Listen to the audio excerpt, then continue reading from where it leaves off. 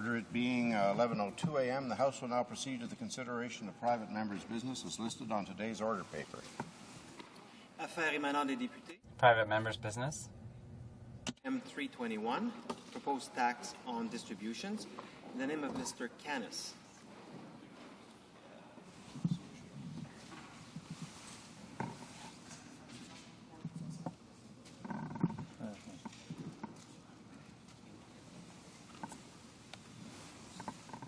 Resuming debate, the honourable member for Mississauga South.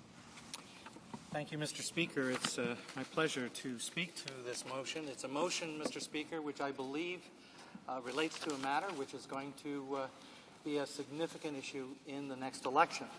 Mr. Speaker, the motion basically reads that the government should repeal its 31.5% tax regime and replace it on income tax and replace it with a 10% tax to be paid only by foreigners. Mr. Speaker, it proposes basically a refundable tax credit to Canadian residents.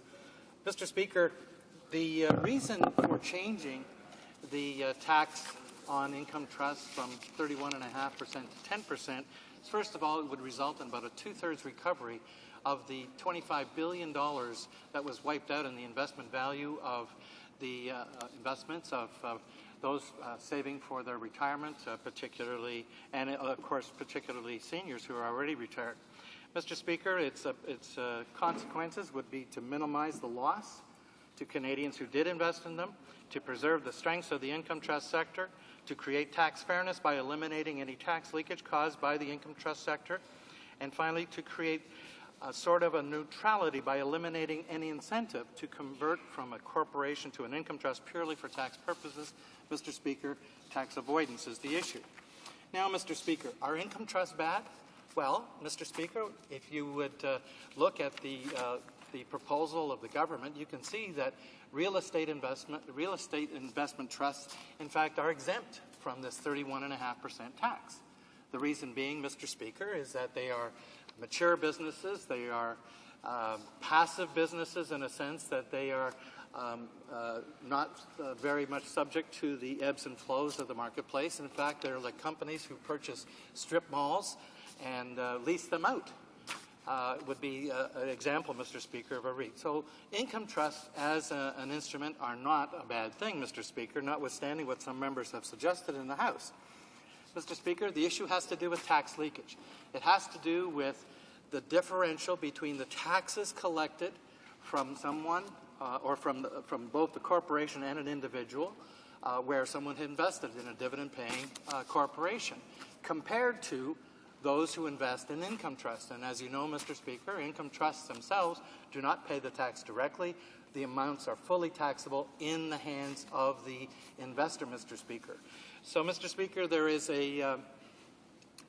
probably a big question mark here with regard to tax leakage. I had an opportunity, Mr. Speaker, to participate in the Finance Committee hearings where the Finance Minister appeared to present his calculations of how this leakage and what it was, how much it was, and how it was calculated. Well, that didn't exactly happen, Mr. Speaker. What the Finance Minister basically said was, well, there was a $500 million leakage in 2006, and we're deferring this, the implementation of this tax on 2011, so we just multiply that by 6 years, and we're going to get a $3 billion. So all of a sudden, the government's going to be out $3 billion. Well, that wasn't very much detail, Mr. Speaker, but the Finance Minister was the first to speak. Then, Mr. Speaker, there were expert testimony from those experts who came forward, and HDL Decision Economics probably raised the most questions which didn't get the answers. The HDL had worked with the Finance Department, Mr. Speaker, to go over the elements of the so-called tax leakage. There was no disagreement in the vast majority of the elements that would be included in the computation of such a leakage. However, there were at least 4, Mr. Speaker, which are significant, which are substantial. The first one, Mr. Speaker, had to do with, in determining this $500 million a year loss of tax revenue to the government because of the existence of an income trust, the finance minister failed to take into account legislated tax changes passed by Parliament and in fact in force and coming into force in the year 2007. So, Mr. Speaker, if there are changes in the tax code coming in 2007, you simply cannot take the estimated leakage of 2006 and multiply it by 6, Mr. Speaker. It's just absolutely wrong. The minister made a mistake. The finance minister made a mistake. The second item, Mr. Speaker, had to do with income trusts that were purchased through a pension plan or through an RRSP or sitting in a registered retirement income fund. Mr. Speaker, the finance minister and the Department of Finance decided they were going to assume that there is absolutely no taxation revenue received by the Government of Canada from pension plans, from RRSPs, from RIFs who invested in income trusts. Zero. Mr. Speaker, look at the foolishness of the assumption. If every investment in income trusts were made through pension plans, through RRSPs, through RIFs, that means the assumption of the Government of Canada, the Finance Minister of Canada, is that income trusts generate no taxation revenue at all. It is totally zero this year, next year, and for all time. The assumption is there is no tax revenue. Well, Mr. Speaker, obviously that's ludicrous. It's ludicrous, Mr. Speaker.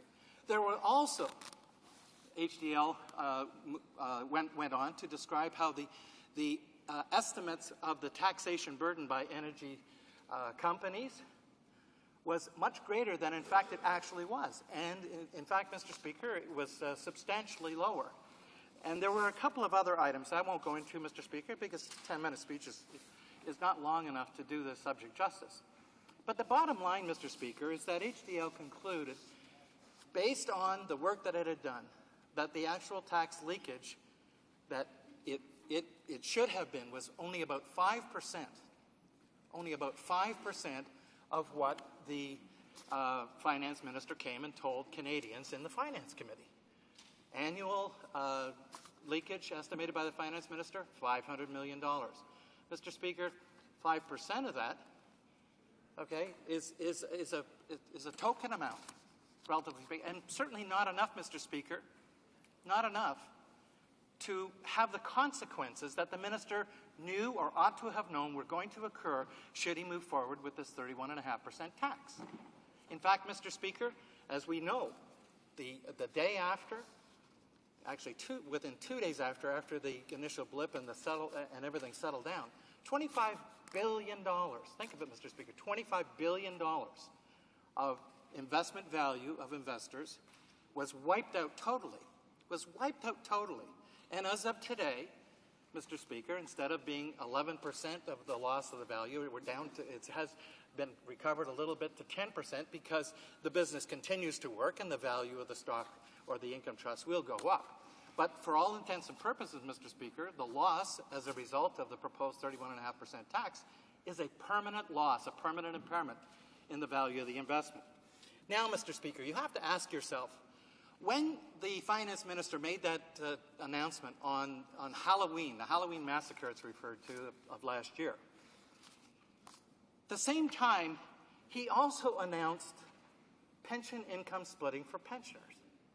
Now, you have to wonder, Mr. Speaker, when you make a major decision on the taxation of investments, why do you also bring another change in the taxation of Canadians at the same time?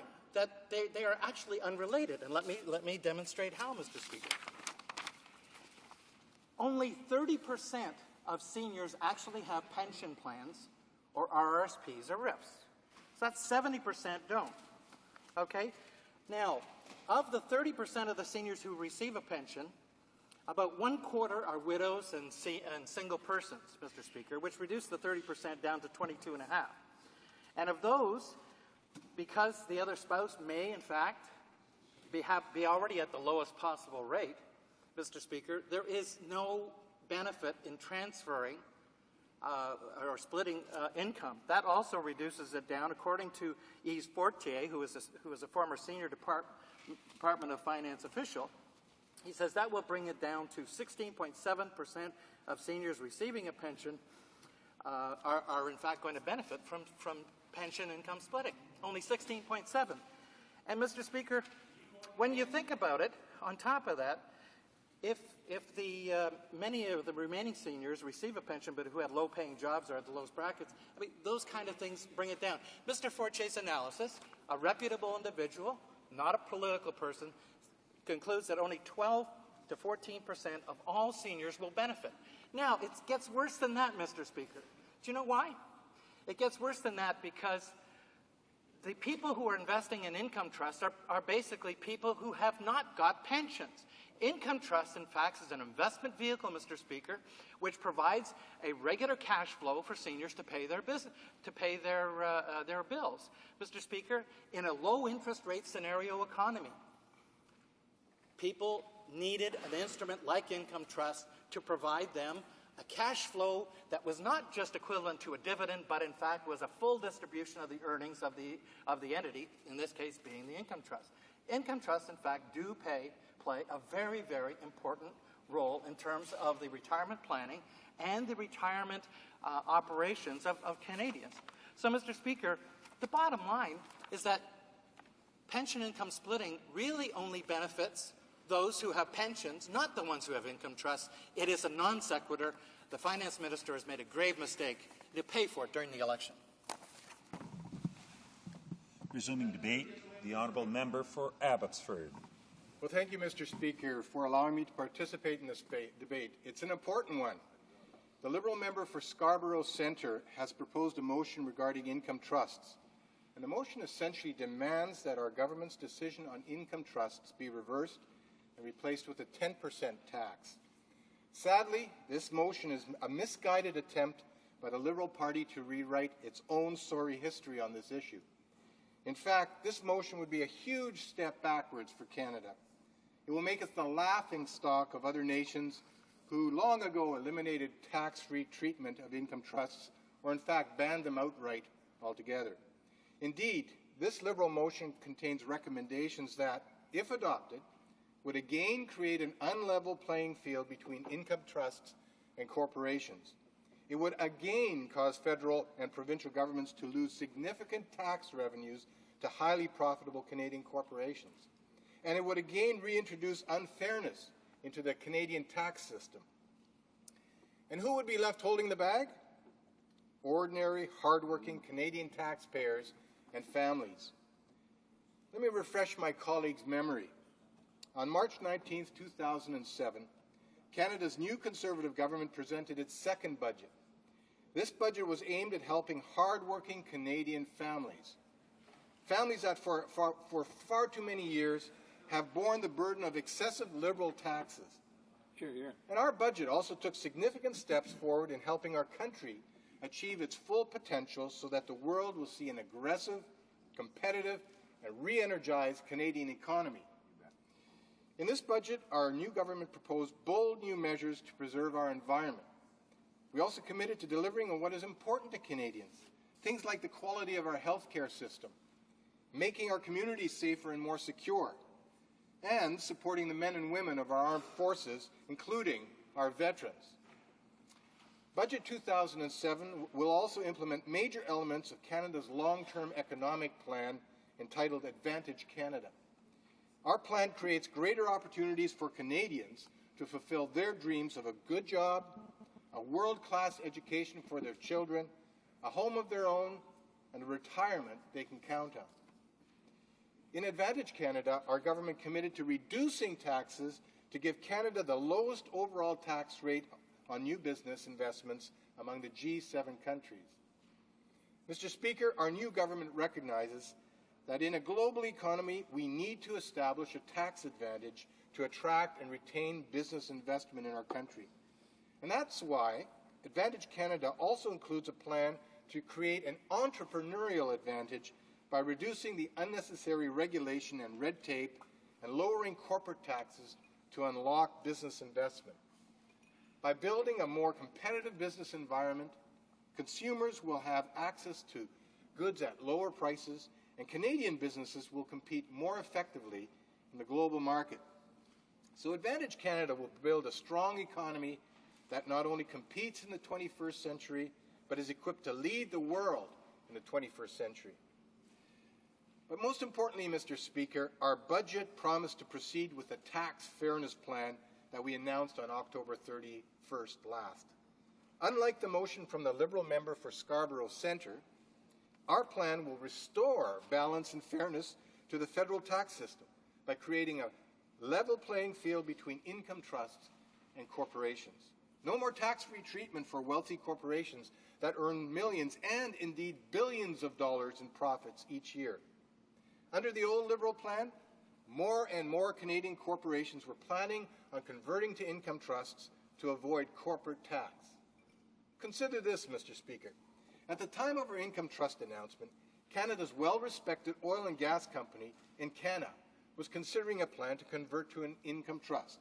And you can't blame them. Last year, Encana earned almost $7 billion in profits. As an income trust, it could legally earn these profits without paying a penny of corporate tax on the portion paid out as distributions to unit holders. Now, Mr. Speaker, I'm not one who considers profit to be a dirty word. Quite to the contrary, we want to see our Canadian companies be profitable. But it's difficult to find any Canadians who would agree that such wealthy companies should be able to avoid paying taxes, especially on millions and billions of dollars of profits. Mr. Speaker, our Conservative government even went further to ensure tax fairness. We shut down certain offshore trusts, eliminated double-dipping investment write-offs, and closed other tax loopholes that have been used to shift the tax burden from wealthy corporations and individuals. And who was this burden being shifted to? You guessed it. Canadian mums and dads who work so hard to provide for their families. Mums and dads who can't take advantage of tax loopholes which are used by the wealthy corporations. Well, Mr. Speaker, those days of Liberal inaction and unfairness are over. From now on, all Canadian corporations will pay their fair share of taxes again. Our tax fairness plan was the result of months of careful consideration and evaluation. And we came to the conclusion that the measures brought forward by our government are essential to ensure that our economy continues to grow and prosper. They bring Canada into line with other jurisdictions which have banned the tax-free treatment of income trusts. Our Conservative government does not and will not support tax avoidance. In short, our plan levels the playing field between corporations who do pay their fair share of tax and those who don't. As you know, Mr. Speaker, some members of this House, most notably the Liberals, can't stand the thought of tax fairness. They can't stand the thought of changing the rules so that Canadians are treated fairly and equally. In fact, the Liberal opposition has become vicious in its attack on our fairness plan. Well, I decided to look at what other people have to say about our plan. I looked at the Finance Minister of British Columbia, Carol Taylor, very supportive of our plan. And then I looked to a person I admire very much, one of Canada's most successful business people, Jimmy Pattison, who's built a billion-dollar empire and did it the right way. Now, apparently Mr. Pattison did have investments in income trusts, and you'd expect that he'd be quite upset about our decision to again tax income trusts. But you'd be wrong, and here's what he said, and I quote, "I think it was the right thing to do. Fundamentally, it was the right thing for the country." End of quote. Now, how could he say such a thing? Easy. Over time, he's built a $6 billion company by continually reinvesting its profits. But an income trust CEO, president, has no such option. I'll quote Mr. Pattison a little bit further. "In my opinion, it's important to manage for the long term," Mr. Pattison said. "And when the pressure is on management for distributions all the time, there's a tendency by some to not put the money into research and development or spending capital because the pressure is on distributing these tax-free profits." That's from Mr. Pattison, Mr. Speaker. Mr. Speaker, I have many other quotes. I've got 10 pages of quotes from economists, business persons, bankers, and yes, even Liberal politicians. Oh, my God. and all of them support our tax fairness plan.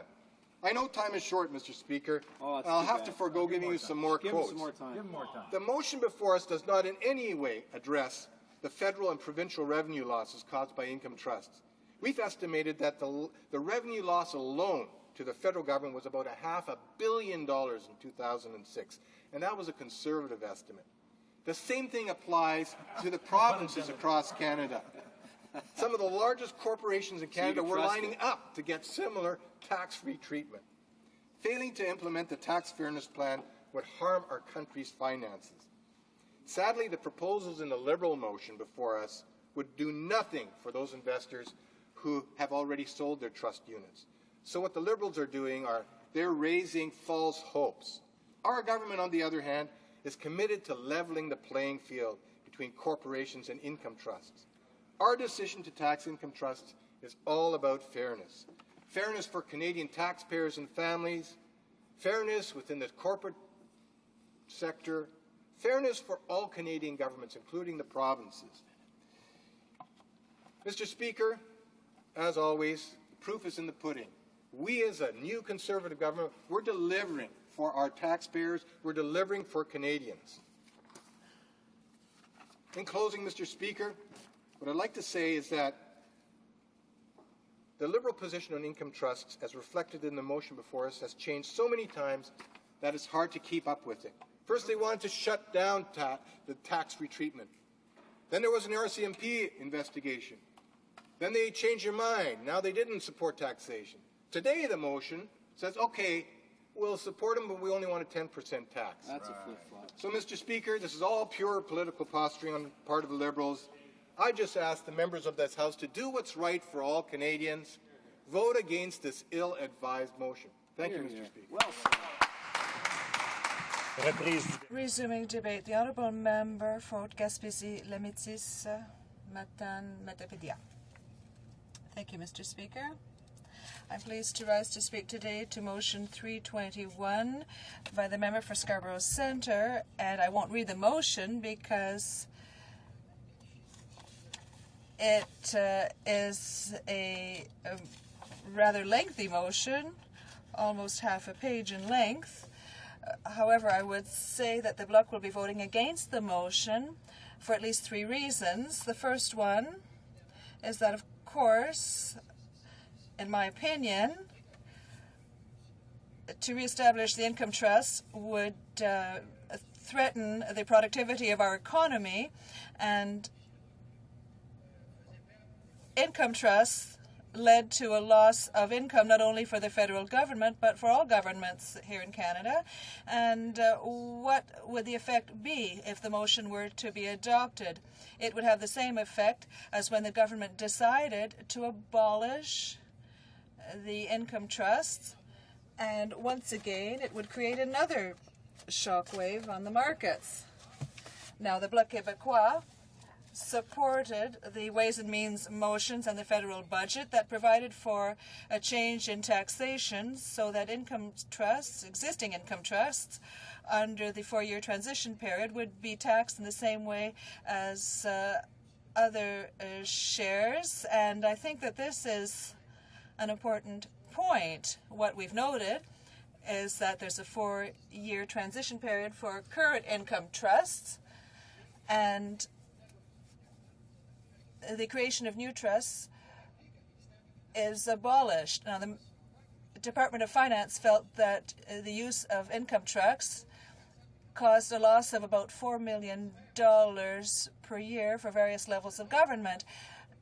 And announcements by companies like Bell and TELUS, we will remember that before the Minister of Finance intervened, there were 2 large corporations, Bell and TELUS, had announced their intention to convert to income trusts.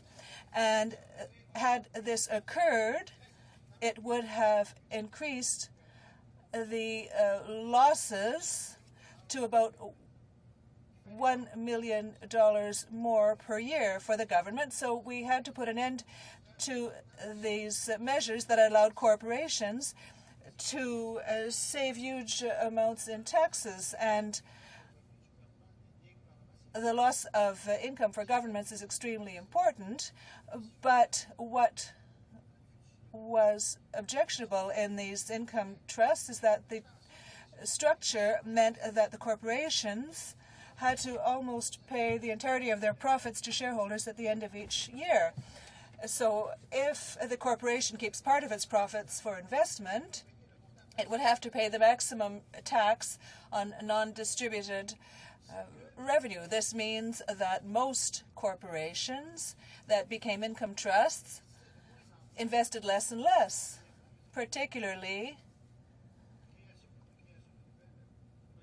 when it came to creating new technologies, and it didn't allow the corporations to invest where investments were needed at a time when these investments were required. And there's also the conversion of a larger number of income trusts for tax, particularly in the manufacturing sector. It's a sector which in past years has experienced huge losses, job losses.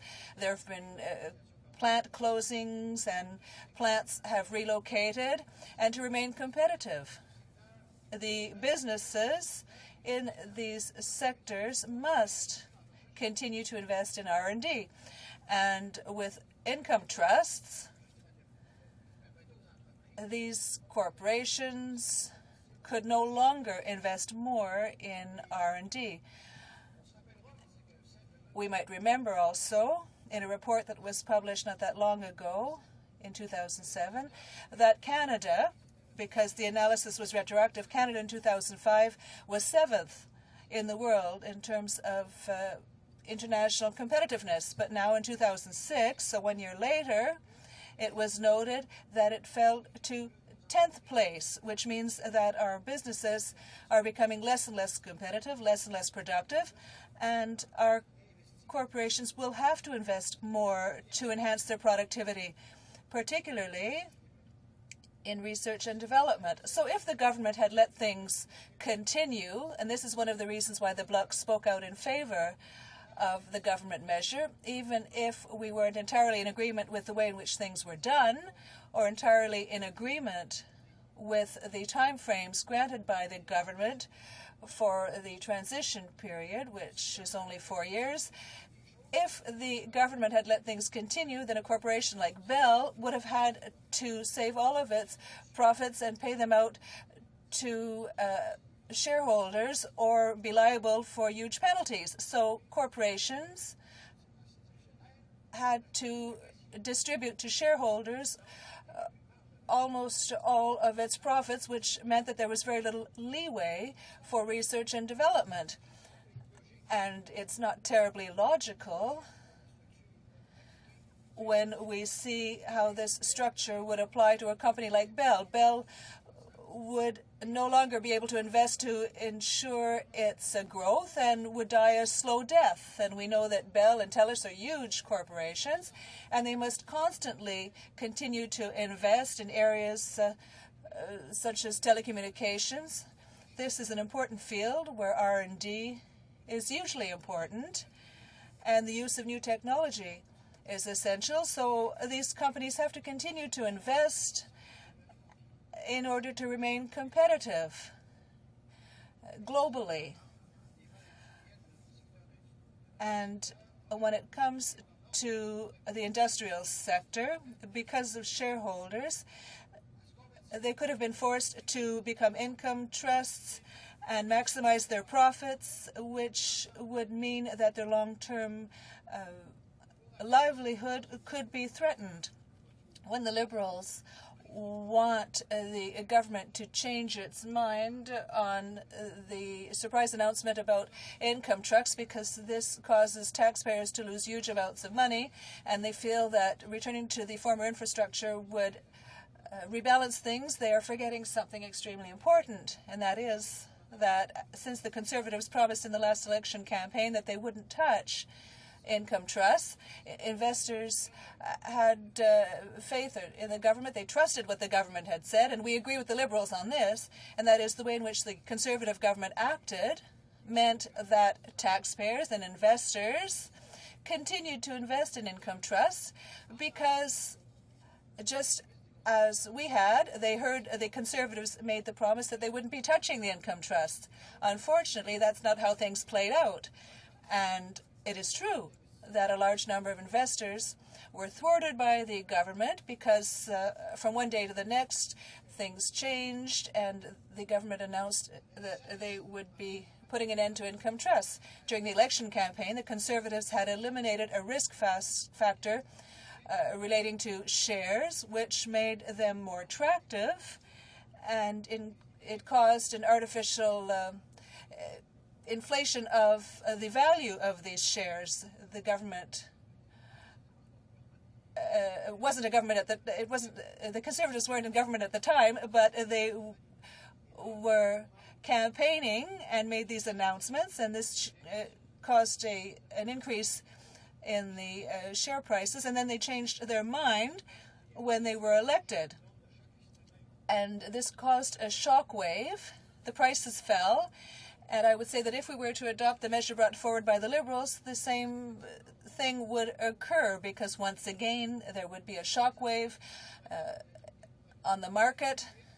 And how would this affect the transition period that was granted by the government? I think it's too short a transition period, but in any case, we would see the same problem occur. The reasons why we are against this motion, the main reason, is because it would make our economy less competitive if we were to maintain the income trusts. Meg North. Thank you. Thank you, Mr. Speaker. It is my pleasure to be able to join others in this debate on the private member's motion from the member for Scarborough Centre. However, I do regret that we are using more time in this House to have yet another debate on an issue that the Liberals won't let go. Mr. Speaker, this is another attempt by Liberals to save face on a matter that has been thoroughly debated by this House and which has reached a conclusion, yet the Liberals won't accept it. Mr. Speaker, we all acknowledge the fact that the Conservatives made an election promise that they broke. As was acknowledged in all of our hearings on this issue from beginning to end, that was a stupid election promise. It was a promise made out of political expediency, just in the same way that the Liberals are now tied up in this issue that they can't break loose. Mr. Speaker, this issue is about political expediency that goes back to the fall of 2005, when, in fact, Liberals decided that this issue of income trust had to be studied. It was a problem in terms of an investment vehicle in Canada. It had to be addressed, and they proceeded to put in place a task force to study the issue. They have since learned from that study that, in fact, income trusts have no place in our investment field today, yet they refuse to let go because the political mileage that they think they can gain from this still runs supreme. Let's be clear about this motion, Mr. Speaker. This motion is from the member for Scarborough Centre, who wants very clearly to turn back the clock, just as the Liberals have proposed at numerous occasions at the Finance Committee and in this House. It is a wrong-headed initiative. It does not make sense. And it is time for the member for Scarborough Centre and all of his Liberal colleagues to let go and say, yes, it is time for us to clear the deck on this issue, to allow for a level playing field in terms of income trusts, and to ensure that our taxpayers are protected from future tax leakage. Mr. Speaker, the members on that side of the House want to dismiss this notion of tax leakage. They refuse to accept the fact that there was every possibility of more and more corporations joining the bandwagon in order to be able to use the income trust vehicle as a tax avoidance measure. Now, some in this House may think that it's okay to have tax avoidance measures, and they like to differentiate time and time again between tax avoidance and tax evasion.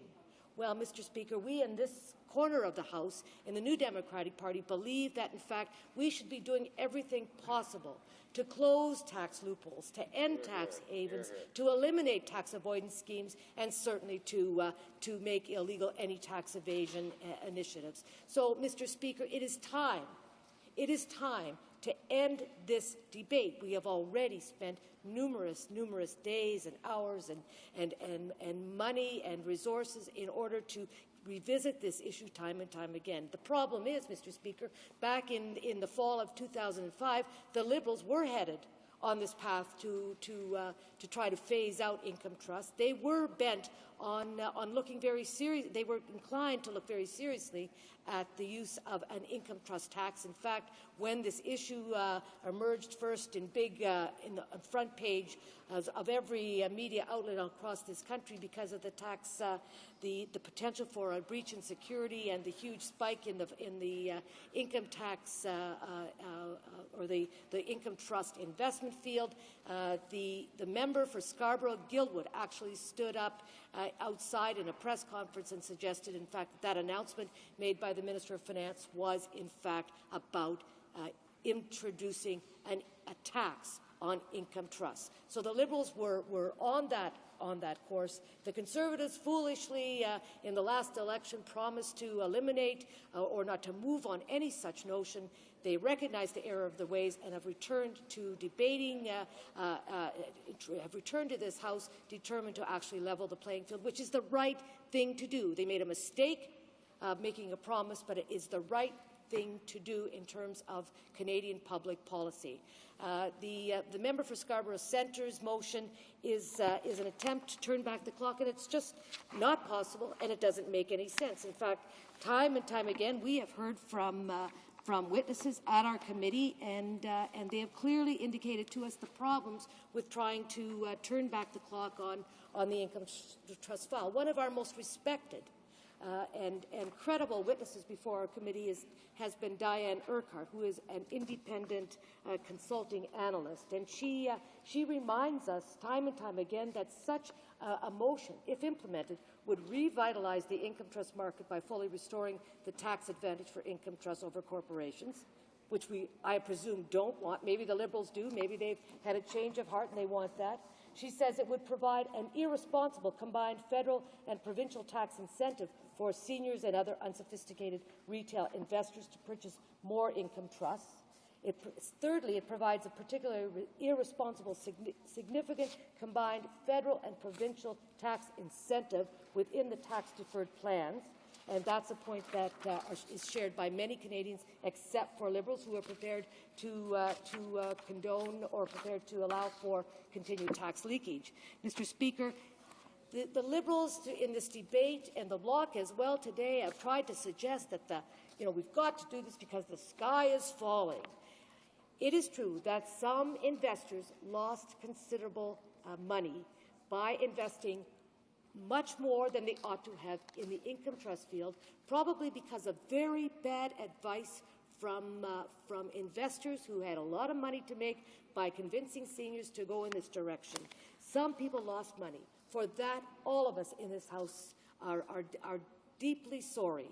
We regret that had to happen. We wish the Conservatives had not played this game of political expediency, and way back in the election of 2005 and 2006 had actually said, look, we will review this area, and if we need to introduce a tax on income trusts, we will.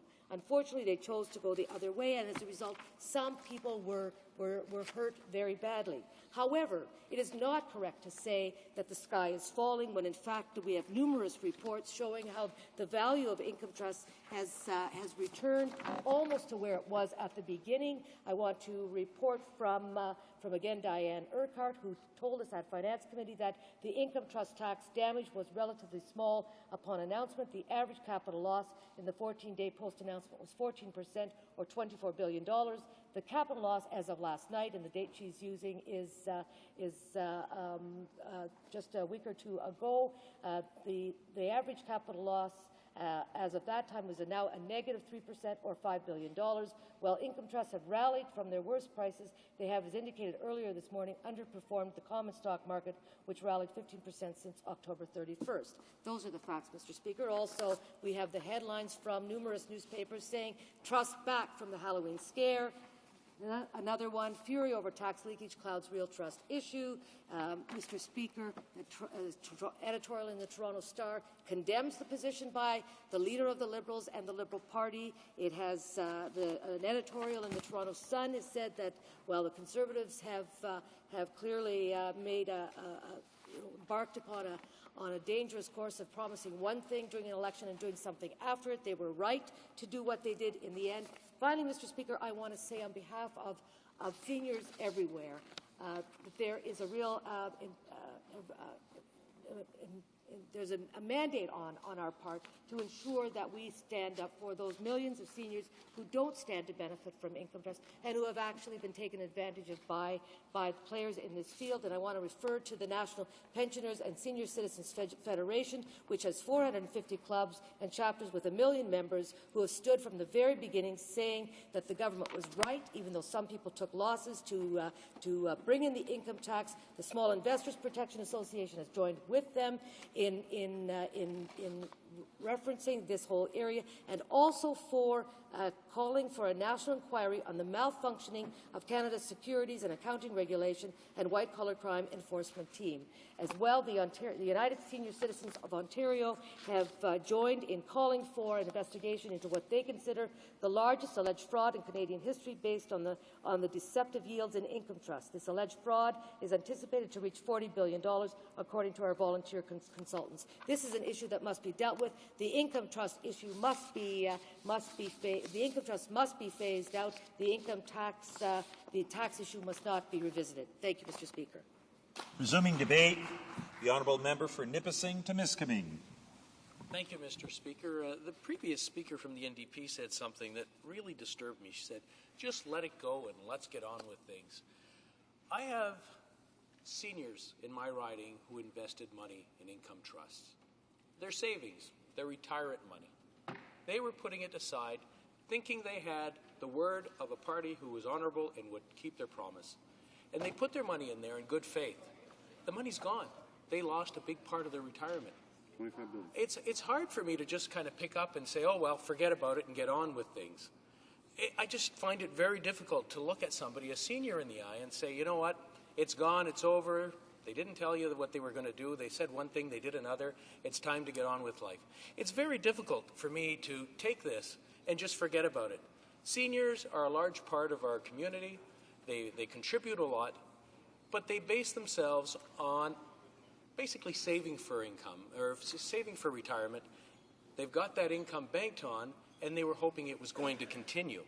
So that's one of the main issues that I look at. I look at these seniors who are left out in the cold without the income that they had planned on, especially after having been promised. There was a broken promise there that they couldn't have that money anymore, but they banked on the sincerity. Now, one of the things that comes to mind as well that I look at is the credibility, not only of the Government of Canada, which says one thing and goes the other way, but also of our financial sector. When you look at our financial sector, one of the things that has to be kept in mind is that the finances in any country, or the financial system, is based on stability and basically governments keeping their word. When we look at what happened here, a word was given, this is what's going to happen, we're not going to tax them, we're not going to change anything, and all of a sudden, it changed. Well, that really hurts the markets. I mean, how can we have a financial system that's very solid and very sure of itself when things keep changing all the time? So it's very difficult to get a solid footing on that. 25 million. Now, when you look at what's been lost, $25 billion went, gone. That's out of savings overnight. Now, when we look at the sector itself, one of the things that really worries me is Canadian ownership. We pride ourselves on being Canadians, owning our own resources.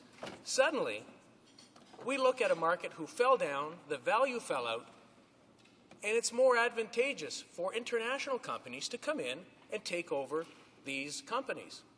So suddenly what we had owned by Canadian people is gone. It's now owned by foreign multinationals, by foreign companies.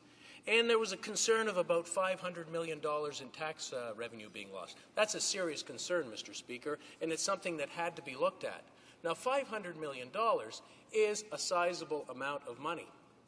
But when we look at what happened in the income trust sector, there's been a takeover of 12 companies. 12 income trusts are now held by foreign owners, no longer held by Canadians, no longer held by the Canadian people who sat at the end and owned income trust shares. Instead, what they did is they got taken up by foreign companies, and that $500 million Along with the tax base. looked at about $6 billion in loss to tax revenue altogether. So what we're looking at is we were worried about $500 million, $500 million. That's a lot of money, no question, and we had to be concerned about it. We had to look at it. But what ended up happening is now we're losing $6 billion in tax revenue because those companies who bought out those income trusts are foreign owned. They're paying it to their country, taking it from Canada and paying it in another jurisdiction. That's a nice gift to give to other countries, but I don't think it's really right, and I don't think it's fair, and certainly there wasn't a lot of thought that was put into this income trust ban.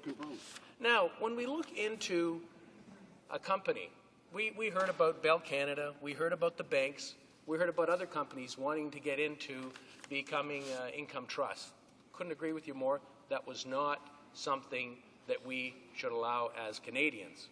Because when we look at these companies, they have to reinvest, and they have to reinvest in the future, especially when you look at IT companies like Bell Canada. They have to put money into research and development so that down the road they can have a better product and do more. So when we had to look at it, we should have done something like consulted. But that's unheard of for this government. They just want to tell you what's right and tell you what they want to do. What we're looking at is we should have consulted with the sector, found out what has to be done, where it has to go, what they need, and what we need as a country. By doing that, we would have had a better idea rather than banning them outright. Because there are some sectors that maybe an income trust wouldn't be a bad thing. Like when you have a mine or an oil well, when there's a resource that's depleted, there's no need to invest a large amount in there. It's just a matter of getting the resource out and flowing it through to the individual investors. And that's something that's very important. Coming from Northern Ontario, I know what flow-through shares have done for mines and for the economy of Northern Ontario. Obviously, this government doesn't look at rural Canada with the same affection I do. But I think there is something there that you have to look at it and say, there is some use to this. When you start flowing through to the individuals, the money's not lost completely. Sure, the rate of return is higher for the end user, but if you look at it, the rate of income tax is higher at the lower end as well. So the individual paying the tax will likely be paying more tax than the company itself. So when I look at this, I look at what's happened through the deception that's gone on and the broken promises, and I look at what's happened within Canada, within the IT sector, income trust sector, and I see a real flushing out of an industry that was there, an industry that was truly Canadian, an industry that belonged to Canadian people being completely destroyed. And why? So that they could keep, well, not even keep a promise. I'm not sure who the promise was kept to. It was broken. It was just thrown away.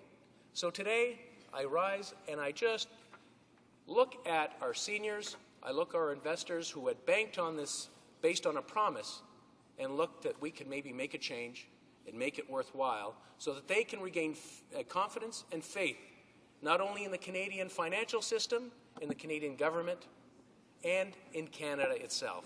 Thank you, Mr. Speaker. Good job.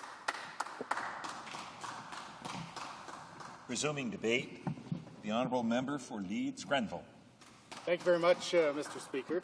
In the life of a parliament, especially a minority parliament, a private member, those members who are not ministers of the Crown or parliamentary secretaries, has typically only one opportunity to bring forward an issue through either a bill or a motion for debate. Only one opportunity to potentially bring a piece of legislation or motion that could change or suggest a change for the betterment of their constituents, indeed all Canadians. And that's why I'm surprised with the selection of this motion by the member from Scarborough Centre. Well, I would not suggest the income trust issue does not merit discussion. I believe we've had ample opportunity to discuss and vote on the issue through the Budget Implementation Bill, previous Ways and Means motions, and at Finance Committee. Moreover, not only do I believe this extensive and exhaustive debate has run its course, both inside and outside of this House, I believe the conclusion is clear and indisputable. Canada's Conservative government made the right decision when it levelled the playing field between income trusts and corporations, ending the growing drain of tax leakage on both federal and provincial coffers. As a National Post editorial from early January stated so forcefully, the NDP and the Bloc Québécois have said they will support the government's income trust plan. Civil servants have implemented the necessary regulatory changes. The issue is settled. In other words, it's time to move on. Everyone else has gotten the message. Why haven't the Liberals? Why indeed? Another interesting question that voters in Scarborough Centre should ask themselves is why their Member of Parliament used this one direct opportunity to effect change in this Parliament to parade out the Liberal finance critics' ill-advised proposal on this largely settled issue of income trusts. Ignoring the issues that really matter in his riding, like safer communities, improved public transit, a cleaner environment, the list goes on, Mr. Speaker. And we, along with the overwhelming majority of the House, will defeat the Liberal income trust proposal, a proposal that fails to level the playing field between income trusts and corporations or even try to address tax revenue losses experienced by the federal and provincial governments. A proposal independent experts like Finn Poshman, Director of Research at the C.D. Howe Institute, has lambasted as politically funky stew. We instead will support our government's tax fairness plan, which, unlike the Liberal plan, will restore balance and fairness to the federal tax system by creating a level playing field between income trusts and corporations. If the Liberal member doesn't agree with that principle, perhaps he should talk to his Liberal colleague in the Senate, Senator Jerry Grafstein, also the chair of the Senate Banking, Trade and Commerce Committee, who had publicly noted, even prior to our plan, a pressing need to fix the gap between corporations and income trusts, noting, and I quote, "The most important thing is the tax system should be neutral between the two firms in the same businesses." Or maybe he should talk to Ontario's Liberal provincial government, which has heralded our plan. In the words of Ontario's Liberal Finance Minister Greg Sorbera, the Liberal government of Ontario supports the federal government's efforts to ensure fair taxation through the changes to the tax treatment of income trusts. We believe that these changes will protect federal and provincial revenue from significant tax leakage. Moreover, Mr. Speaker, our tax fairness plan will also deliver over $1 billion in new tax relief annually through a corporate income tax rate reduction, an age credit amount increase, and of course something that I had a lot of support for, the introduction of pension income splitting. And I note for the member from Scarborough Centre who has repeatedly voted against pension income splitting that this measure will directly benefit countless pensioners and seniors in his riding. Canada's Conservative government is committed to tax fairness, committed to ensuring businesses and individuals each pay their fair share. Had we not acted, the tax burden would have been unfairly shifted to hard-working Canadian individuals and families. And we could not stand by and watch this happen. We could also not stand by and watch the negative ramifications that this rapid and growing rate of corporations to income trusts conversions was having on Canada's long-term productivity and economic growth. And this is a concern that was shared, as revealed in an April 2007 Financial Post poll by a strong majority of Canadian business leaders who saw the rising trust conversions as, and I'm quoting here, an increasing threat to income and economic growth because income trusts, unlike normal companies, were obliged to distribute their earnings and couldn't readily reinvest. And as we've heard before, as Jim Pattison, the head of one of the largest private companies in Canada, noted, ours was the right decision. And as he put it, fundamentally, it was the right thing for the country. Why? Simple. Pattison, like all smart entrepreneurs, knows you create a successful company for the long term by continually reinvesting profits. But an income trust CEO had no such opportunity. In his own words, in my opinion, it's important to manage for the long term, and when the pressure is on management for distributions all the time, there's a tendency by some not to put the money into R&D or spending capital because the pressure is on the distribution. And Jeffrey Olin, investment banking head at Desjardins Securities, echoed those sentiments when he observed that prior to our government's action, many business models were not adaptable to the income trust structure, were drawn to it solely on the promise of easy tax savings. And in his analysis, he notes, as a result, trusts may have less internal capital available to pursue growth initiatives or reinvestment in capital expenditures. And this could be quite detrimental to the long-term interests of the entity or the economy in general. And before I conclude, Mr. Speaker, I'd like to address a charge made by the Liberal members and their friends in a certain well-funded lobby group that our tax fairness plan has killed businesses involved in the income trust sector. And to illustrate my point, I'd like to read verbatim what Rudy Luco, investment funds editor of Morningstar Canada, had to say on the matter just a few short weeks ago on May 25th. From the harsh reaction from the trust industry and the trust investors, you might have thought that the finance minister had driven a stake through the heart of Canadian income trusts on Halloween night. And 6 months after the October 1st Fright Night, however, a much more benign picture emerges.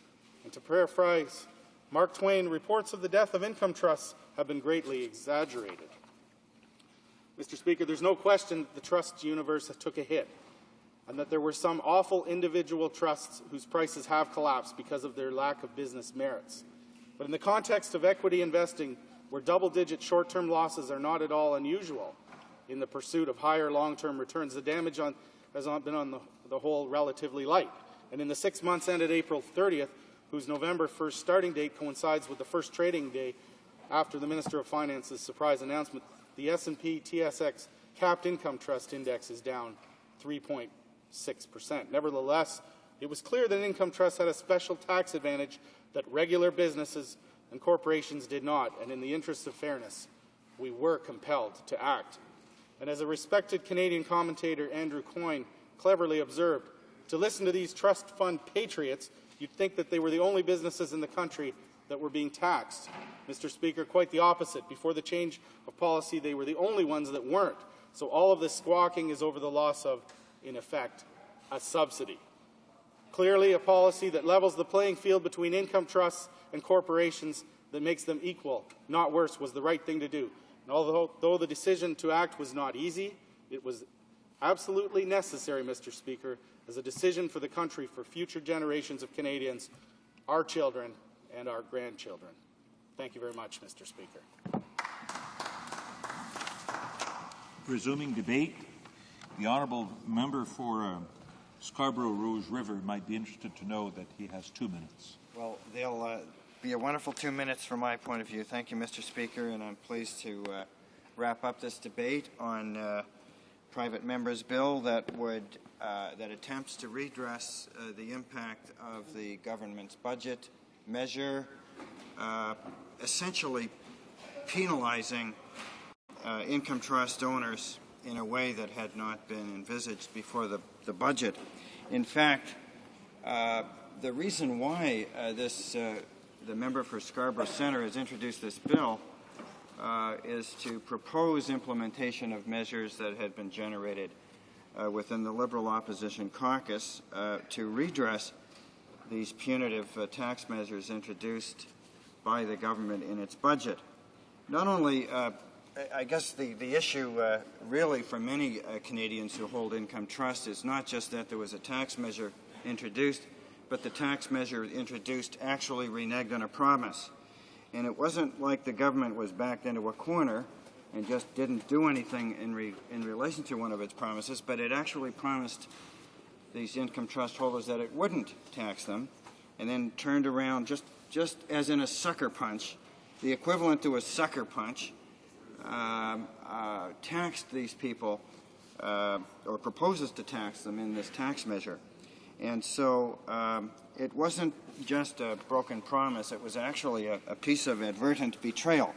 Now, arguably, of course, income trust owners are not the majority of Canadians, but they're a very identifiable segment of Canadians, and the ones that we're concerned about here, the reason for this bill, are the seniors group who have always paid taxes, they've done their savings, and now they chose a tax measure that they thought would suit, and the government's now changed the rules and punitively taxed them.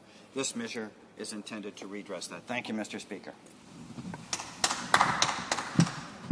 Comme il est 12 heures. It being 12:02, the period reserved for debate is over.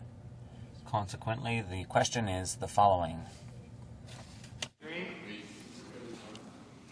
Mr. Canis, seconded by Mr. Wilson, moved that in the opinion of the House, in relation to the proposed tax on distribution from publicly traded income trusts or publicly traded partnerships, other than those that hold passive real estate investments, the government should repeal its planned 31.5% tax regime and replace it with an immediate 10% tax to be paid by such entities, with the revenue to be shared equitably with provincial governments, provided that the tax would be refundable to investors who are Canadian residents in order to A, minimiser la perte Minimize the loss of savings to Canadians who invested in income trusts. B. of income trust sector. C. C. Create tax fairness by eliminating any tax leakage caused by the income trust sector. Create neutrality by eliminating any incentive to convert from a corporation to an income trust purely for tax purposes. Plaît-il à la Chambre? Is it the pleasure of the House to adopt the motion? All those in favor of the motion will please say yea. Yay! Que tous ceux qui s'y opposent. All those opposed, please say nay.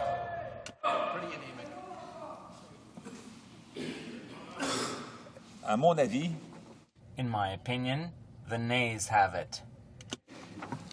Pursuant to Standing Order 93, the division stands deferred until Wednesday, June 13, 2007, immediately before the time provided for private members' business. Orders of the day. Ordre émanant du gouvernement, projet de loi. Government orders, government bills, commons. The Budget Implementation Act 2007.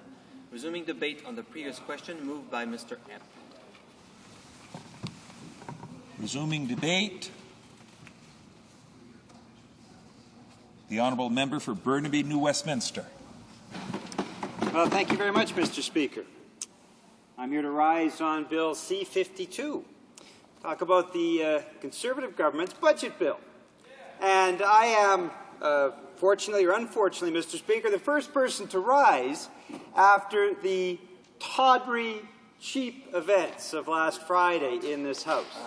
The unparalleled, unprecedented, tawdry events of a government that is so desperate now to get its budget through that they had to go down into the bowels of the House of Commons, look through dusty books looking back to the 1960s and 70s and find some sort of procedural trick that would allow them to pass the budget when they know that most Canadians are opposing it. We've seen in the last few days, we've seen this budget self-destruct, as many of the Atlantic provinces, as Saskatchewan, and many Canadians from coast to coast to coast have been saying very clearly that this budget is manifestly not in the interests of Canada. So last Friday, Mr. Speaker, with 2 minutes to go in private members' business, we had the House Leader stand up and try to pull a conjurer's trick out of his pocket and try to force through what he called a national emergency,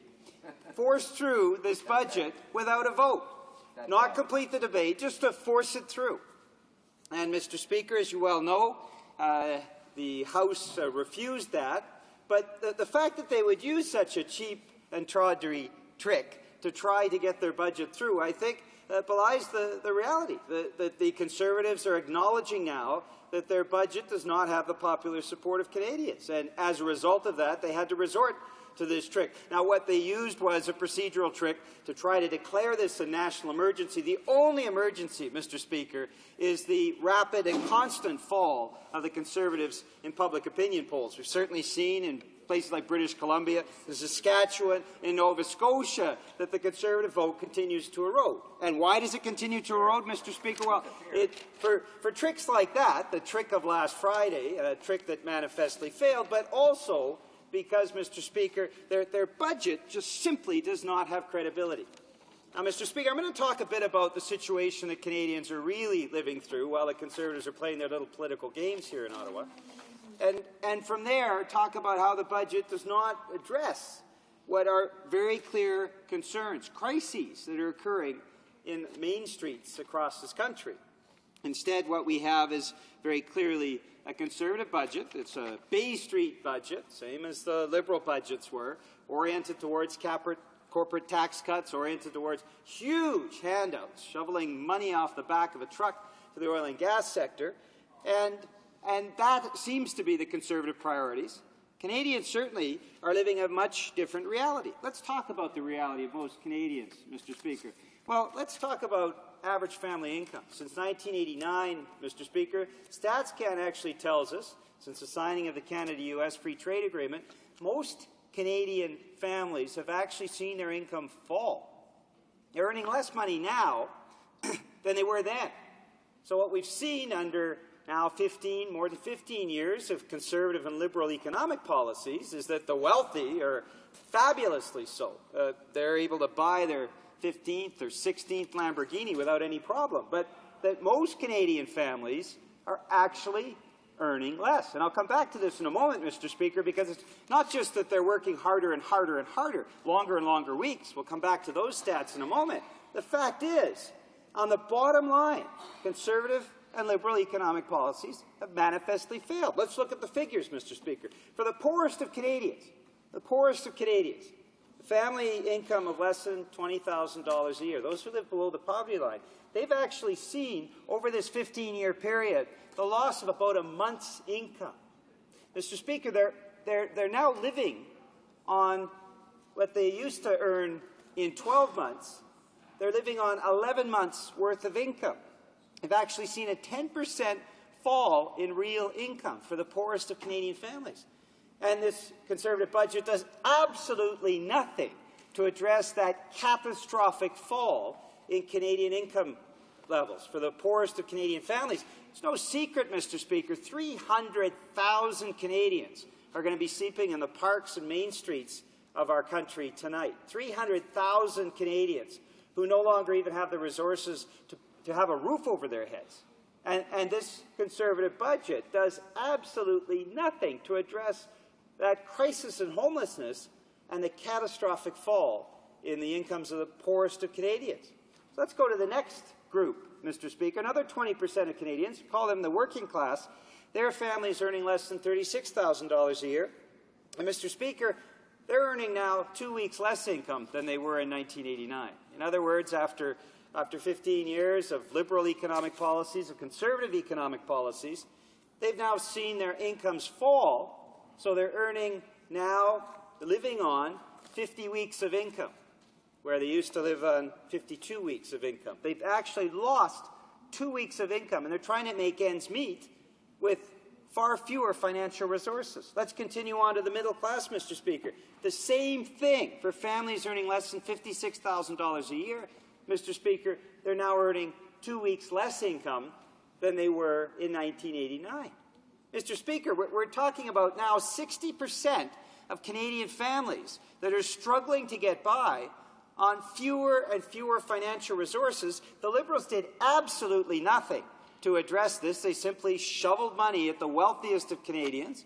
And the Conservatives now are doing exactly the same thing.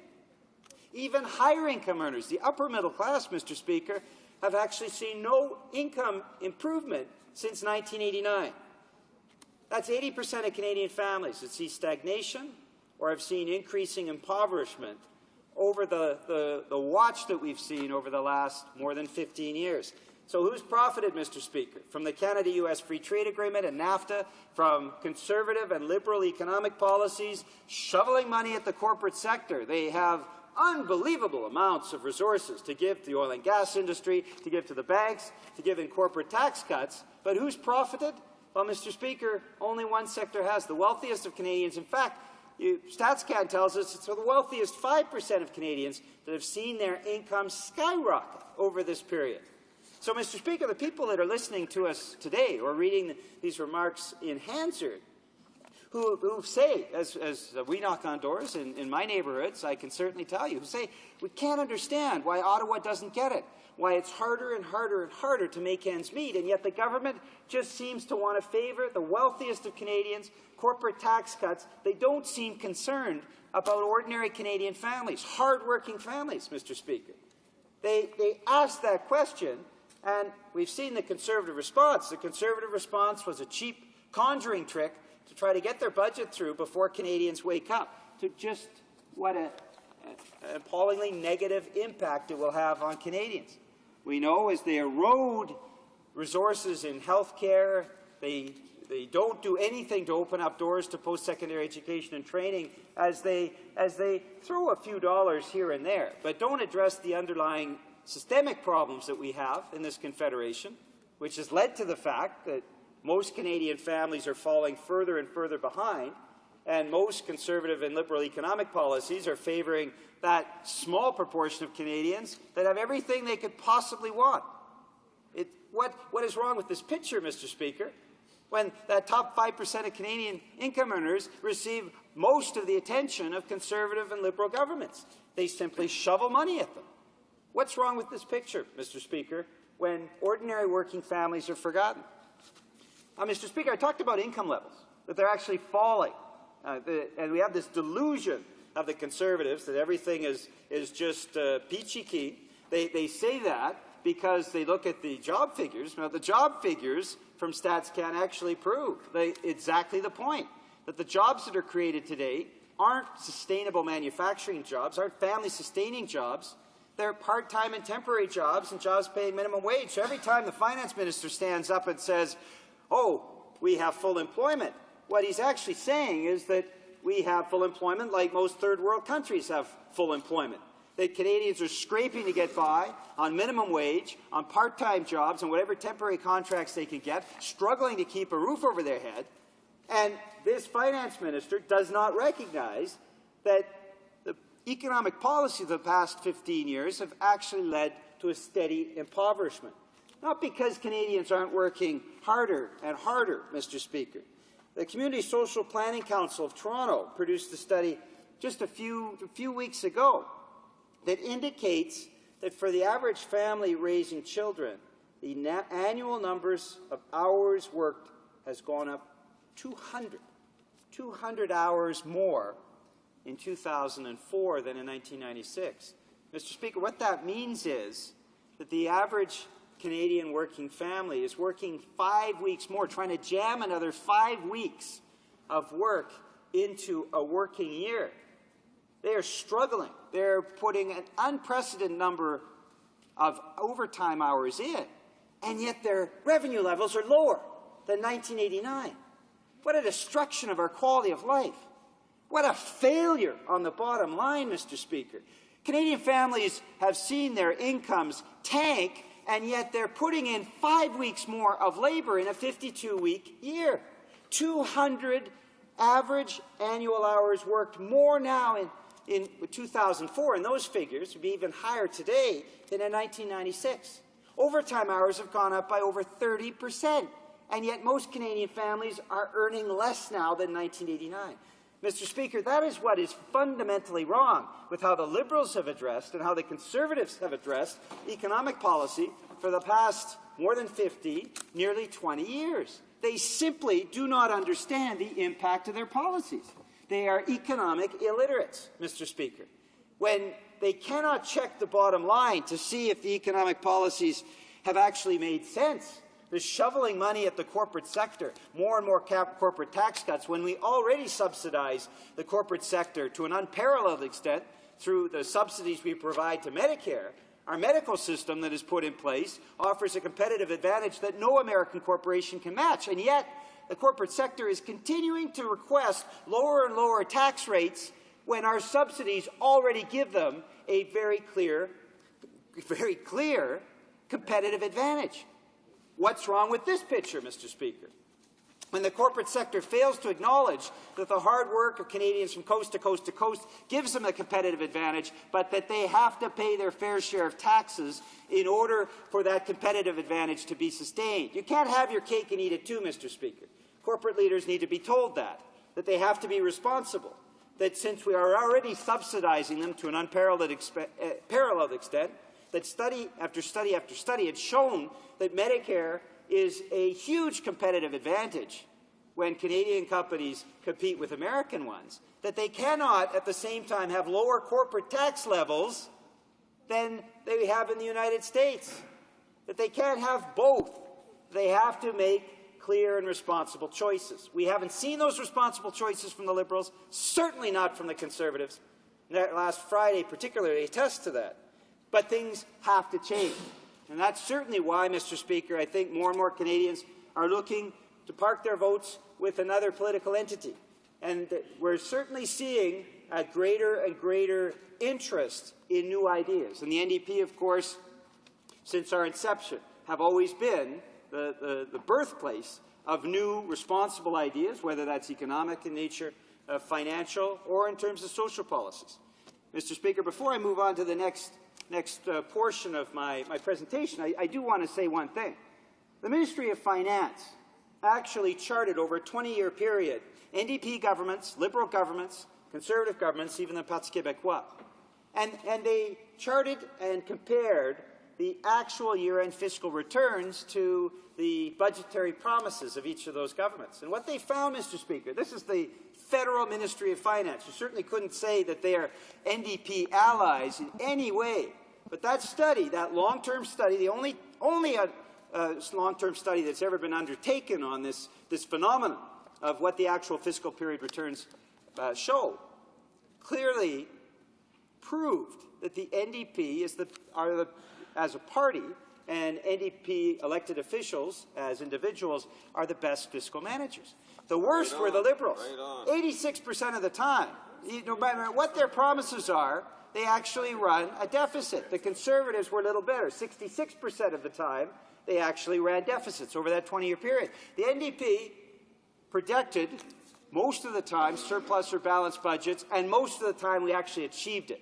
There's no difference between the spin and the results, no difference between the rhetoric and the reality. We actually perform better in terms of fiscal management than Conservatives or Liberals. So, Mr. Speaker, no wonder Canadians are looking around now and taking a hard look at what political parties actually promise and what they actually deliver.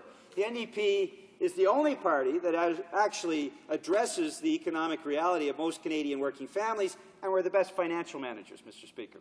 And those are two reasons why we're seeing increasing interest in our party. Now, before I move on to BC issues, Mr. Speaker, I just wanted to mention the catastrophic collapse of our manufacturing sector. We have trade policies from this government, like the previous government, that do not address the fact that value-added manufacturing production is collapsing across this country. 250,000 family-sustaining jobs lost in the last few years, under the Liberal watch, under the Conservative watch. Let's look at some of the impacts of that manufacturing loss. In Nova Scotia, 20% manufacturing jobs have been lost. In Quebec, 18% of manufacturing jobs lost. In Windsor, Mr. Speaker, and we've had very eloquent testimony to this effect from the member from Windsor-Tecumseh, the member from Windsor West. We've actually seen 35% their manufacturing capacity, manufacturing jobs lost. Windsor is in crisis. Southern Ontario is in crisis. And the minimum wage part-time jobs that the finance minister is offering does not in any way compensate for this hemorrhaging of manufacturing jobs. In Toronto, Mr. Speaker, over 100,000 manufacturing jobs have been lost. 21% of manufacturing jobs in Toronto have been lost. In Oshawa, 21%. In Thunder Bay, over 20%. Mr. Speaker, we're seeing a hemorrhaging of manufacturing jobs across this country. And there is nothing in the budget that addresses that crisis. So, Mr. Speaker, we have a variety of crises that have developed over the past 15 years under the Liberal watch. The Conservatives said they would take a completely new approach, and instead they've taken exactly the same approach to a do-nothing approach, a shovel money at the corporate sector approach that has not addressed the catastrophic fall in manufacturing jobs, that has not addressed the very real erosion of family income since 1989 and the signing of the Canada-US Free Trade Agreement, doesn't address the homelessness crisis, the inability of most families to have their kids or adults move on to post-secondary education or apprenticeship and training, that crisis, the healthcare crisis, where instead of dealing with the underfunding of our public healthcare system, we've seen the Conservatives take exactly the same road as the Liberals and look to more privatization. And we know in the United States, more privatization means more cost and fewer benefits, Mr. Speaker. The United States, per capita, their healthcare system is twice the cost of the Canadian system, and yet 60 million Americans at any point in 1 year will have absolutely no healthcare coverage whatsoever. A failed American model that the Conservatives are pushing, as the Liberals did before them.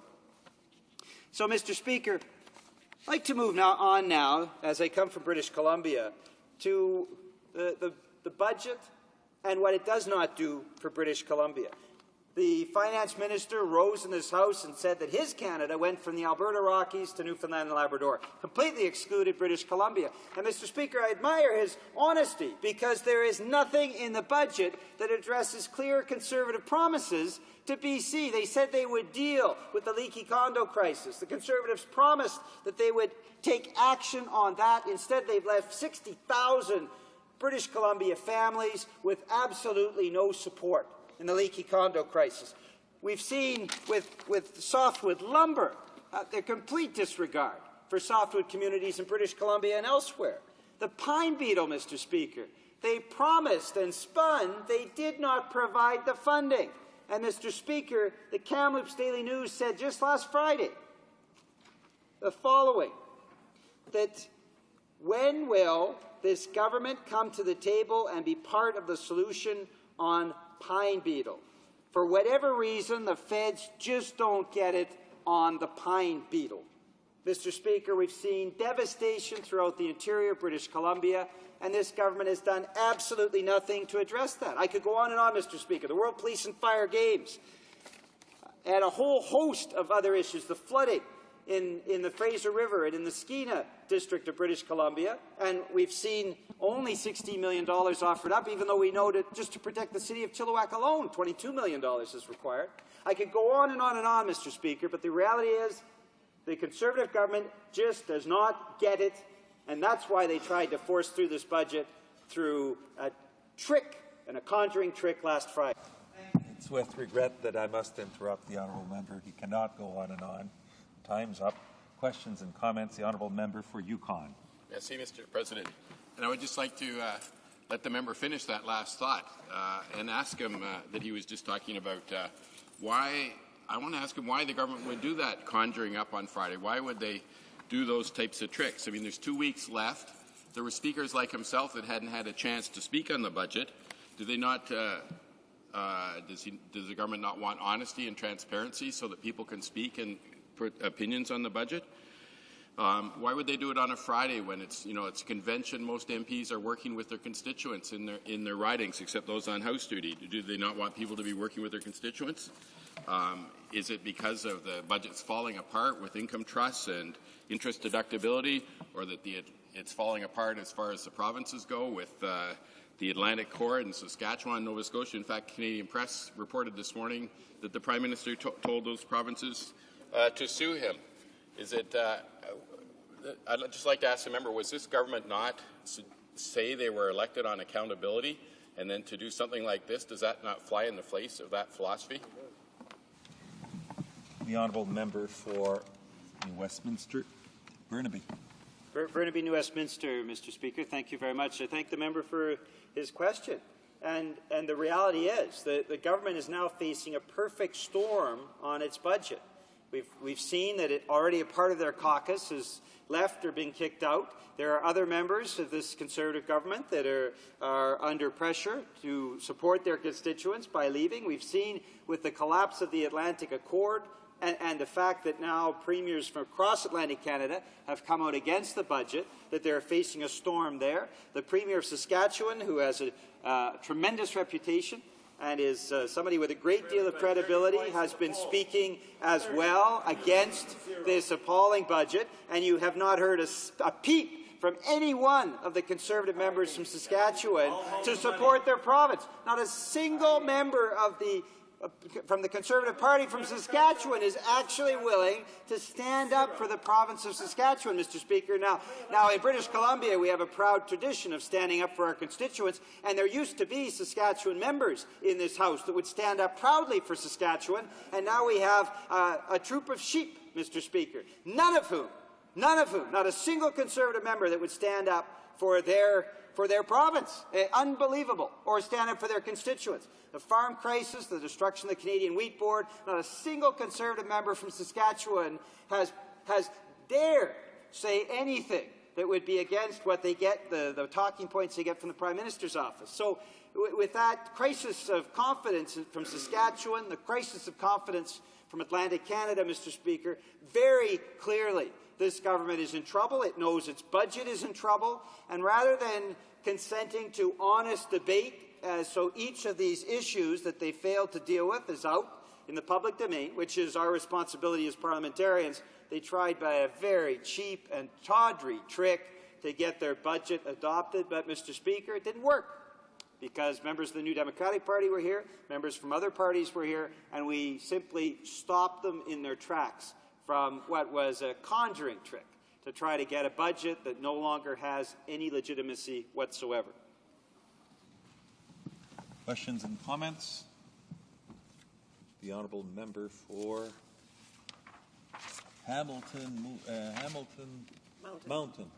Thank you, Speaker. I listened to my colleagues' comments and was really impressed by the breadth of his knowledge about the impact of this budget on his home province of British Columbia and, of course, on his own riding. You know, I don't come from British Columbia. My home riding is Hamilton, which you know is in Ontario, and our province has been absolutely decimated by the loss of manufacturing sector jobs. In my hometown alone, we've lost 11,000 of those jobs. And when people look to this budget and they look to this government, they want real help.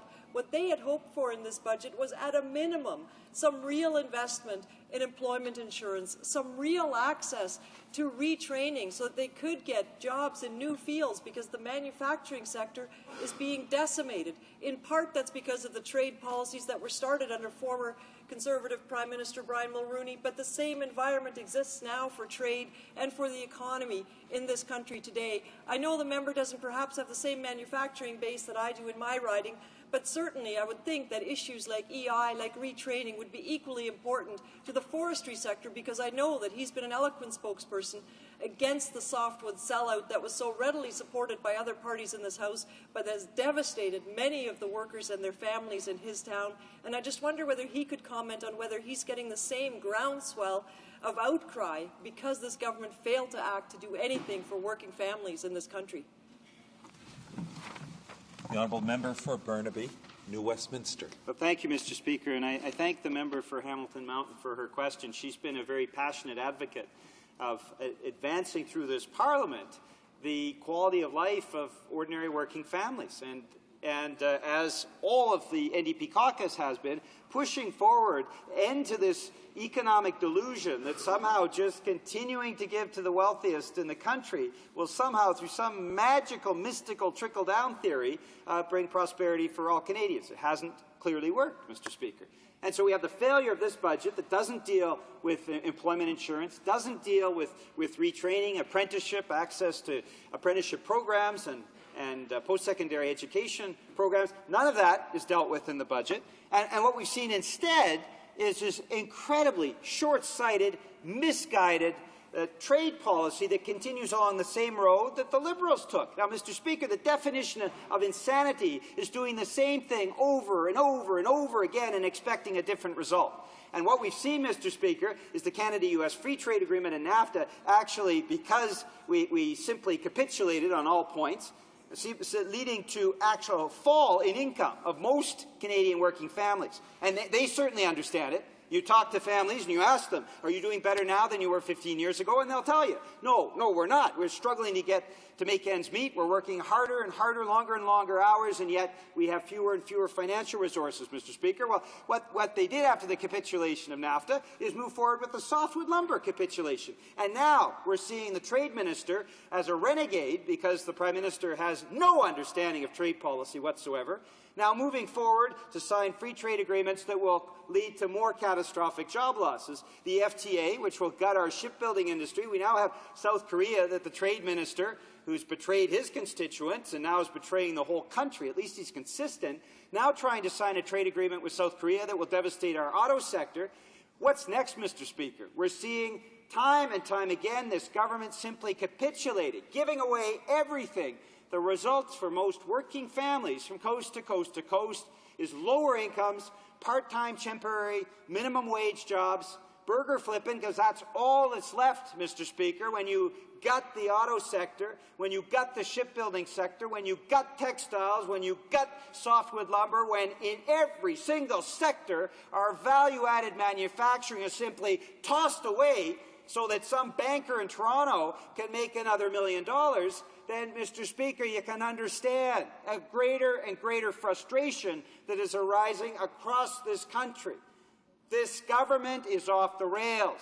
They said they'd be different than the previous Liberal government, and we've now seen the exact same inability to grasp economic fundamentals, the same inability to understand that when most working families are earning less, that they have to change the policies in order to address that fundamental income crisis.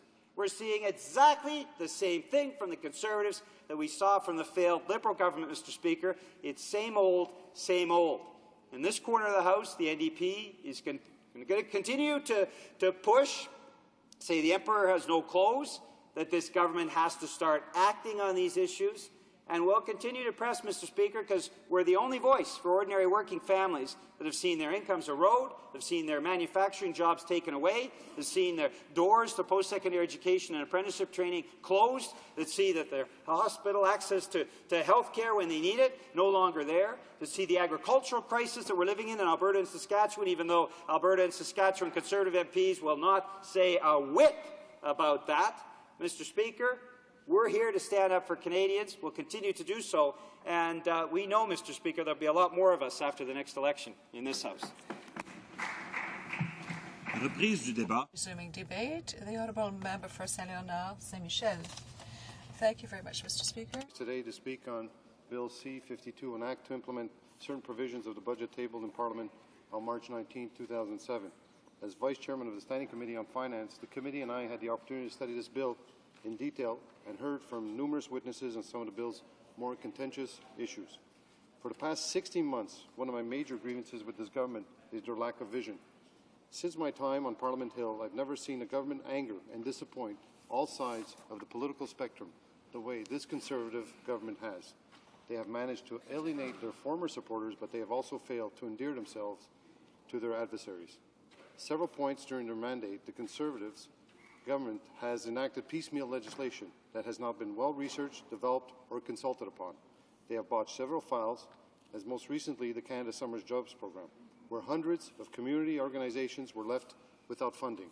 Even worse was the fact that these groups had no contact and could not receive straight answers from the ministry because of government mismanagement. First, the Conservatives cut the program, then they reintroduced it, but with less money. They received thousands of complaints and put more money into the program, and at this point, we still don't know which group is getting funding and how much. Just another example of how far removed Conservative values are from the values of most Canadians. It took intense pressure from this side of the House, as well as protests from groups across the country, to get the government to backtrack on their ill-conceived plan to reinstate funding to non-profit community groups across Canada. I have spoken on the budget on several occasions, and have highlighted all my preoccupations with them, mainly that they lack any vision whatsoever and look only to immediate political gain instead of long-term growth for Canada. Perfect example of this are the Green Levy and Auto Eco Rebate. This is one of the only green initiatives contained in the budget, and it was developed without any consultation with the automotive industry. Encouraging Canadians to purchase fuel-efficient vehicles is a step in the right direction, but an additional tax on certain vehicles is not the answer. In fact, it is a simplistic solution to a complex situation that instead requires a multi-pronged and careful approach. According to testimony the committee heard from both industry and environmental groups, the proposed Green Levy and Auto Eco Rebate will fail to produce any meaningful change in reducing carbon emissions. For one, these programs damage domestic automakers. $67 million worth of levies are placed on domestics, and that's about 80% of all the levies that will be collected. Transfers of $47 million in benefits to one company, and that is 75% for one vehicle that is produced, guess what, Mr. Speaker, offshore. We should remember that when Canada imports foreign cars, greenhouse gases are produced by the ships that cross the ocean to get them here. The more cars Canada imports, the more emissions the ships produce. So when the government offers a fee-based benefit to only one foreign-produced car, not only are they discouraging people from buying cars made in Canada, they are also encouraging increased emissions from a greater volume of imports, which essentially cancels out the emissions difference which the rebated cars produce. Only 3 of the 21 eligible cars under the fee-based program are made in Canada, and while I don't want to give cars which are not fuel efficient an easy pass, I do think that the government should not be punishing Canadian automakers at a time when our industry has suffered so many job losses in the last decade. 2006 marked the first time in 18 years that Canada had an automotive trade deficit. This is down from a $15 billion trade surplus only 7 years earlier. And in those 7 years, Canada has gone from being ranked number 4 in auto assembly worldwide to being ranked number 9 in 2006. Companies such as Ford, Chrysler, and GM account for 8 out of every 10 auto workers in Canada. Yet with these measures in the budget, Canadian workers are being punished. These measures also damage the Canadian economy segment of vehicles. The $1,000 rebate for one vehicle, which makes up half of all rebates, undermines other dealers and manufacturers' abilities to sell equally beneficial subcompacts competitively on the same basis. Perhaps the biggest failures of these measures is that they fail to help get older cars off the road. The majority of greenhouse gas emissions produced by Canada's on-road fleet of cars are produced by older vehicles. There are significant differences between the amounts of emissions the 1990 model creates as compared to its 2007 counterpart. The Conservatives were better off putting more money and more energy into getting older cars off the road than they were by punishing new cars.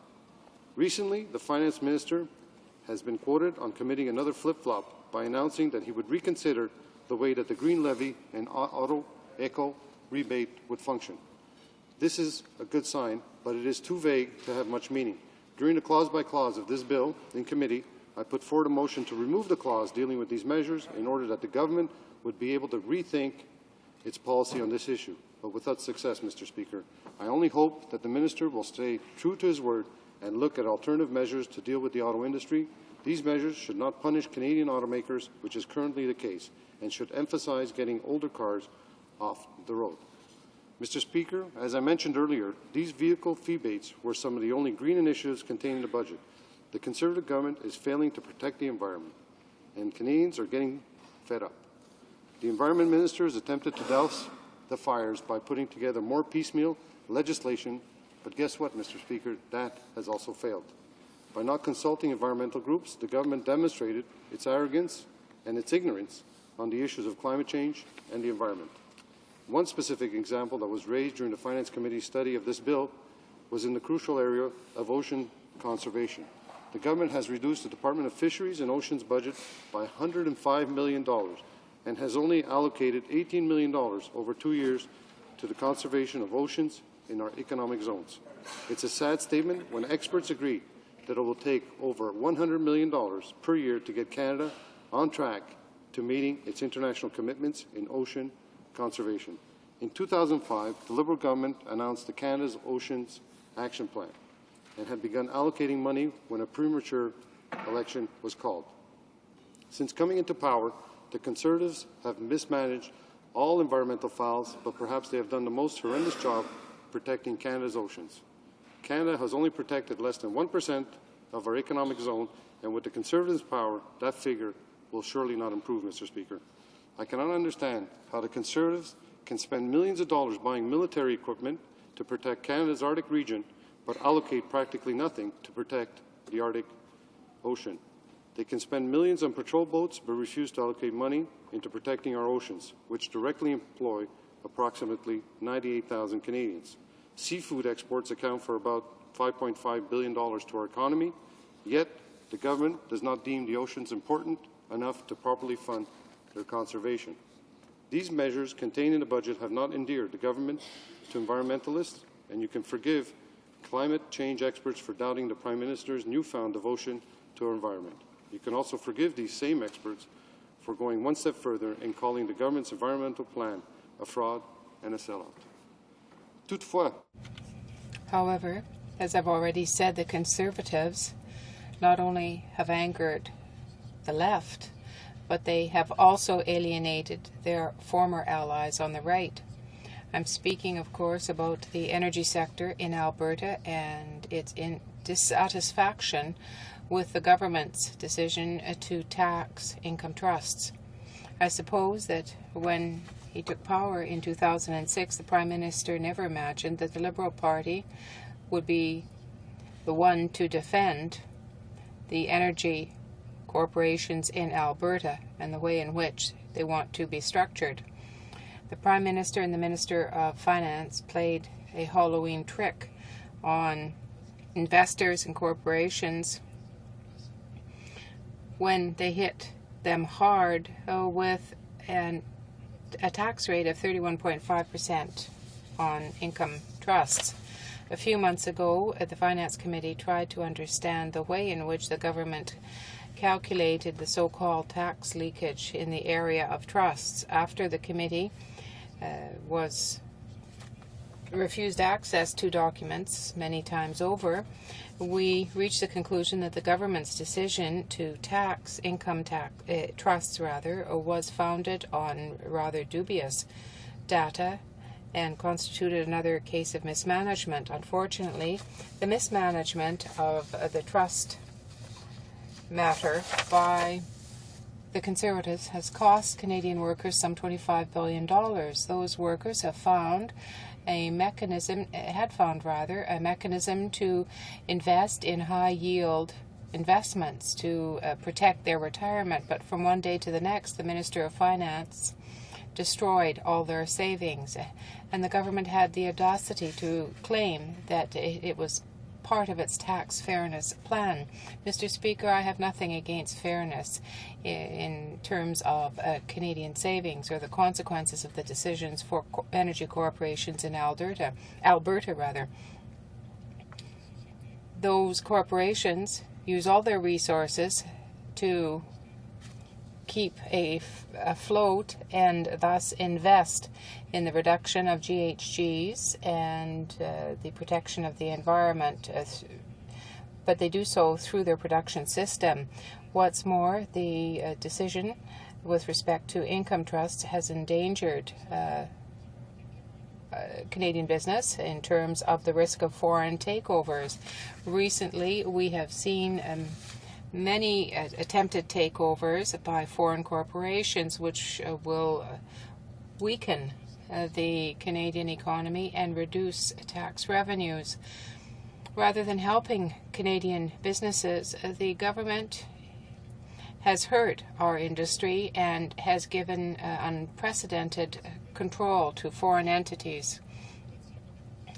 The Liberal Party's proposal with respect to tax income trusts rather, and their taxes, has received unanimous support from the experts, business and investors as well.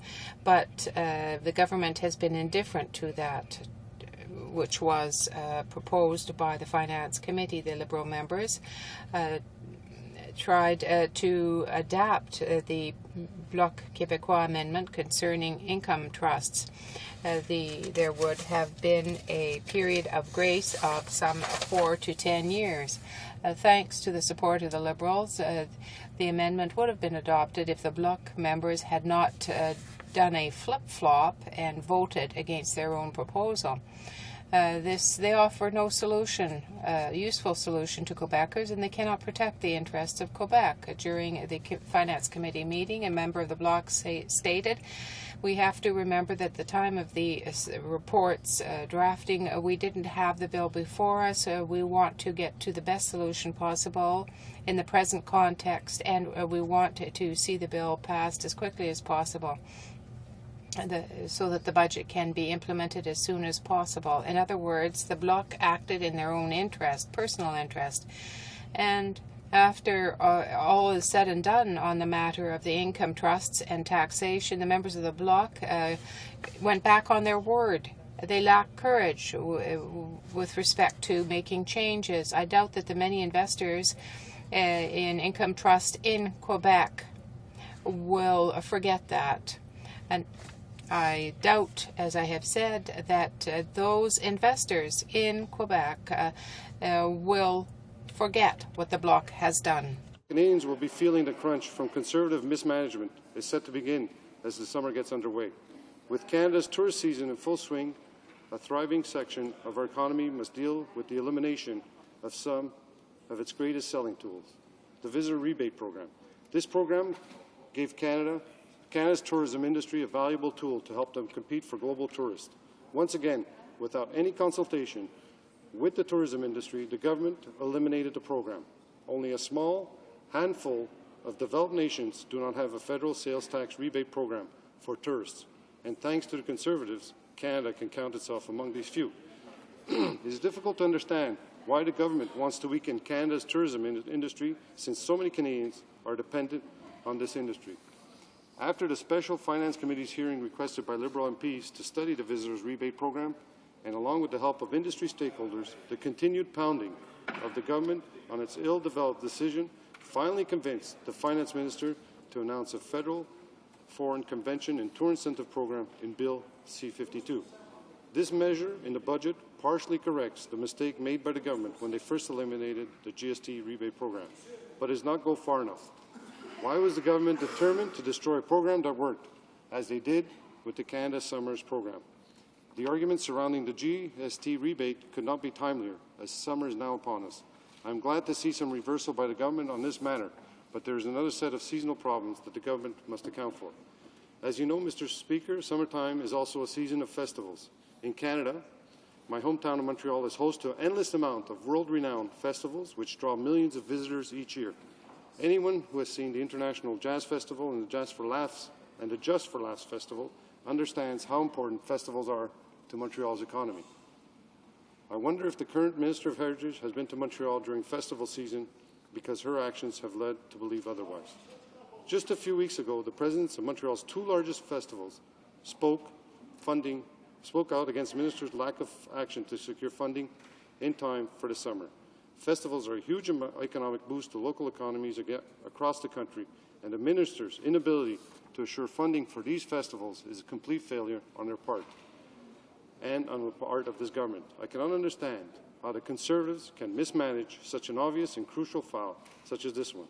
Art groups across the country have been criticizing the government for months about the disastrous underfunding of the arts. Cultural groups in this country have felt assaulted and ignored by the government, and it has caused well-known authors and artists to speak out. We cannot allow Canada's vibrant arts community to suffer under the Conservatives' ideological program cuts and mismanagement. We have already seen them mismanage countless files by closing Liberal programs and then reopening them only a few months later under a new or different name.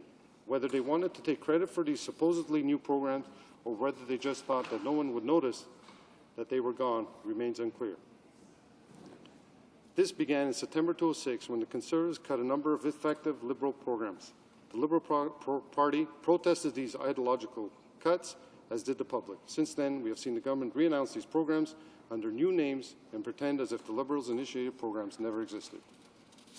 I'll conclude, Mr. Speaker, that Canadians deserve better than what this government has given them. Ill-conceived, piecemeal programs that will not help Canada advance into the 21st century. This government is much better at photo ops and slander than they are governing, and our country is not any better for it. And I'll end my presentation there, Mr. Speaker. Thank you. Questions et commentaires. Questions and comments? The honourable member for Brant. Thank you very much, Mr. Speaker. I listened with interest to my colleague's speech, very thoughtful speech, Mr. Speaker, and it reflects a depth of knowledge and understanding of financial issues that I know my honourable colleague certainly possesses. Mr. Speaker, the members of the Conservative government were arguably the last group of Canadians to understand the issue of climate change and to understand the necessity of the federal government actually doing something about climate change or global warming. It was not, for instance, Mr. Speaker, one of their much vaunted 5 priorities. There was nary a mention made by anybody on the Conservative benches in 2006 about climate change or global warming. But it's funny, a couple of public opinion polls published in December 2006 sort of coaxed or cajoled or finally led the government into doing something about climate change. A couple of years ago, Mr. Speaker, a budget was introduced by the then Liberal government, talked about Project Green. And I'd like to ask my colleague who just spoke, the measures contained in Project Green in 2005 and the half measures contained in the most recent budget from the Conservative government, how those two stack up. The Honourable Member for Saint Leonard, Saint Michel. Speaker, I want to thank the honourable question for his question, and the honourable member for his question. I didn't get a chance to talk too much about the environmental issues, and nor am I an expert on these matters. And I have people, there are members, honourable members in this party, this side of the House, that are much better at it than I am. But I can just give you a couple of numbers, and perhaps I can even read what we did in 2005. And some of these facts have actually changed because we've lost 2 years on actually advancing on the Project Green that the Liberal government had announced in 2005. The federal action to implement the Kyoto Protocol peaked with the release in Canada, by Canada in 2005 on a climate change plan, which set up a series of funds and initiatives designed to assist with the costs of achieving them. It also set sector-by-sector targets and a mix of voluntary and regulatory measures. And I have here that in Budget 205 we had committed $10 billion, we, the Liberal government, by 2012 to meet all those targets. That spending included a climate change fund of $1 billion over 5 years that was booked to create a permanent institution for the purchase of emissions reduction and removal credits on behalf of the Government of Canada. And the focus of this program was by and large to encourage and fund domestic projects that would qualify under the Kyoto Protocol. We had also introduced a partnership fund that was created to work with provincial governments on the reduction of greenhouse gases and their role in combating global warming. Budget 2000 also booked $250 for large projects to be undertaken in conjunction with the provincial governments towards national objectives. Funding was scheduled to increase to $1 billion and would have provided $538 million to support closing coal-fired electricity production in Ontario and a further $328 million to support Quebec's Kyoto plan. We also had introduced a one-ton challenge and the Energuide retrofit program that I had mentioned in passing in my speech, where the government decided to cancel and then just reintroduce it with less money. And this program had $120 million assigned to reduce emissions. And then we also had the Energuide retrofit program, which included Energuide for low-income housing and was designed to help Canadians save energy and money by making their homes and buildings more energy efficient. We also had a wind power production incentive and renewable power production incentive. The Liberal government set aside $1.8 billion of funding over 15 years for that initiative, and there was some other initiatives for sustainable energy, science, and technology strategy that was in Budget 205, again, $200 million dedicated for that. So when we hear that there was no plan and there were no monies put aside, I'm not sure what the Conservative government is thinking about when they make those statements, Mr. Speaker. Thank you. Questions and comments? The Honourable the President of the Treasury Board. Thank you, Mr. Speaker. I note the member has been saying that money has been set aside for this and set aside for that, when in fact, when we came to government, there was no money set aside for any of these things. And I want to bring the issue right back to my home province of Manitoba. The Liberal government had promised money for the floodway. Of course, Manitoba is deluged from time to time by the floodwaters of the Red River, the Assiniboine, and other bodies of water. And the Liberals were good at promising money. And indeed, they made the promise publicly over and over and over again. When we got there to government, the promise that they had made of cost sharing the floodway, which was a $650 million project, the outstanding money was simply not there, despite public assurances by the former Treasury Board President, Reg Elcock, that the government was on side. So it took our government 9 months of trying to ensure that we had money, not just out of local infrastructure money, and of course looking for the amount of money that I was looking for in terms of the $171 million that was outstanding from the federal government. We couldn't take that out of local infrastructure money, and so we had to go to a national infrastructure program. And that money simply, despite the assurances that this money was set aside, had not been set aside. It simply wasn't there. We had to identify it. And so what I'd like to ask the member, the numbers that he has pointed out, the specific issues, where were they set aside, specifically in terms of money that had been appropriated by any budget, a budget that had in fact been passed? Honourable member for Saint-Léonard, Saint-Michel.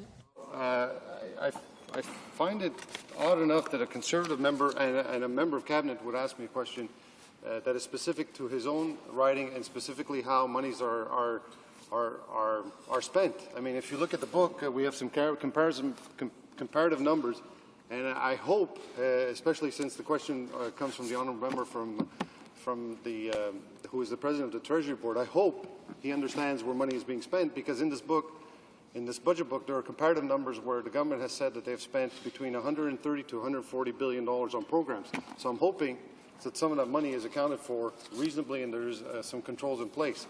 I stated that most of the money was committed. Money is committed for programs. There is, I don't think I have to tell the honourable member how that works, but the programs are developed.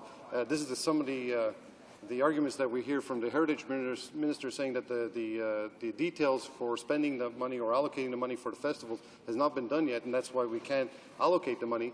So I'm not sure where the honourable member is going with this. So in answer to his question, the money had been allocated for Project Green, and the criteria and how the money was going to be spent was going to be developed with the industry and environmental groups and stakeholders across Canada. Thank you, Mr. Speaker. There's enough time for a 30-second question or comment.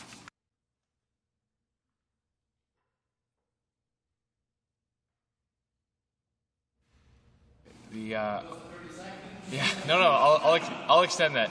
The honourable member for Hamilton West. Hamilton Mountain, sorry.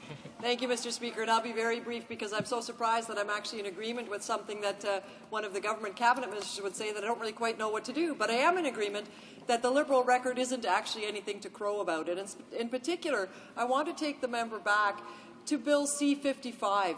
I've spoken earlier in this House about how the manufacturing sector in my community is being decimated, and I'll talk about that again a little later when I get my own turn to speak. But you'll recall that one of the things we'd hoped for is that at a minimum, the Liberal government would address wage and pension protections in cases where companies go bankrupt. The Liberal government, and I know you'll want to speak about this record some more, actually introduced Bill C-55. You didn't do enough on pensions, but at least you started to move forwards on wage protection. That bill passed through this House, it passed through the Senate, it got royal assent, but when push came to shove, that bill was never proclaimed. And once again, the Liberal government let down workers right across this country. I'm going to have to end the question there to allow the honourable member from Saint-Léonard, Saint-Michel about 30 seconds or so to respond. Thank you, Mr. Speaker. I just find it curious enough that the NDP is now worried about workers' retirement money when they weren't in favour of the Liberal amendment to no longer tax income trusts, when we know that the high percentage of retirement funds and retirees that invest in income trust funds and got hit with a $25 billion shot overnight on Halloween. So I think that the NDP member should not be asking about questions on retirement money of Canadians. Thank you, Mr. Speaker. Resuming debate, will you please do débat, the honourable member for Halifax. Very much, Mr. Speaker, and I'm very pleased this morning to have the opportunity to raise a matter that remains extremely contentious about the budget that has yet to be voted on and that presumably will be voted on within a very short period of time. And it won't surprise anybody to know that I'm rising on my feet to take this opportunity yet again to express the strongest possible feelings about the betrayal so far, and I'm going to underline so far, of this government in the current budget of a promise made in the Atlantic Accord that, to be sure, is one that is most important, most advantageous to the people of Newfoundland, Labrador, and of Nova Scotia, but it's not missed on all Atlantic Canadians that, in fact, the impact of this broken promise, the impact of even the threat of this government cancelling the deal that was sealed in the Atlantic Accord is one that will be felt negatively or positively. Negatively if the government persists in cancelling the deal, or positively if the impact of the Atlantic Accord respected and upheld by this federal government is in fact felt by Atlantic Canada, because it is something that will impact on the whole of the Atlantic region. So, Mr. Speaker, you might ask, well, why would I raise this yet again today? I've raised it again and again. The other New Democrat members from Atlantic Canada have raised it again and again. My leader has done so. A great many people who are in the public domain, but not necessarily as partisan as we are, have spoken out on the subject and have been of one view, which is that a very definite commitment was made in that accord in 2005. No matter how many different constructions this Prime Minister, this Finance Minister, the ECOA Minister, the so-called political minister for Nova Scotia, no matter what construction they put on it, is actually, by the provisions in this budget, a deal that is broken. Period. Full stop. Well, Mr. Speaker, the reason that I rise again today on it is because, as I have said every other time, it's never too late to fix something that every indication simply reinforces is something that has to be fixed. It has to be fixed because it is immensely important to the people of Atlantic Canada. And I would think, and I think there's some indication, that Conservatives are beginning to understand that it needs to be fixed as well, because it is seen as an astounding breach of faith, an obscene breaking of a promise that was black and white, that was sealed in a deal for which the government can offer no excuse or no acceptable explanation. And I suppose one dramatic moment in this saga was the decision of the member from Cumberland, Colchester, Musquodoboit to actually incur the wrath of his party to kick him out for indicating that he would be voting against the budget in its final form unless it fully honoured the Atlantic Accord.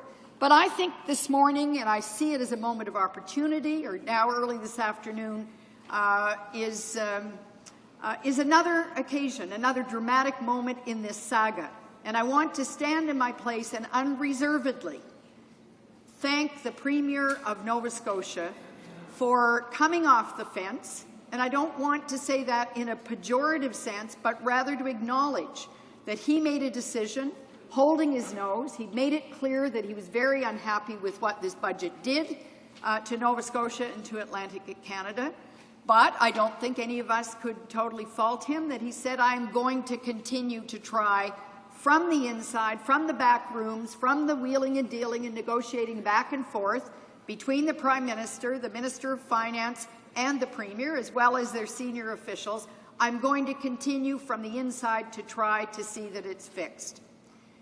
But he also signaled, and I noted it here in the House, that he would be making a very different decision if he reached the point of feeling that there was no good faith, that there was no real attempt taking place to move towards a satisfactory resolution of this broken deal.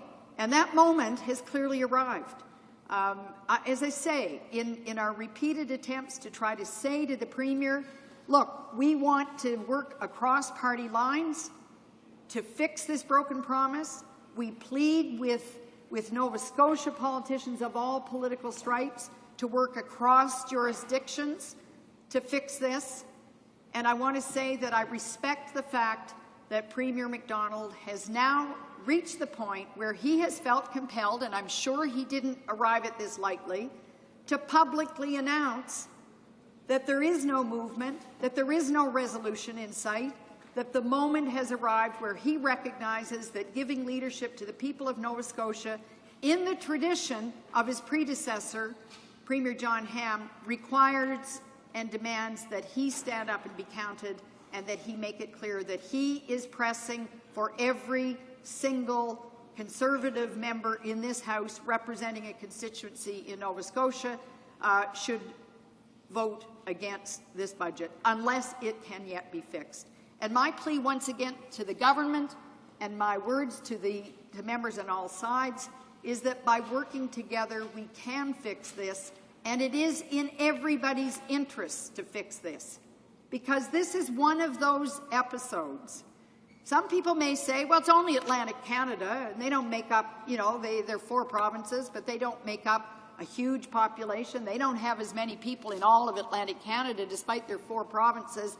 Don't have as many people as there are in the province of Quebec or the province of Ontario or the province of Alberta or British Columbia. Well, that's true, Mr. Speaker, but we live in a federation, and we have 4 provinces on the Atlantic side of this country who are very, very upset about this broken promise. And, some of us have hurled some harsh words to say that we understand what's going on.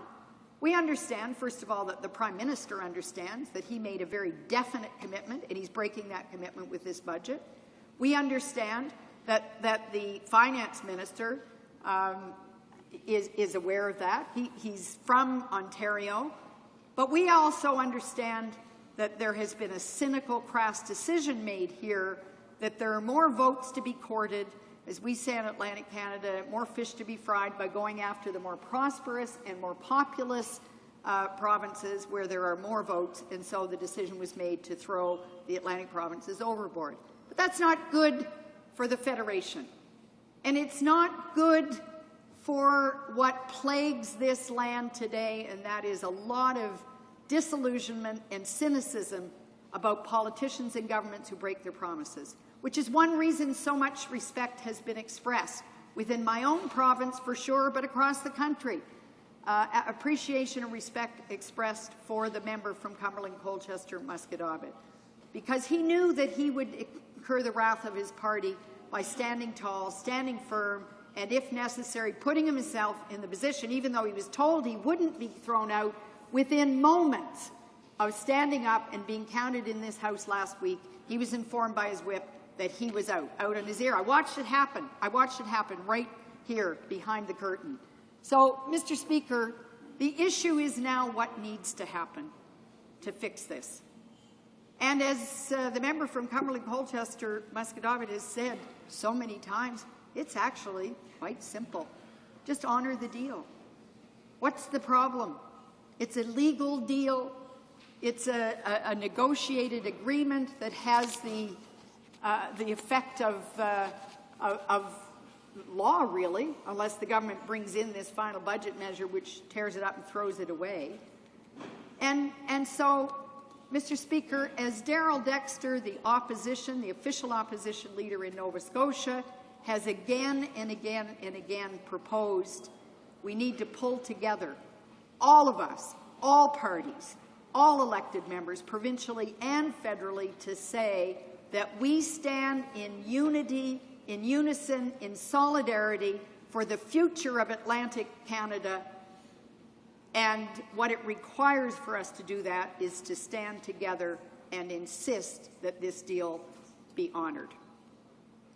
The Premier today indicated that he read the statement that came from the Finance Minister, which made it perfectly clear that this government is not working to fix it, despite, a lot of talk, actually, by Conservative members of this Parliament from Atlantic Canada. A lot of talk, especially by the Nova Scotia Conservatives that couldn't bring themselves to stand together with the member from Cumberland, Colchester, Musquodoboit, that everybody was working hard to fix it, but actually what kept coming back from the Finance Minister, what kept coming back from the Prime Minister and their officials was, well, there's nothing wrong with what's happening. The deal is fully honored by the budget, even though it's perfectly obvious that that's not the case.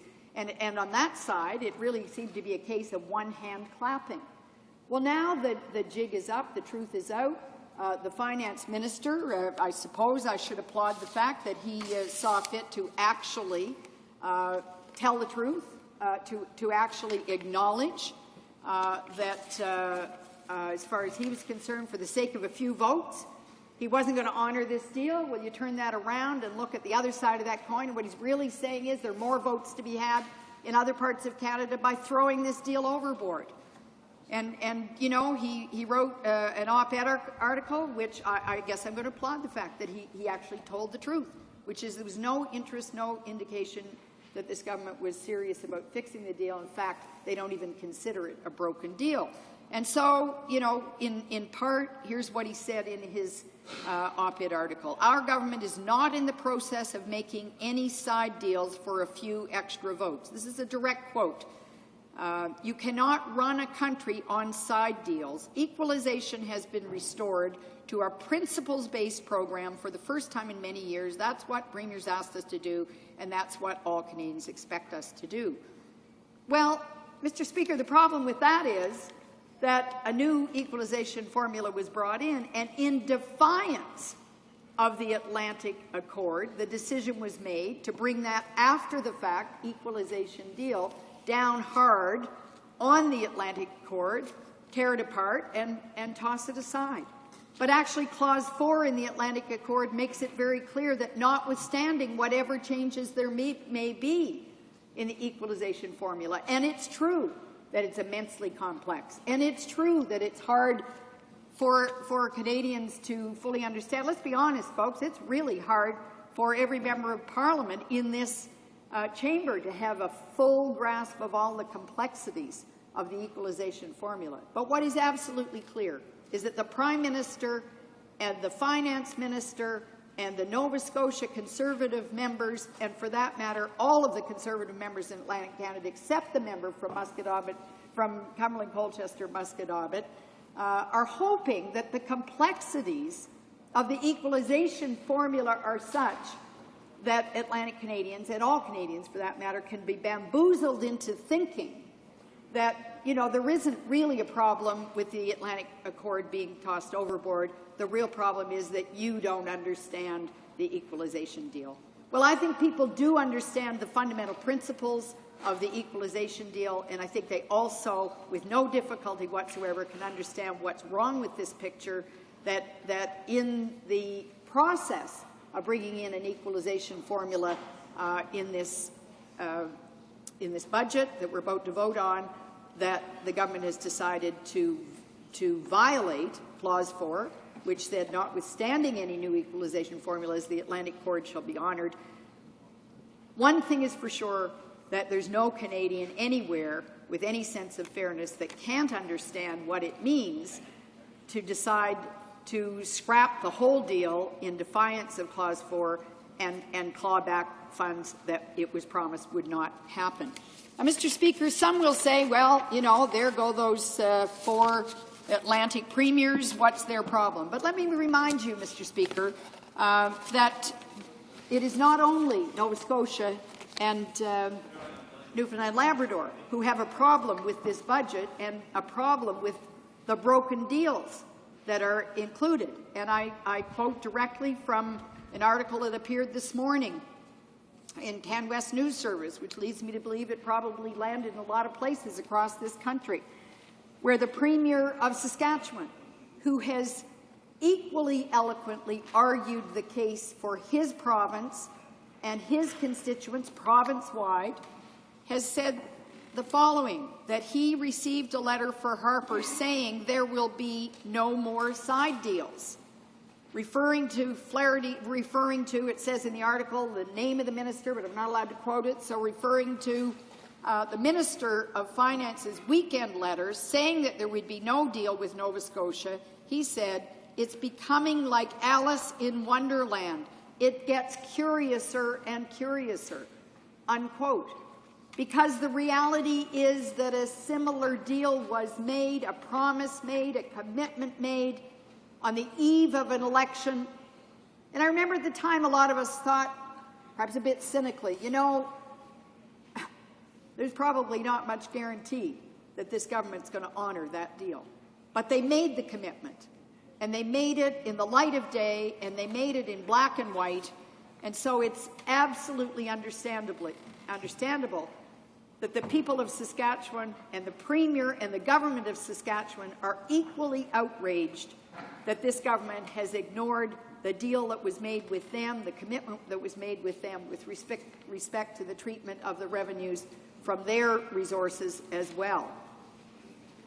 What is not understandable, Mr. Speaker, and I think causing a lot of anguish on the part of a lot of people, not just from Atlantic Canada, not just from Saskatchewan, but from all parts of this country, is the fact that Conservative members in this House, knowing what the impact is, the negative impact economically and politically, could actually entertain further than entertaining the possibility of supporting this budget, could actually be making it quite clear they have no intentions of standing against this budget.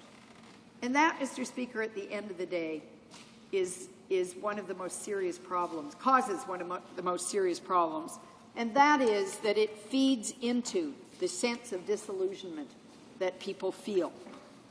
It's hard, actually, to perhaps imagine the degree of fury, the sense of wrath that is being expressed in Atlantic Canada.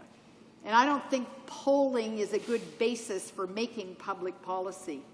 But I do think that when you get as dramatic numbers of people saying that they are outraged at what the federal government is doing in this budget with respect to the Atlantic Accord and respect to promises made to the people of Saskatchewan through their Premier and their government, that it at least behooves the government of the day to consider that all of those people can't be imagining that this is a grievance. You know, people are surprisingly forgiving. I have to say, as a member of a party which at the federal level has never made huge breakthroughs, sometimes it's actually disappointing that people are so forgiving of governments who break their promises. And again and again, it has come up for mention in this debate over the last few weeks and actually many months now, that it is amazing how people are sometimes prepared to be fairly forgiving. And sometimes that's to the detriment of other political parties or politicians that are trying to gain people's confidence and gain support, earn it, and hopefully retain it. In Nova Scotia, and this is pretty pertinent to this debate, the last time that the Liberal government, in a major shift of policies and with an absolutely devastating budget affecting Atlantic Canada, turned their backs on, I'll just take Nova Scotia, my own backyard, turned their backs on Nova Scotia. There were 11 Liberals representing Nova Scotia's interests in the House of Commons. None of them were really prepared to stand up against a very harsh, punitive budget, and all 11 of them were defeated in the 97 election. All 11 of them were defeated. Now, I would have hoped that people would maybe have had a bit longer memory and not opened the door for some of those very same members to come back in. But you know what? That's a democratic process, and I accept that that is so. So, Mr. Speaker, in wrapping up, let me again appeal through the Premier of Nova Scotia to all politicians of all stripes, provincially and federally, to stand together to get this job done. And what is the job? To fix the budget by honouring this simple, straightforward agreement, the Atlantic Accord, and honouring the commitment made to the people of Saskatchewan, not identical but along the same lines, and let us be able, at the end of the day, to say that Atlantic Canadians are not second-class citizens, that the people of Saskatchewan are not second-class citizens, that this is a government that honours its commitments. Thank you, Mr. Speaker. Questions and comments. Questions and commentary. The honourable member for Yukon. Monsieur le Président, the member might want to get her pencil because I have four quick questions. She could write them down. I know that she's outlined in her speech how this budget has devastated Atlantic Canada and indeed Saskatchewan, and that's in chaos now for the government. But I want to ask questions on other areas. First of all, search and rescue planes were high on the agenda of the government. They should have put a contract out. And if Canadians are now going to be at risk because of the old planes, or if our soldiers die, I'm going to be holding all Conservative members accountable for that. If she has a comment on that, why that's not gone ahead, what other spending has taken place. Second, what do they have against the North? Why did they break their only promise to the North, which was icebreakers and a northern port? They got people all excited about northern port, which has disappeared. Museums across the country are in an uproar today about insufficient funding. So remember, is that hurting the members' riding? Does she have a comment on that? And finally, does it hurt her riding as much as it does mine that the government canceled the GST rebate for individual tourists, has not put that back, and it's certainly hurting my riding as the other cuts to tourism? The honourable member for Halifax. Well, thank you, Mr. Speaker. The one thing I would have to do is not so much write down the questions, although I want to say I did. Thank you for the suggestion, as appeal to the Speaker for more time to answer all of those questions. So let me give you the short answer. Yes, yes, yes, and yes. These are all problems from the point of view. That's the fastest and shortest answer I've ever given to a question in this House. Please let the record show. But very specifically and very briefly, before I get cut off by the Speaker, with respect to search and rescue planes, it is an absolute disgrace that the contracts have not been let. And let me say, I feel proud when I can stand in my place and mention that the very first press conference that I held together with my 3 other New Democrat colleagues in Nova Scotia after we were elected to represent our people in the House of Commons in 1997 was around demanding that the Sea Kings be addressed because this was a very serious issue. So I have no hesitation at all about reaffirming the position of our party on the question that has been raised. Secondly, with respect to the North and the icebreakers, you could do a whole day's debate on why this is so important, but let me say, not everybody makes the connection between the icebreakers and what's happening in the North and climate change and what is going to happen with respect to sovereignty, Canadian sovereignty in the North. And we need to be hearing a lot more about that. Thirdly, museums, absolutely a problem. Wendy Lill, a former member from Dartmouth riding, was a huge champion of this.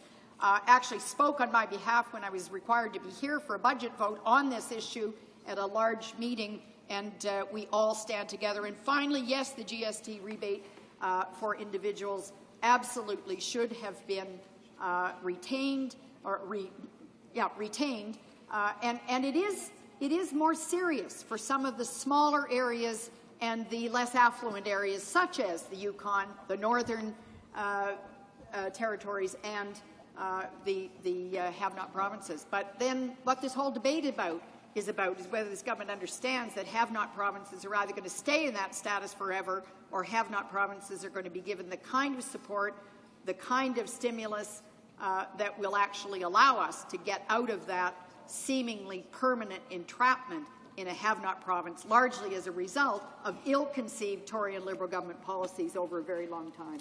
Thank you. Questions and comments, questions and commentaire. The honourable member for Notre Dame de Grasse-Lachine.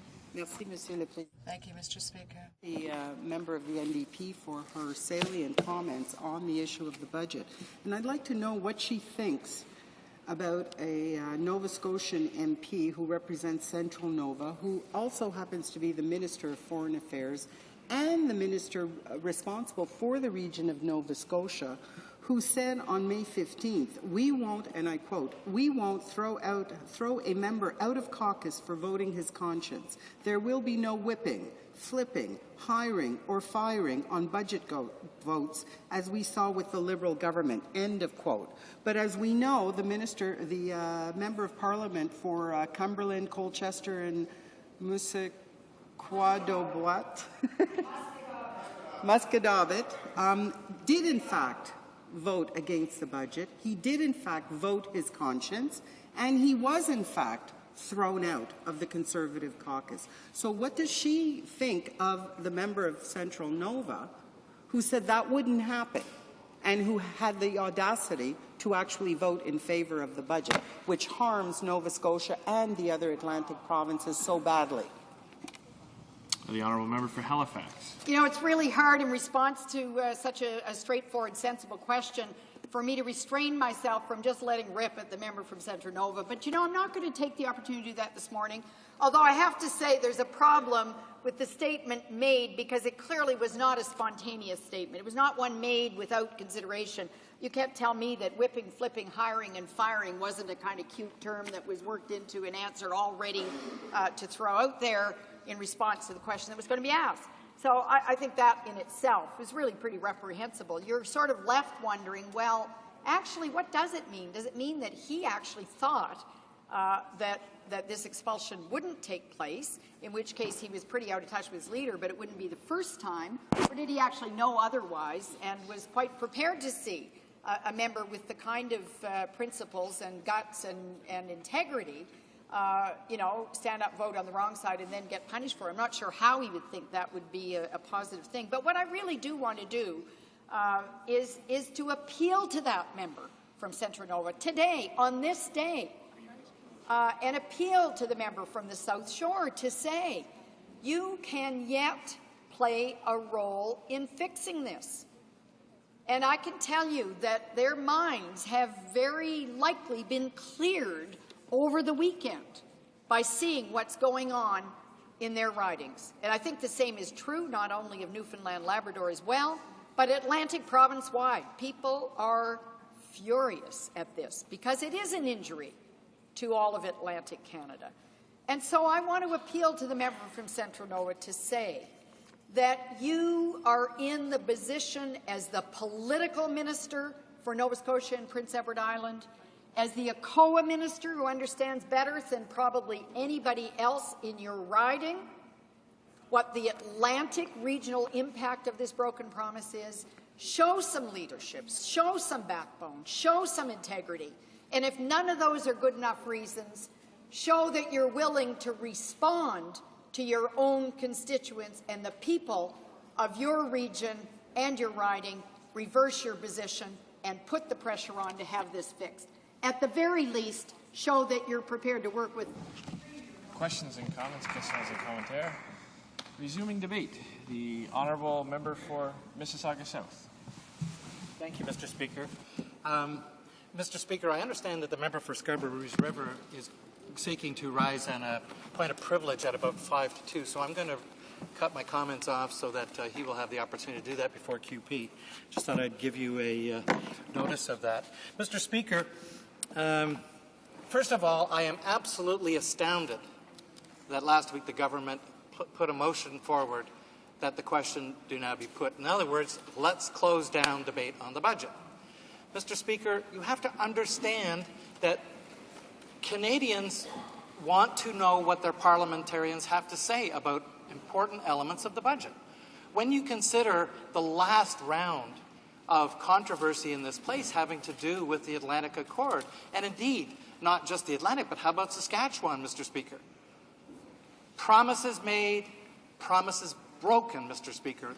This is a pattern. It is a very disturbing pattern on behalf of this government, wanting to shut down debate so that we don't have an opportunity to confirm to Canadians what the facts are. The Auditor General once said that, parliamentarians have to have fact-based information on matters related to the taxation of Canadians, Mr. Speaker.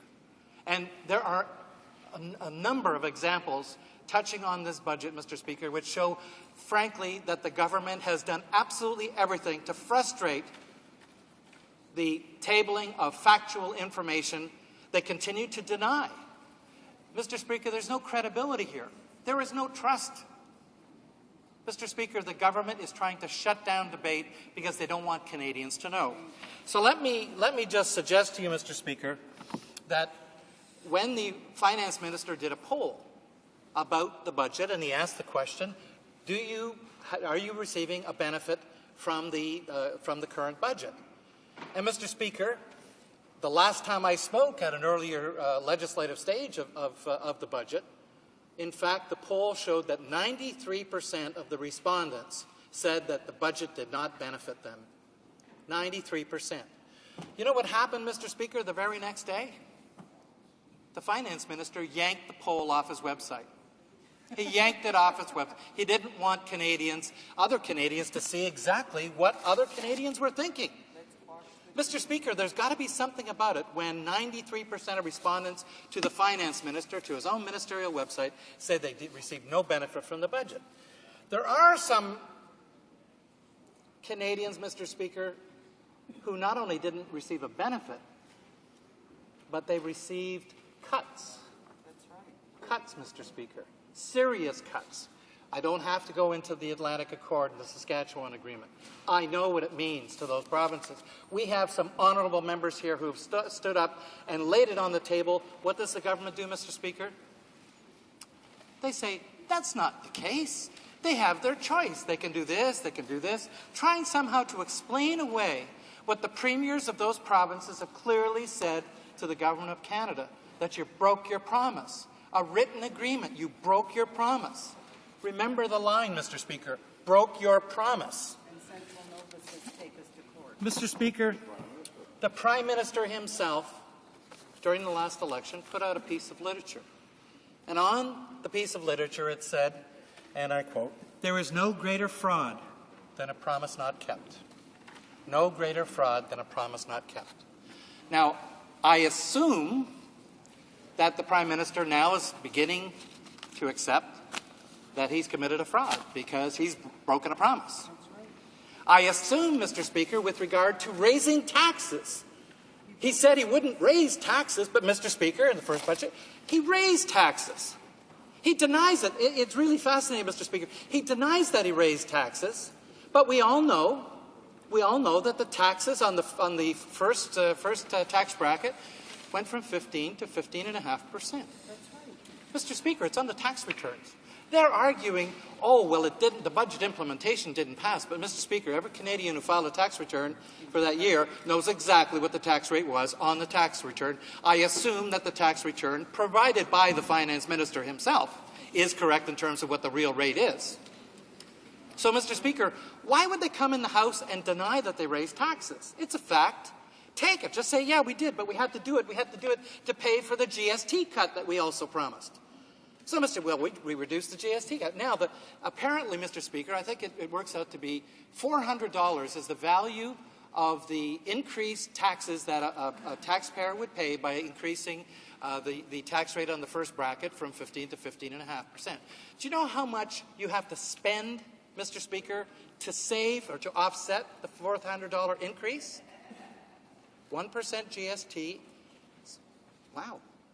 That's $40,000. You actually have to spend $40,000 on GST taxable goods and services to save the $400 tax increase that you got. Who in Canada spends $40,000 on GST taxable goods and services? There are people who buy very expensive cars, very expensive houses. Mr. Speaker, I mean, major things. What does it do for someone who's living paycheck to paycheck, Mr. Speaker? What does it do for someone like that?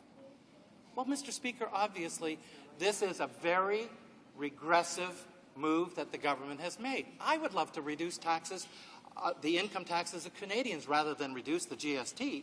It's a fairer way to do it. People who have a lot of money have more disposable income. They have greater latitude and control over what they have to spend on. But, Mr. Speaker, not with regard to GST. So, Mr. Speaker, deny. Credibility is not there. I don't trust the government. I don't believe that Canadians trust the government. Their word is not good, Mr. Speaker. Credibility is the issue. The Atlantic Accord shows it, Mr. Speaker. Every other thing. We're going to be a good government, a responsible government, open and transparent. Let's look at income trusts. My goodness, here's another broken promise. Let me stop here, Mr. Speaker, and simply indicate that the Canadian Association of Income Trust Investors and their president, Mr. Brent Fuller, have been very active on representing the interests of those who are income trust investors. I have to say, Mr. Speaker, I don't agree with absolutely everything that they've said and written. They're getting very involved in the communications process with members of Parliament.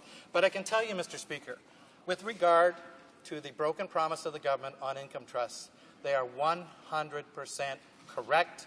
They have given parliamentarians every opportunity, Mr. Speaker, to see that the decision taken to break that promise to impose a punitive 31.5% tax increase on income trusts, which led, Mr. Speaker, to a $25 billion meltdown of the marketplace. That means people who owned income trusts lost $25 billion of their investment value. These are people, Mr. Speaker, that were saving for their retirement or in retirement. They were depending on the cash flow.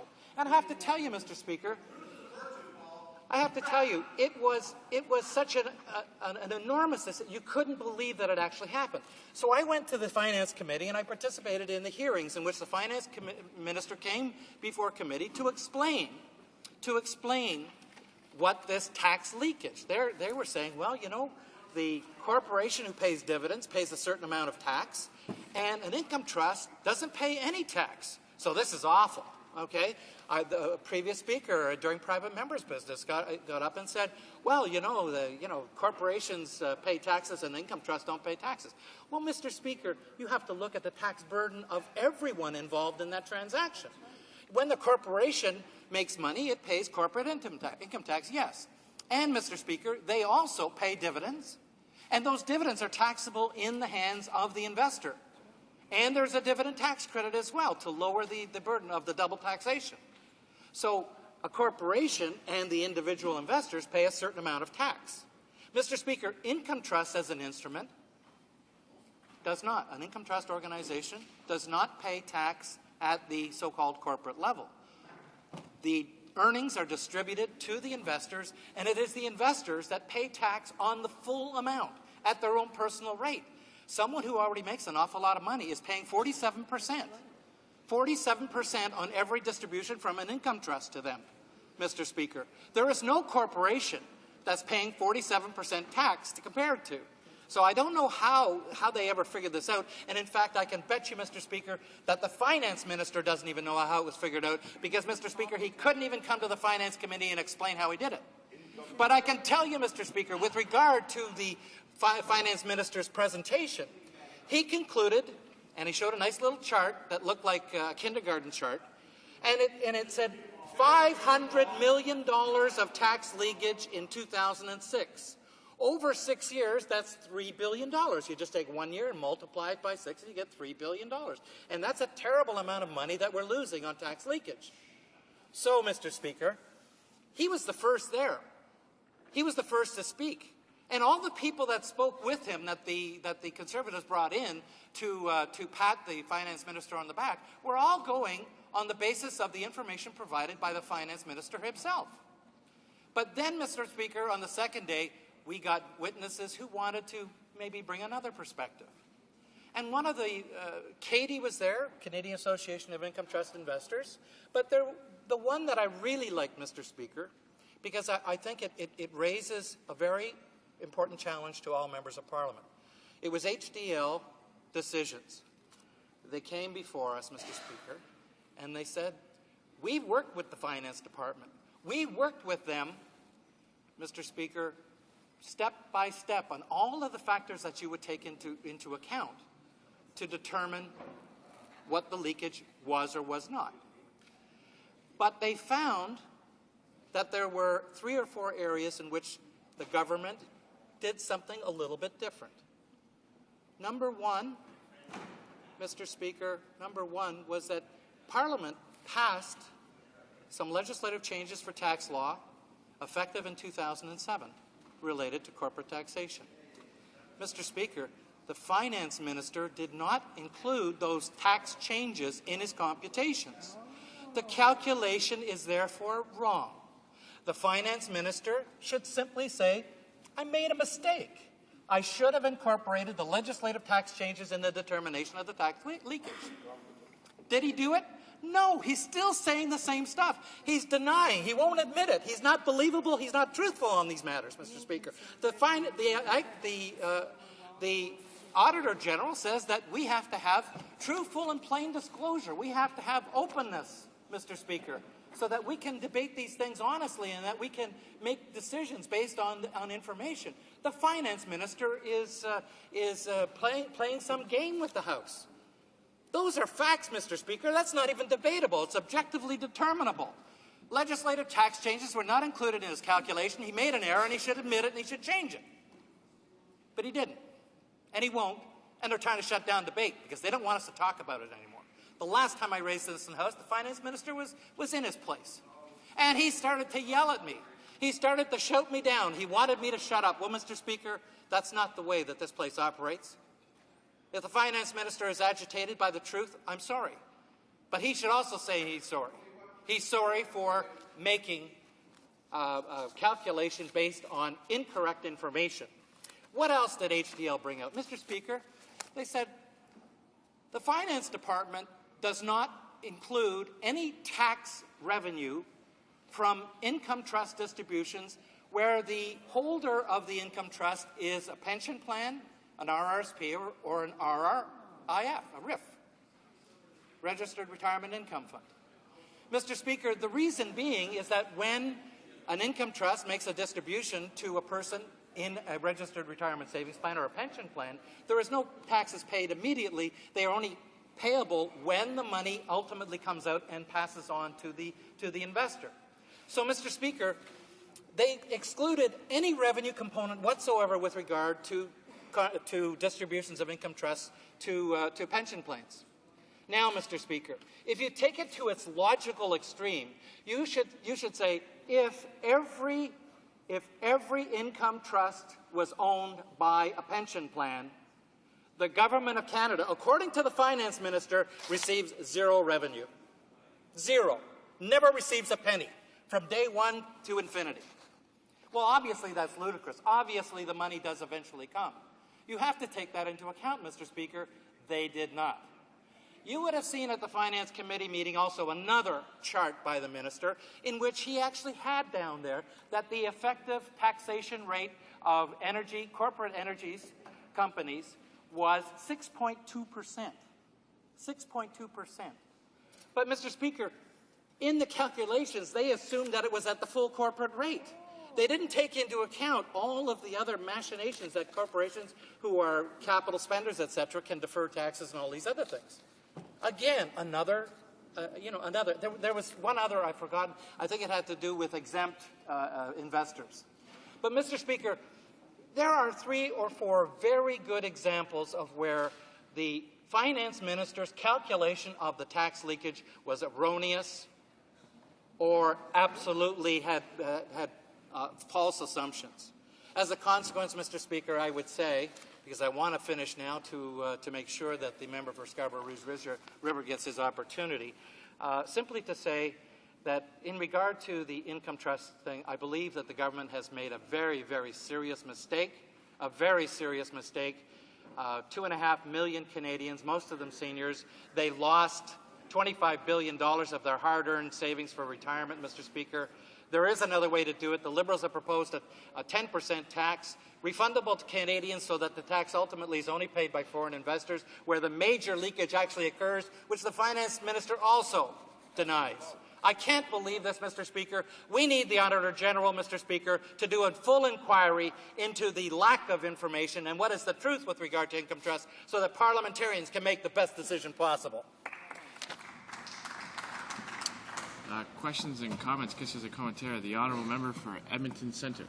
Thank you very much, Mr. Speaker, and I listened with interest, as always, to my colleague. And speaking of erroneous, he talked about the tax revenue that comes to the government through income trusts. And it's just another example of the way he continuously misleads the House. He talks about distributions being totally taxed, 47% taxable at the highest rate. That's just simply not true. Distributions can be in the form of capital gains, dividend, interest, or return of capital, all of which are taxed differently. And I think the honourable member knows that. If he doesn't know that, then his lack of understanding is simply regrettable and leads to misinformation in the House. If he does understand it, and I think he does, then it's a case of deliberately misleading the House, and that is inexcusable. That is a case of... Yeah, I'm sorry, I'm just going to stop in there. There's been a few comments made about members with truthfulness and deliberately misleading. That deliberately misleading is... I didn't hear deliberately misleading until now. That is definitely an unparliamentary term, so I'd ask the honourable member for Edmonton Centre not to use that phrase when describing one of our colleagues. I withdraw unparliamentary language if that's your ruling. I seem to have heard those words in the House otherwise, but I will refrain from using those. Let's just say that the minister, the member, lacks some credibility, if that's acceptable, in what he's saying to the House. And I wish that he would just simply acknowledge, which I know he won't, that the figures of $25 billion lost is simply also lacking credibility and was generated by the fear-mongering and the inflammatory language from that side of the House, and in large part from that member, Mr. Speaker. Right on. Member for Mississauga South. Mr. Speaker, the member referred to the 47%. I think if he checks the transcripts, he will say that I specifically said that if a taxpayer is already at the highest marginal rate and receives an additional distribution from an income trust as income, then in fact it obviously, it's an automatic. It's at the highest marginal rate. So, Mr. Speaker, but the member also mentioned capital gains, and I suppose I could throw this one in as well. The Finance Minister failed to take into account that if $25 billion of appreciation of investments is wiped off the books, the Government of Canada just lost the capital gains tax on $25 billion, or increased the loss that people, one way or another, $25 billion at the capital gains rate also has been lost, which should have been included in the tax leakage calculation, which was not. This is incompetence, Mr. Speaker, on behalf of the Government of Canada, particularly the Finance Department, for misleading Canadians, misleading parliamentarians. Questions and comments. Questions and commentary. The honourable member for Notre Dame de Grâce-Lachine. Merci, Monsieur le Président. Thank you, Mr. Speaker. Speaker, I'd like to ask my learned colleague, how would he qualify a government led by the Prime Minister, the leader of the Conservative Party, can't call them Tories because they're definitely not Tories. Neocons, that makes a promise with regards to income trusts and clearly breaks it, makes a promise and a signed deal with regards to the Atlantic Accord and breaks it, misleads the House continually on the issue of the Afghan detainees, and the Minister of National Defence has had to stand in this House and apologize to the House for misleading. In fact, I believe he is the only member of Cabinet that I have actually heard admit to misleading and apologize for it. I have yet to hear the Prime Minister apologize for breaking a promise to Canadians on income trust. I have yet to hear the Minister of Foreign Affairs, who's also the political minister for Nova Scotia, who represents Central Nova in Nova Scotia,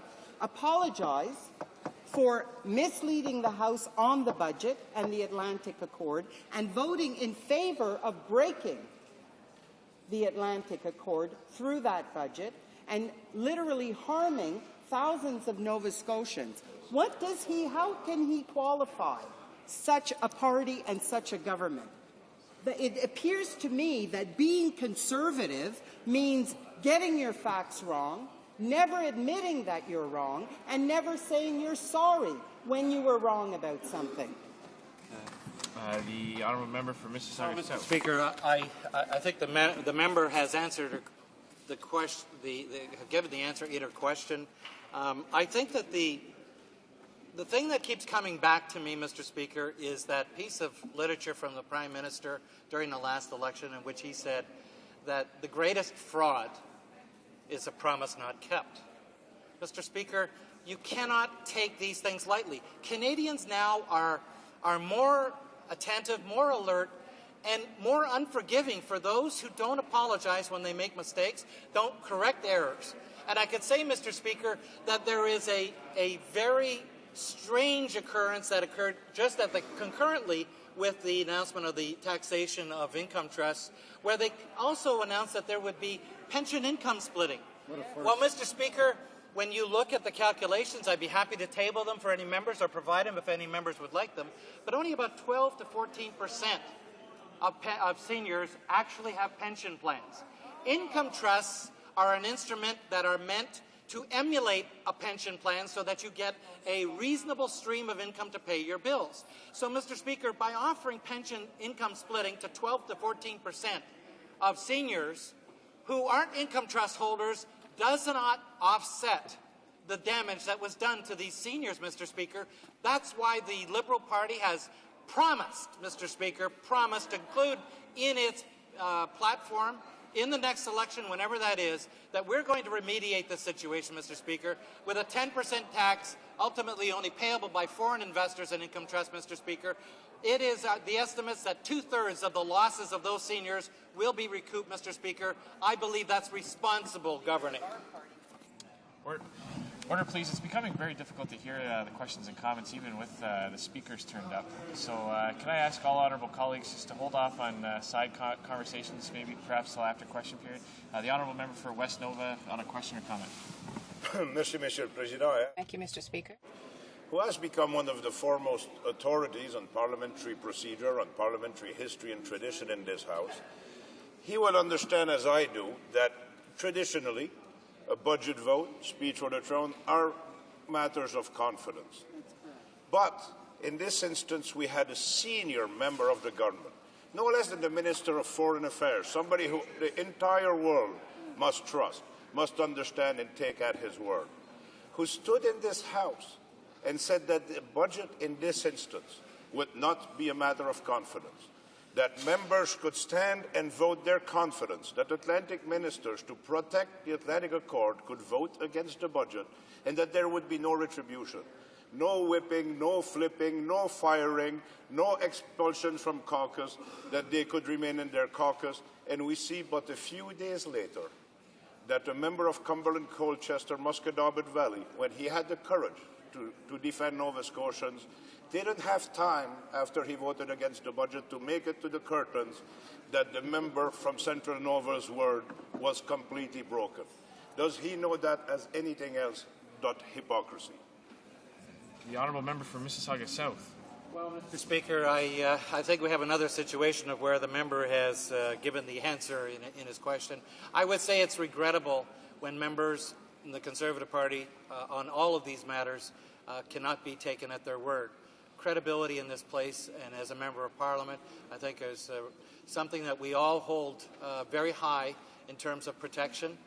Mr. Speaker, your credibility is what makes you a good member of Parliament. I'm sorry that a lot of this has happened, but the government is doing it now knowingly. And this is what concerns me, Mr. Speaker. They just don't care whether or not their credibility is damaged. I see that the member for Scarborough Rouge River is ready to rise. The honourable member for Scarborough Rouge River is rising on a point of privilege. Thank you, Mr. Speaker. I'm rising in my own attempt here to be helpful to the chair in connection with a matter of privilege raised by the member for Brampton-Springdale last week. And I rise principally because of reports that the member for Calgary East, who had been mentioned in that, had indicated publicly that he would not be attending and rising in the House to deal with it. The first question I would put to the chair on this is whether or not this is a question of privilege. I know the chair has to determine that. In the matter of parliamentary friendship groups, and this is, I would urge upon the chair, a matter of participation in a parliamentary activity and related to parliamentary responsibilities. I would point out that these groups have a membership of MPs and senators. The executives are often chosen based on membership of the House and Senate.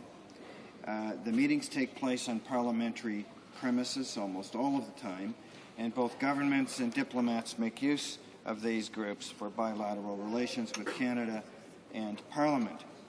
So I am urging that you accept that these parliamentary friendship groups are a crystallized and manifest accretion to the working context of members of the House, perhaps one that did not exist 100 or 200 years ago when the foundations of parliamentary privilege were born. Secondly, was the member intimidated? And I would put to the chair that if the member felt intimidated, then she was intimidated. And I draw a reference here to what is sometimes called the thin skull theory in tort law. And you will be the best judge, Mr. Speaker, of whether or not the words and the body language constituted an intimidation of the member. But there were words used right before and right after the formal meeting in question, and I urge upon the chair to recognize that the issue may not be the words, it may be the intimidation that is the issue. And lastly, these things occur between members from time to time. They occur actually in a lot of different places, including on hockey teams and in offices and in churches, between people and their day-to-day activities.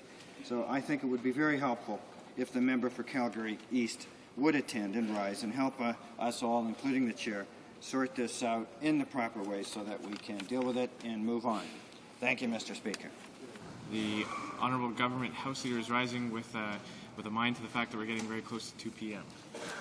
On the same point of order, just in response, I'd note first of all that on a question of privilege, I believe it is the requirement that it's actually the member whose privileges are said to be breached who should be raising that point, and that is not the case in this circumstance. In terms of speaking, in terms of whether the Speaker should involve themselves, I think it is obviously not the case that the Speaker should involve himself in the resolution of these kind of disputes at parliamentary friendship or other associations. Otherwise, that will be a full-time job for the Speaker, running the elections, refereeing them, dealing with all the issues there, and that is clearly, I think, beyond anybody's conception of what the role of the Speaker of this House is. And as for the suggestion of the thin skull principle, if conduct in this House is any example, I suggest to you that the individual in question has got a thick skin, among other things, and certainly if what you dish out is any measure of what you can take yourself, then that's hardly a concern. I thank members for their intervention on this point. I know the chair is taking these arguments under advisement, and I'm sure we'll come back to the House. At this moment, though, we will move on to statements by members, déclaration des députés. The honourable member from Edmonton, Sherwood Park.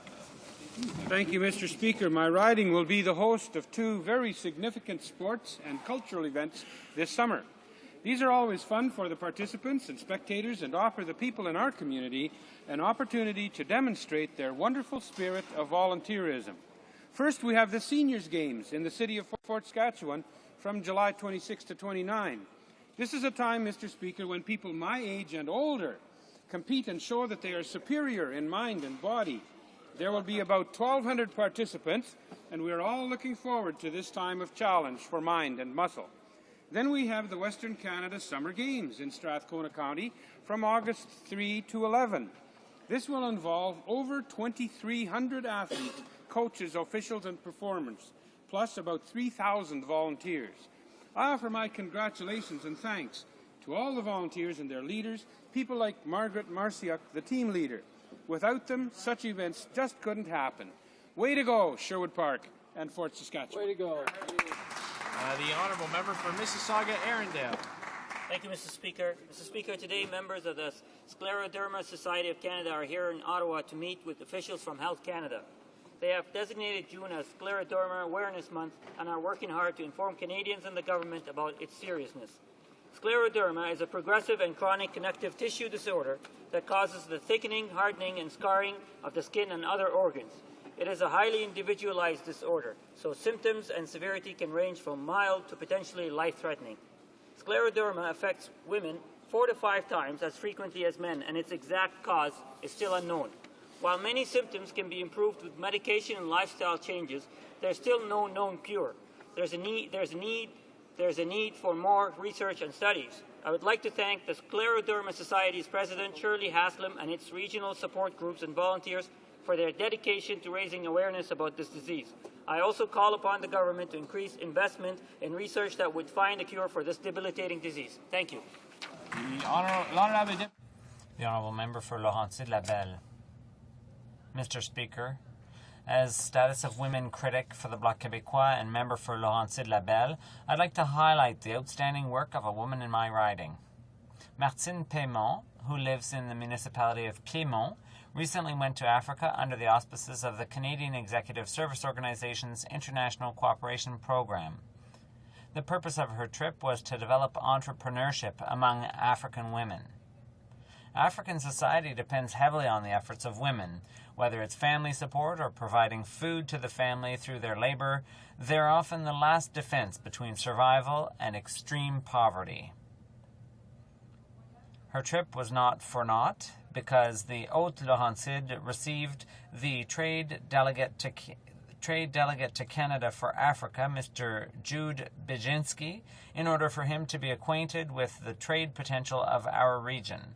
Once again, congratulations to Ms. Pima on your excellent work. Thank you, Mr. Speaker. Mountain. Thank you, Speaker. In question period, I recently challenged the government to act on real solutions to stem the flood of job losses in the manufacturing sector. 11,000 in Hamilton alone and over 250,000 nationwide. The minister's answer was, in essence, that he's taking care of business. That line hasn't made workers happy since Bachman-Turner Overdrive took that song to the top of the charts in 1974. Working families deserve more than song and dance from their government. It's time for government to be at the table when companies like Stelco and Hamilton contemplate mergers, partnerships, acquisitions, or sales. The government needs to ensure that no action is taken on the backs of workers and retirees. It's time to stand up for working families, demand that collective agreements be respected, make sure that all pension and benefit obligations for active and retired workers are honoured, and ensure that jobs will be protected. Workers need those decent-paying jobs to sustain their families. Small businesses need them to stay afloat. And our city needs them for the tax base that supports community centres, hospitals and schools. During the election, the Prime Minister promised he'd stand up for Canada. The time to deliver is now. Honourable Member for Calgary East. Mr. Speaker, the Philippines faces serious human rights challenges. Foremost among those is the large number of extrajudicial killings that have been reported. These killings have targeted political activists, journalists and others. Many of them have gone unresolved. Canada has expressed our concerns on numerous occasions to the Philippine government about extrajudicial killings and the apparent culture of immunity that is undermining law and order. Canadian officials continue to meet and consult with groups most affected by the violence.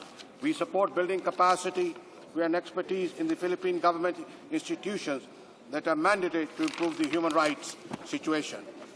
However, I would like also to take this opportunity to acknowledge the important steps the Philippines have taken to address this problem, including Task Force USIG, the Mallow Commission, and the invitation to the UN Special Rapporteur. Further, President Ayora has stated her intention to implement new measures, including the creation of special courts to investigate the killings and the strengthening of witness protection to address the issue. Thank you, Mr. Speaker. The honourable member for Nipissing Temiskaming. Mr. Speaker, I rise today to recognize the efforts of 26 students and 15 adults who spent the day on Saturday, May 27th, picking up garbage along a 10-kilometre stretch of the highway between New Liskeard and Haileybury. The initiative was spearheaded by Nathalie Lessard, a constituent who recognized the importance of making the region more beautiful and who decided to appeal to everyone to help her out. Participants filled over 100 bags of garbage. Mr. Speaker, this simple but effective initiative is an excellent example of how each and every one of us can contribute to environmental protection. I'm particularly proud. I hope one day that it will no longer be necessary to organize this kind of cleanup campaign because there's a growing awareness of the importance of a clean and healthy environment. I'd like to thank Nathalie Lessard once again, as well as the many volunteers who did their part and will surely inspire others to follow suit. The Honourable Member for Louis Hébert. Mr. Speaker, last week our Prime Minister filled Canadians with pride by getting global consensus on an agreement to fight climate change. The leaders of Germany, France, the UK, Russia, and Japan signed an agreement at the G8 summit on climate change and called this a huge success. The Secretary General of the United Nations said he was very encouraged by the progress made by G8 members in making this multilateral agreement governed by the UN. If the leaders of the world favorably receive this agreement, why does the leader of the opposition, the hero of inaction, not do the same? Leaders act, Mr. Speaker. The Prime Minister has taken action on climate change at the G8 summit. Unfortunately, the laissez-faire club with its leader, the leader of the opposition, prefers a partisan approach to taking concrete action on the environment. The Honourable Member for Beauharnois-Salaberry. Mr. Speaker, I'd like to pay tribute today to Mr. François Boyer, an admirable man who played a significant role in fostering links between the Akwesasne Mohawk community and Quebecers. I was deeply saddened to learn of his death. He was a jovial and committed man whose positive attitude was contagious, a man with a big heart who was very genuine. He will live on forever in the memory of his community and all of his loved ones and friends. He was well recognized in the Mohawk community, but perhaps less so outside his own community. I can tell you that he built bridges that are still standing today and will be important for the futures of both our cultures. My thoughts are with his family, friends, and loved ones, those who loved him, and his memory will be a guide for us in the future. Thank you, Mr. Speaker. Athabasca. The hardworking people of the Northwest Territories have only one representative in Ottawa. The member from Western Arctic is here to stand up for them and their interests, not to play political games that threaten important funding that brings significant benefits to the territories. Unfortunately, the current NDP member from Western Arctic doesn't see it that way. Shamefully, he voted against a budget his own premier called good news. Shame. And now he's supporting his leader's efforts to delay the budget bill that will cost the Northwest Territories over $54 million in funding. Mr. Speaker, the people of Yellowknife, Hay River, Inuvik, Fort Smith, and all communities in between sent the member from Western Arctic here to make Parliament work for them, not to take part in his leader's political games. It's time for the member from Western Arctic to stand up to his leader and stand up for his constituents. Tell him the $54 million that will be lost is too important for his constituents and that it's time to pass the budget implementation bill and it's time to stand up for the people of the Northwest Territories. I remind honourable members that we have to be careful not to do attacks on other honourable members in the course of Standing Order 31 statements. The honourable member for Thornhill. Mr. Speaker, recently I had the pleasure of joining members of the Sanatan Mandir Cultural Centre at their Walkathon fundraiser. The centre is a self-sustaining community organization which benefits many members of Thornhill and York region. Proceeds from the walkathon will be used for renovations to their temple. And members of the centre also have future plans to build a seniors' residence. This is one of the only events that I have attended. I have seen so many seniors event, some with heart conditions. It was very, very poignant and very inspiring. They also have a thriving seniors club that meets regularly and free Sunday school for children. They provide settlement programs to help newcomers and also assisted battered women. Their tireless efforts never cease to amaze me. It was a pleasure to walk with community members of all ages. I have visited the centre many times through the years and am continuously impressed by their unwavering commitment to community building. I wish the members of the Sanatan Mandir Cultural Centre continued great success in all their endeavours. Thank you. The honourable member for Oshawa. Mr. Speaker, all members have a responsibility to make Parliament work. Canada's Conservative government is attempting to do its job its best to make this minority Parliament work, doing what Canadians sent us here to do, like supporting cutting-edge, world-class research that will help Canada acquire the expertise and generate the knowledge that will ensure future economic growth and job creation. In Budget 2007, Canada's Conservative government made major investments in talented Canadians and their ideas. But because of the petty, partisan antics of the Liberal and NDP members, nearly $300 million in support to such world-class institutions such as Canary, Genome Canada, the Perimeter Institute, and the Rick Hansen Foundation is in peril. Not Rick Hansen. Absolutely. Why are the Liberals and NDP ready to punish Canada's researchers, Canada's future, so they can play their pathetic... The honourable member for Hamilton East, Stony Creek. Thank you, Mr. Speaker. The community beach ponds, also known as the turtle ponds, are one of the best remaining examples of diverse urban biospheres and are found in the Stony Creek portion of my riding. Sadly, turtle ponds are at risk of being sold to housing developers. The current landowners, our two school boards, cannot be faulted for wanting to sell and make money. We all know the shameful state of education financing in this country, where the Conservative government and the past Liberal governments have wiped their hands of providing adequate funding for our schools. This government, however, failed to take any steps to assist the other levels of government interested in protecting the turtle ponds. There is historical proof of the presence of two turtles that are species at risk in this area, but no recent studies have been done to see if those species at risk are still present.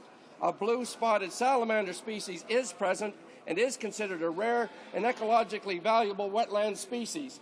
This Conservative government needs to act now to help preserve this natural area and ensure that it is safe from development and remains a protected area of the biodiversity for the community and future generations. Thank you, Mr. Speaker.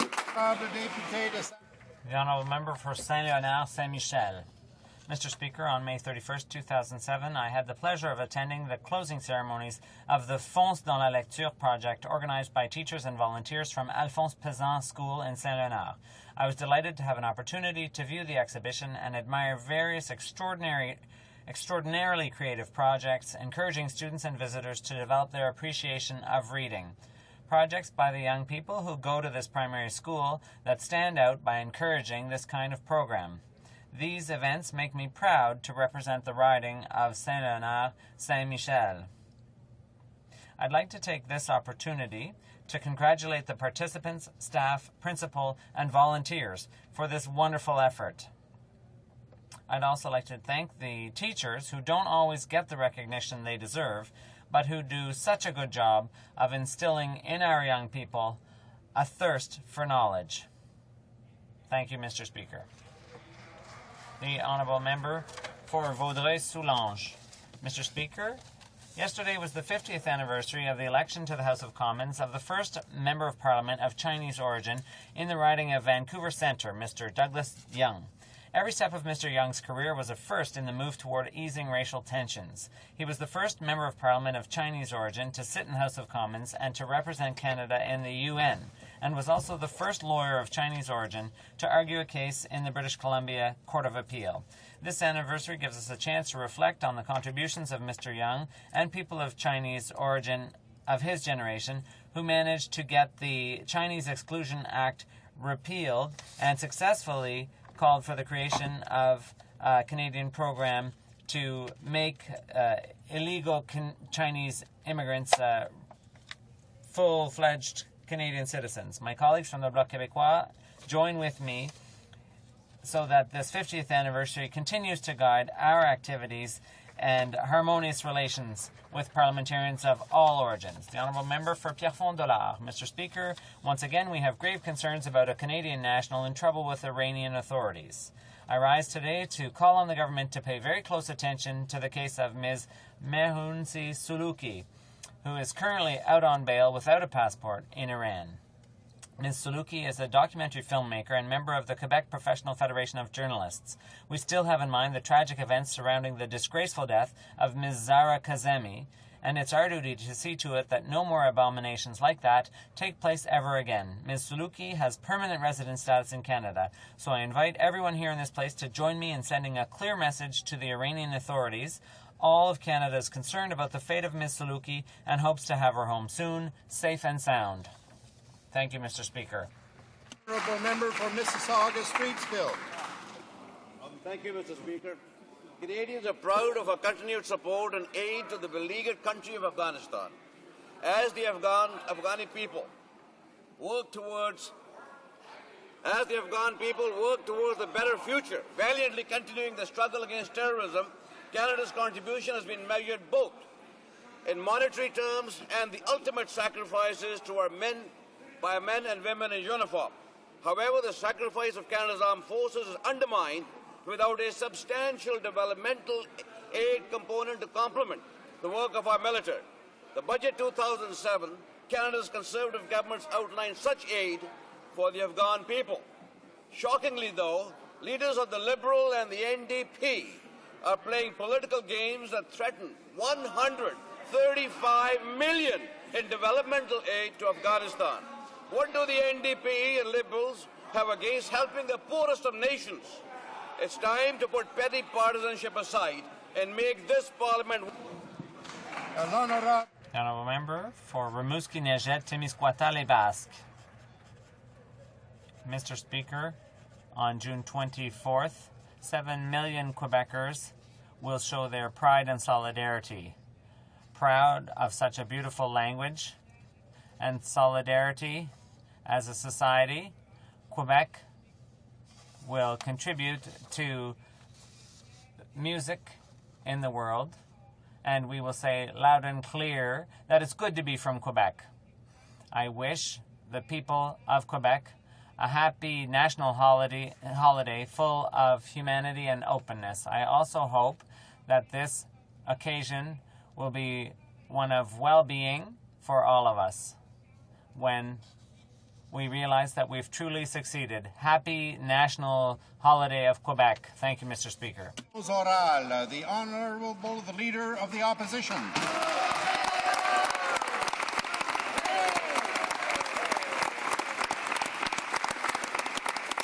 Mr. Speaker, now the Prime Minister wants to take the premiers to court.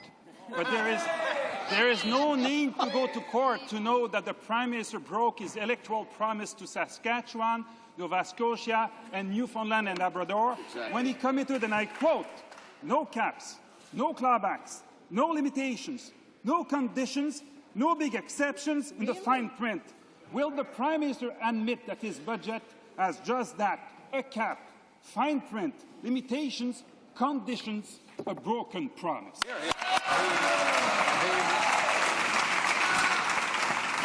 Right Honourable the Prime Minister.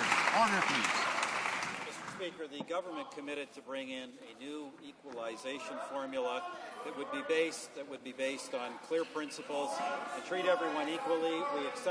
We accepted in large measure the recommendations of the O'Brien Commission, but at the same time, Mr. Speaker, we left in place the existing side deals, the Atlantic Accords, that this party had supported and continues to support.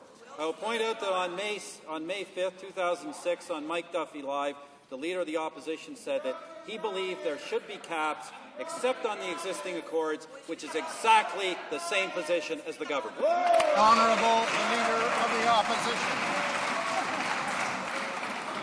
Well, Mr. Speaker, when the Finance Minister announced the end of federal-provincial bickering, they didn't say that meant we'll sue you if you disagree with us. Monsieur le Président. Mr. Speaker, can the Prime Minister tell this House what is in paragraphs 80, 81, 82 of Bill C-52? The Right Honourable the Prime Minister.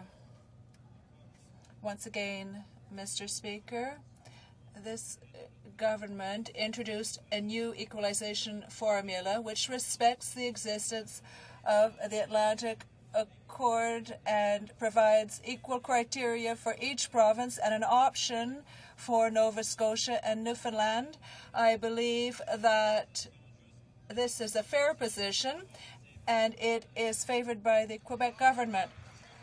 The Honourable Leader of the Opposition. Mr. doesn't want or cannot answer, I will answer.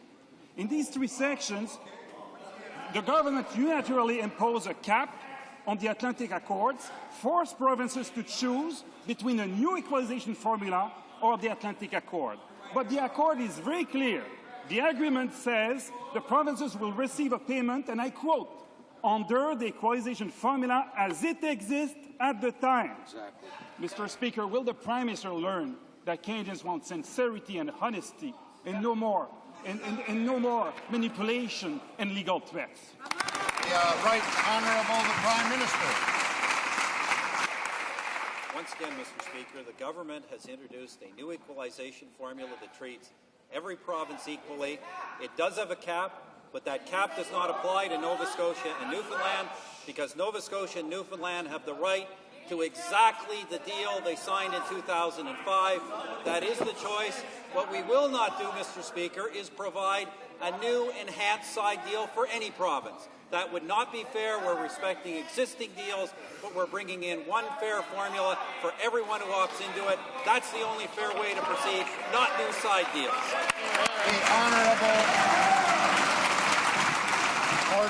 The Honourable Member for Etobicoke Lakeshore. Mr. Speaker, less than 3 months after the Finance Minister declared, quote, that bickering between provincial and federal governments is over, a hilarious quotation, we have a Prime Minister at war with the provinces, at war with Nova Scotia, Newfoundland and Labrador, and Saskatchewan. This is no way to run a country, Mr. Speaker. A Prime Minister should call meetings with premiers, not threaten them with lawsuits. Mr. Speaker, why does the Prime Minister run attack ads and threaten lawsuits instead of working with people who are partners in the Federation? Right Honourable the Prime Minister. Once again, Mr. Speaker, while I was in Europe, I know that both the Minister of Foreign Affairs and the Minister of Finance were having discussions with the government of Nova Scotia. I know that they want those discussions to continue. Those discussions were not broken off by the federal government. And Mr. Speaker, it's a very serious allegation to say the federal government has broken a legal contract. We've done no such thing. This party fought for the Atlantic Accords. We want to keep the Atlantic Accords. And if someone's going to make an allegation that we broke the law, I would think they would have the decency to act upon that allegation or withdraw it. The Honourable Member for Etobicoke Lakeshore. Monsieur le Président. Mr. Speaker, I believe he has chosen war. I know that the Prime Minister hates having to admit that he's wrong, and I know he is prepared to go a long way to hide his mistakes, and Canadians should not pay the price for his stubbornness. Why does the Prime Minister not agree that his new formula does not respect the Atlantic Accord, and why is he refusing to do the honourable thing, that is to respect his promise? The Right Honourable the Prime Minister. Mr. Speaker, the Minister of Foreign Affairs and the Minister of Finance had discussions with Nova Scotia.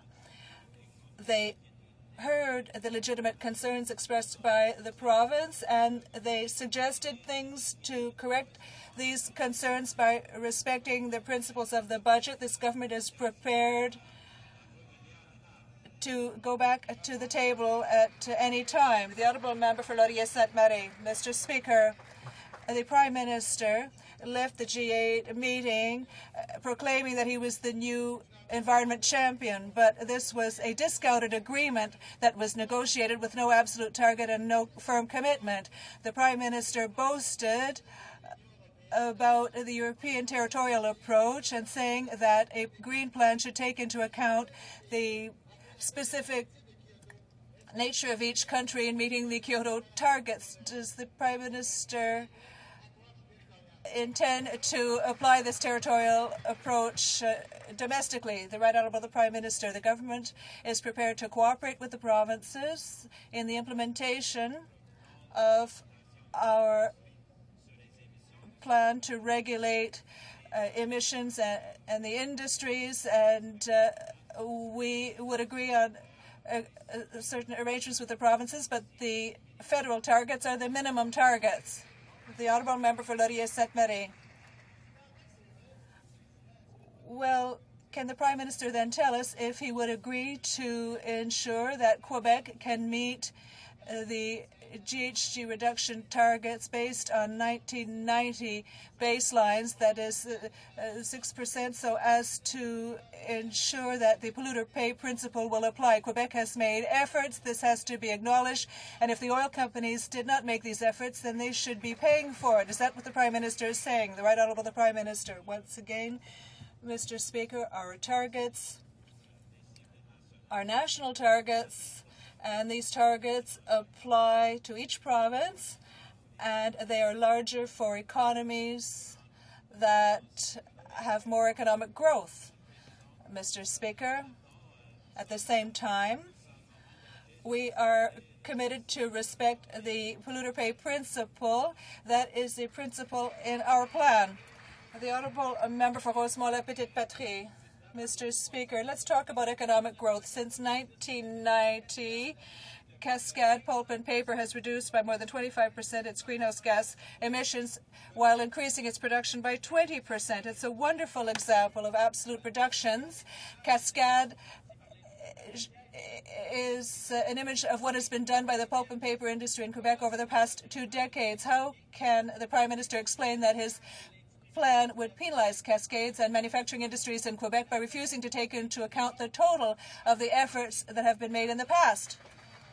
The Honourable Minister of the Environment. Mr. Speaker, that is not the case. A very large part of our efforts to reduce greenhouse gas emissions is to acknowledge the efforts that have been made by industries in the past 13 years, and it's very important, and it's well known, that the previous government did nothing over the past 13 years. There are some businesses that worked very hard, and it's essential that we acknowledge their efforts. The Honourable Member for Rosemont-la-Petite-Patrie. Mr. Speaker, Hubert Bolduc, Vice Chairman of Cascade, said last week, and I quote, "It is regrettable that the federal government will not accelerate a carbon market," end quote. When will the minister finally understand how important it is to the environment and the industry to have a carbon market in Montreal? And this would require absolute greenhouse gas emission targets. The Honourable Minister of the Environment.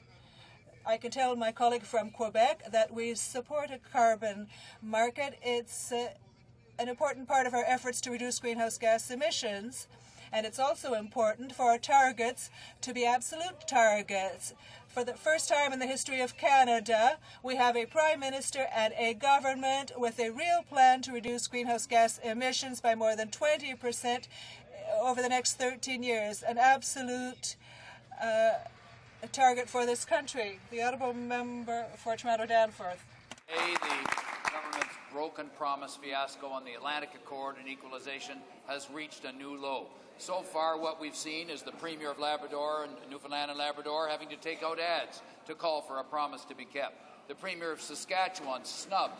Prime Minister wouldn't even meet with him when he went to the province. And then we saw a Conservative member of Parliament who decided to try to keep his promise to his constituents thrown out by this government. And now we see the Premier of Nova Scotia weighing in.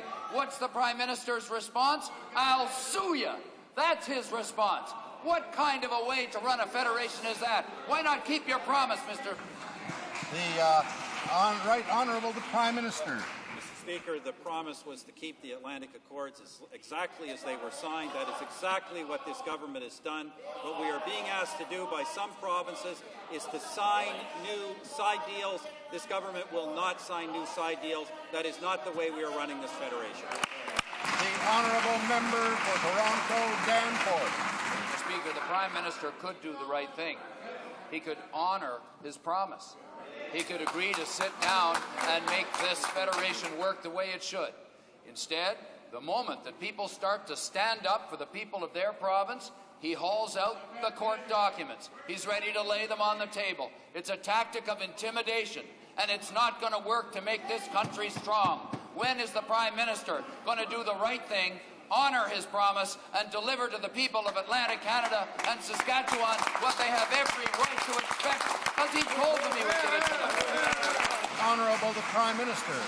Well, Mr. Speaker, once again, that's exactly what we've done. And as I said, the Minister of Finance, the Minister of Foreign Affairs, we're having good discussions with Nova Scotia and are anxious to continue those discussions, and they certainly have the full support of the government if that's what the government of Nova Scotia wants to do.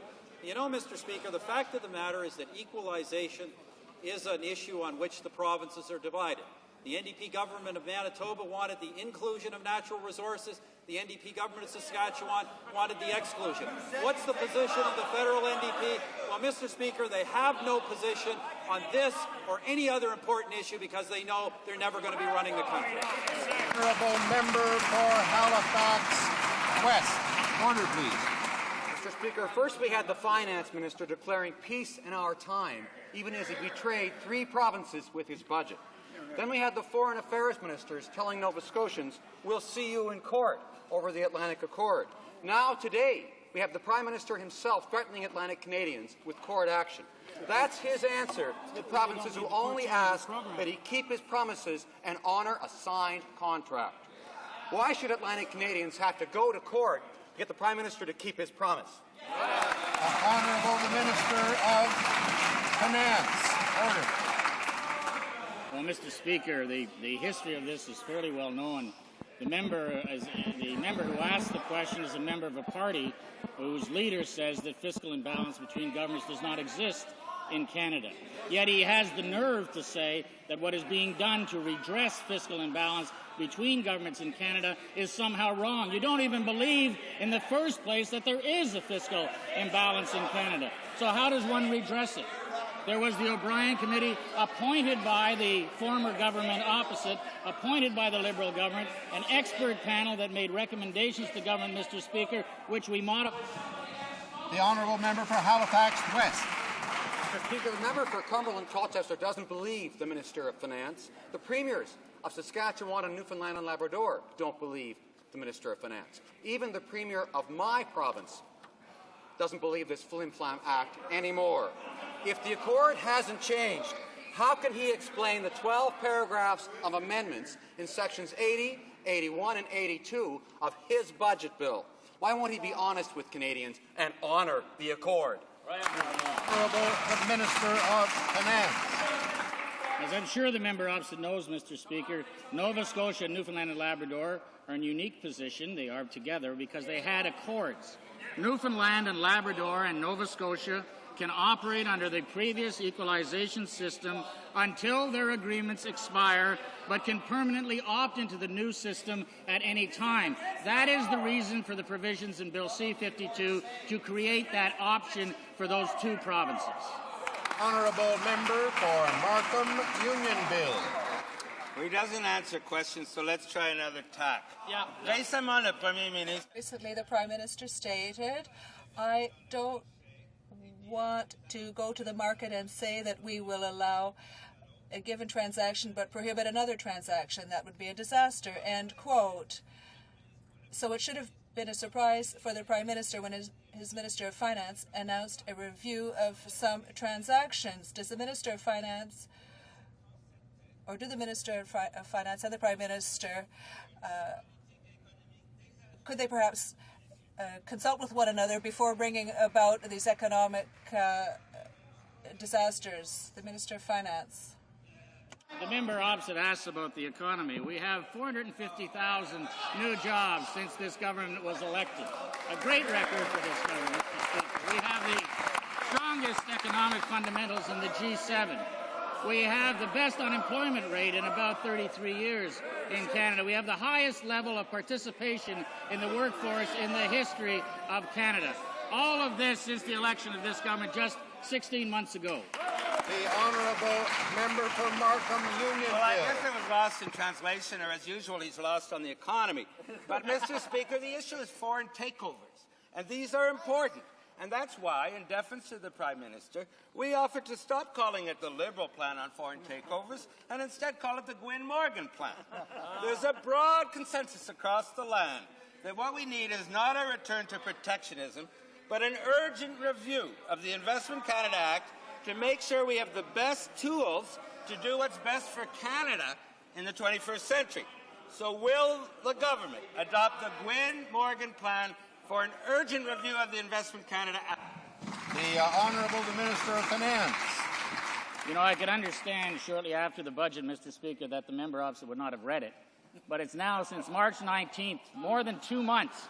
And if he bothers to read the budget, he'll see that the Minister of Industry, the government is appointing a committee to report to the Minister of Industry on competitiveness, including the issue to which he makes reference. So get with the program. Read the budget. The honourable member for Longueuil, Pierre Boucher.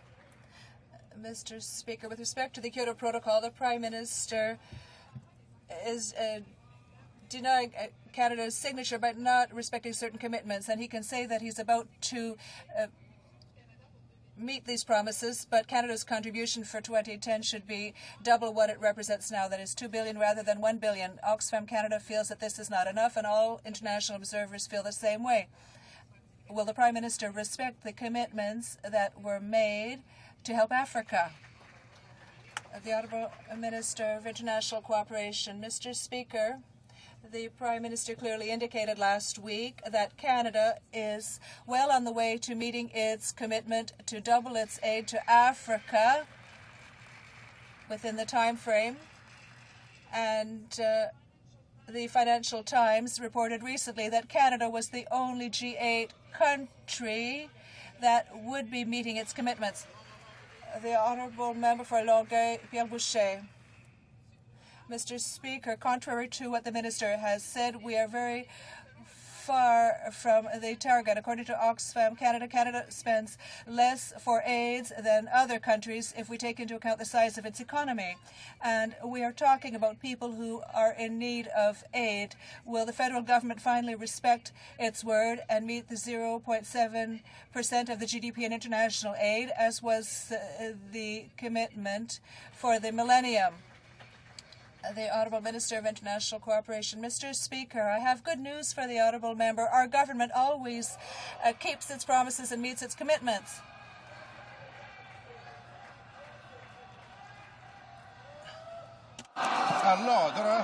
Order, please. The Honourable Minister for International Cooperation has the floor, and we must hear the answer. Order, please.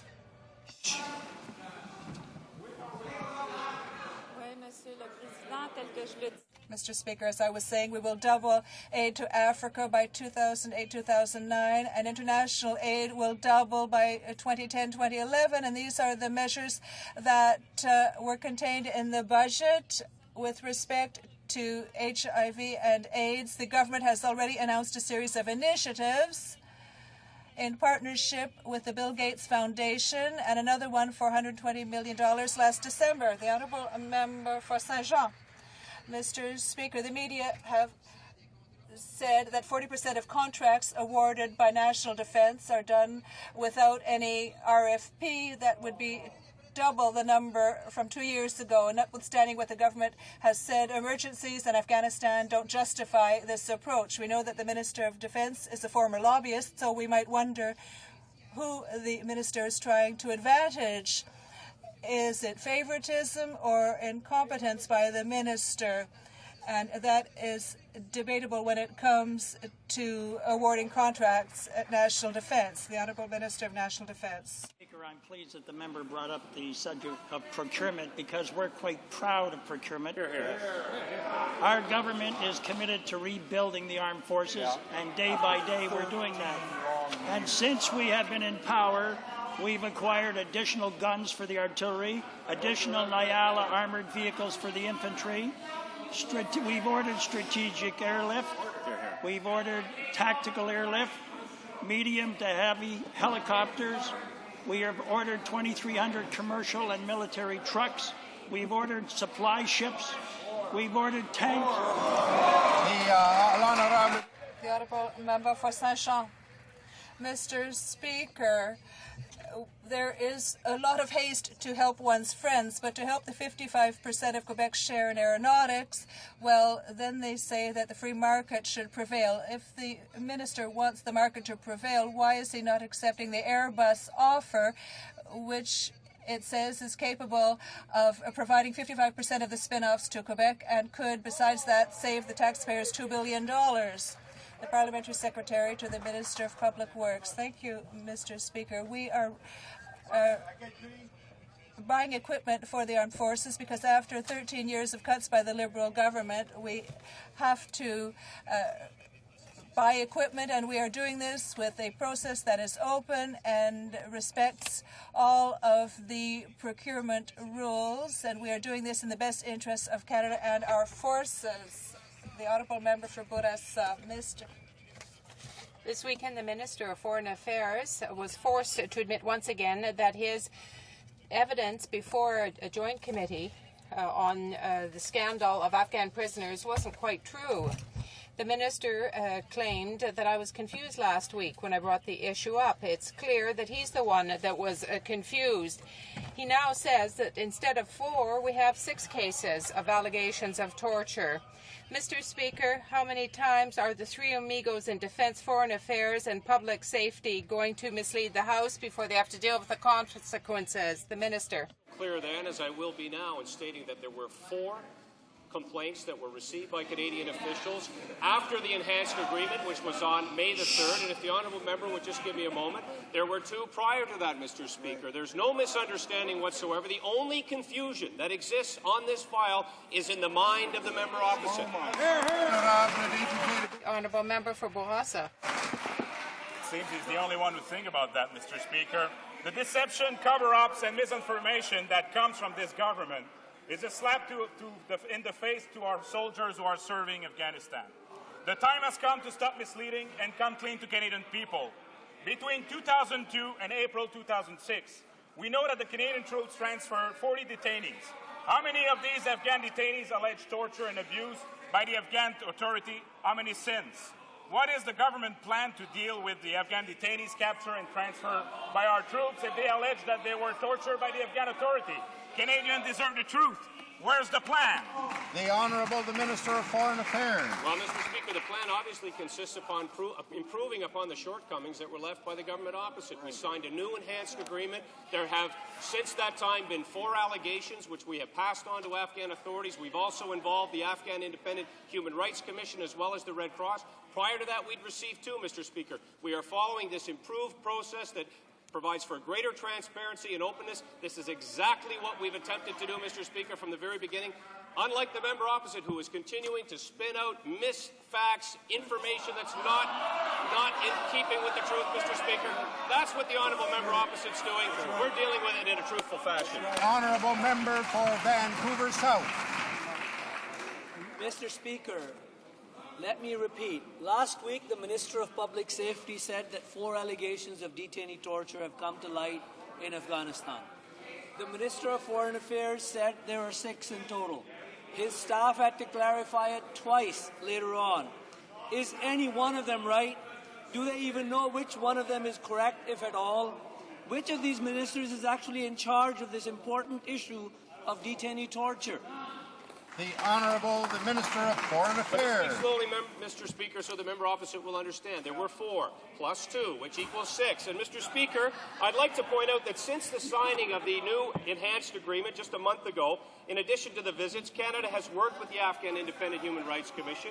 We've worked with the government of Afghanistan, including having conducted workshops on human rights, as well as working with the Human Rights Commission to set out a human rights mandate for Afghanistan organizations. We're making great progress in that regard, Mr. Speaker. The members opposite trying to cast aspersions, trying to breed some kind of misunderstanding, is not helping our efforts in Afghanistan. Honourable member for Vancouver South.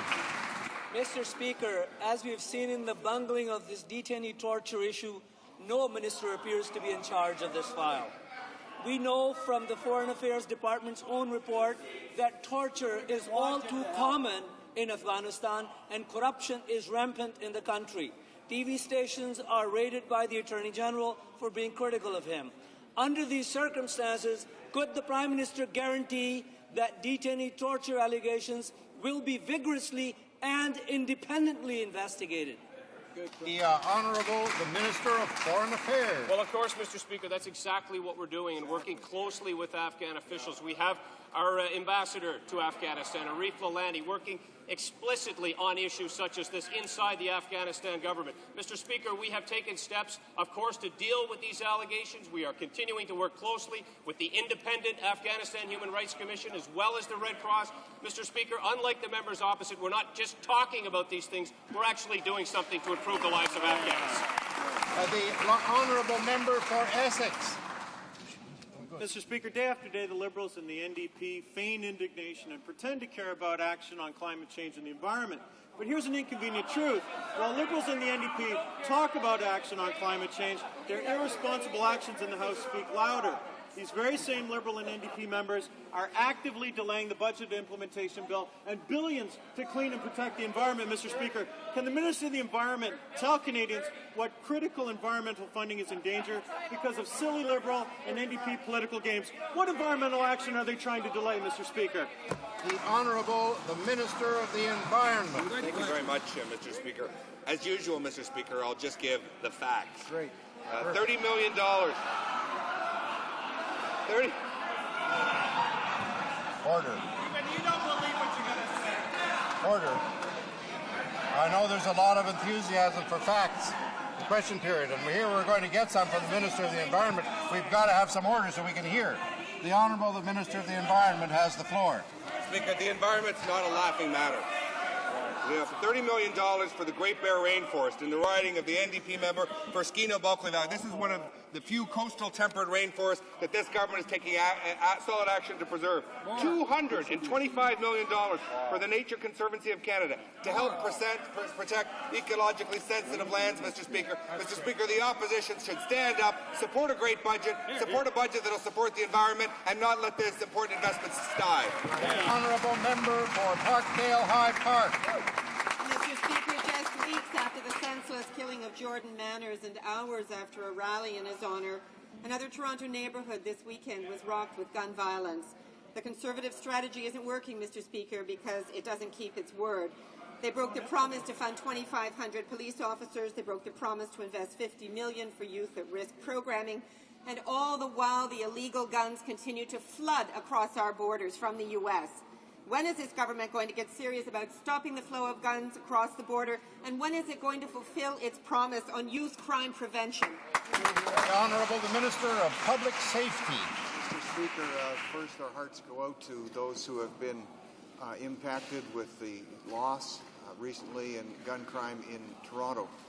Along with that, it's important to congratulate the City of Toronto and their police forces because they've taken the strategy of having more police officers on the street, being more aggressive about gun crime, and using the approach on gun smuggling, to which we've increased resources, Mr. Speaker. We want to see gun crime reduced. That's why we are getting aggressive on it. And in Toronto, notwithstanding these tragic incidents, gun crime, in fact, has been reduced because of the aggressive action of the Toronto Police. The Honourable Member for Parkdale High Park. Well, with no thanks to this government, Mr. Speaker, and the numbers are still far too high. Our children are being shot and are dying on Toronto streets. We need action now. Investing in youth programming, childcare, and housing are all part of Toronto's community safety plan. The city's invested $35 million. The Conservatives have invested virtually nothing.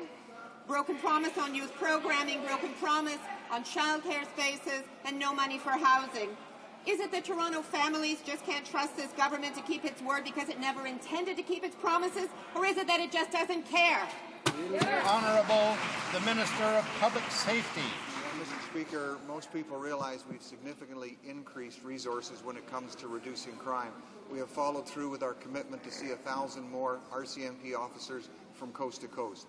I'm in discussions and getting good feedback from Attorneys General and Ministers of Justice related to our commitment on the 2,500 police officers. We have a $64 million strategy dealing with a drug strategy. We put millions more into the whole issue of youth gangs and youth at risk, and I was able to announce that in a significant way again on Friday in Halifax. It was well received by the local communities and the groups who are working hard with us to reduce gun crime.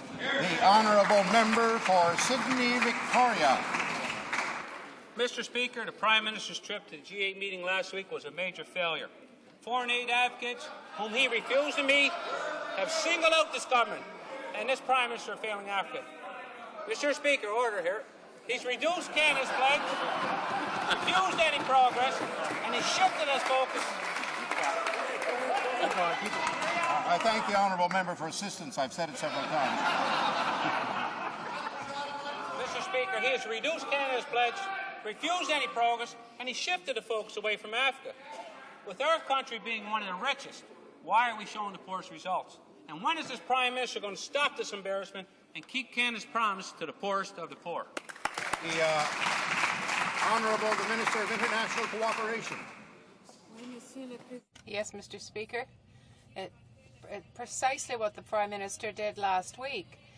The Prime Minister ensured that Canada was on the right track to meet its engagements and undertake its engagements with respect to Africa and development aid. He participated with his colleagues in the G8 in an announcement with respect to Africa and what will happen in coming years.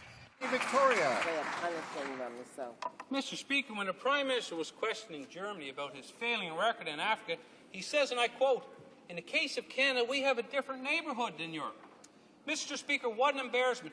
He's implying because Africa is not in our neighbourhood that we should neglect their plight. This is a disgrace. Mr. Speaker, Canada was once a leader in aid to Africa. Why is this government letting the Africans down? Honourable the Minister of International Cooperation. It's quite the contrary, Mr. Speaker. The Prime Minister has reaffirmed that Canada will be committed vis-à-vis Africa. He stated that in view of the fact that we have developing countries who are our neighbours that also need help, we will also help them. The Honourable Member for Kitchener Centre. Community safety and crime prevention focuses on the root causes of gang violence in communities. The Kitchener-Waterloo Multicultural Centre was devastated after passing 3 levels in their project for approval, then last Friday finding out no money was coming. This is a program that works in my community. Because of the indifference of this Minister of Heritage, their good work of integrating and empowering new Canadians is now at risk. But the Minister thinks everything is just great. How many crime prevention groups does this Minister plan to victimize this year? Honourable the Minister of Canadian Heritage. Mr. Speaker, as you know, we as a government are working towards improving the communities, making them safer. We just heard from the Minister of Public Safety of all the initiatives that we've undertaken in the 16 months we've been in office. We're looking at it in a multilateral, aspects of all the responsibilities of all the ministers, and we will continue to do so because Canadians want their communities to be safer and stronger. Perfect. Honourable Member for Kitchener Centre. Mr. Speaker, these are agencies with proven track records and partnerships in a Community Safety and Crime Prevention Council that has been working in Waterloo Region for years. Yep. Unfortunately, nobody can believe what the Minister of Heritage is saying. So now, when the Minister of Public Safety announces his so-called focused approach to crime prevention funding, alarm bells go off. If that's true, when will Kitchener-Waterloo Counselling Services, when will the Downtown Community Health Centre and the Multicultural Program in my riding expect to hear about their funding? Are these crime prevention groups being refocused right into the Conservative garbage can? The Honourable the Minister of Public Safety. Well, Mr. Speaker, I and my colleagues have been involved in the last few months announcing crime prevention programs right across the country. Yeah. We don't think it's the part of the federal government to impose a certain type of program. We want to know what works. We want to see groups with proven records, and they are coming forward in a very positive way. And I'll tell you what we're wondering, Mr. Speaker. We're wondering why the Liberals won't support us in other areas also in terms of legislation. For instance, Mr. Speaker, legislation that would require mandatory jail time for those who commit crimes with firearms. Why won't the Liberals support us in that? Honourable Member for Chambly-Bordeaux.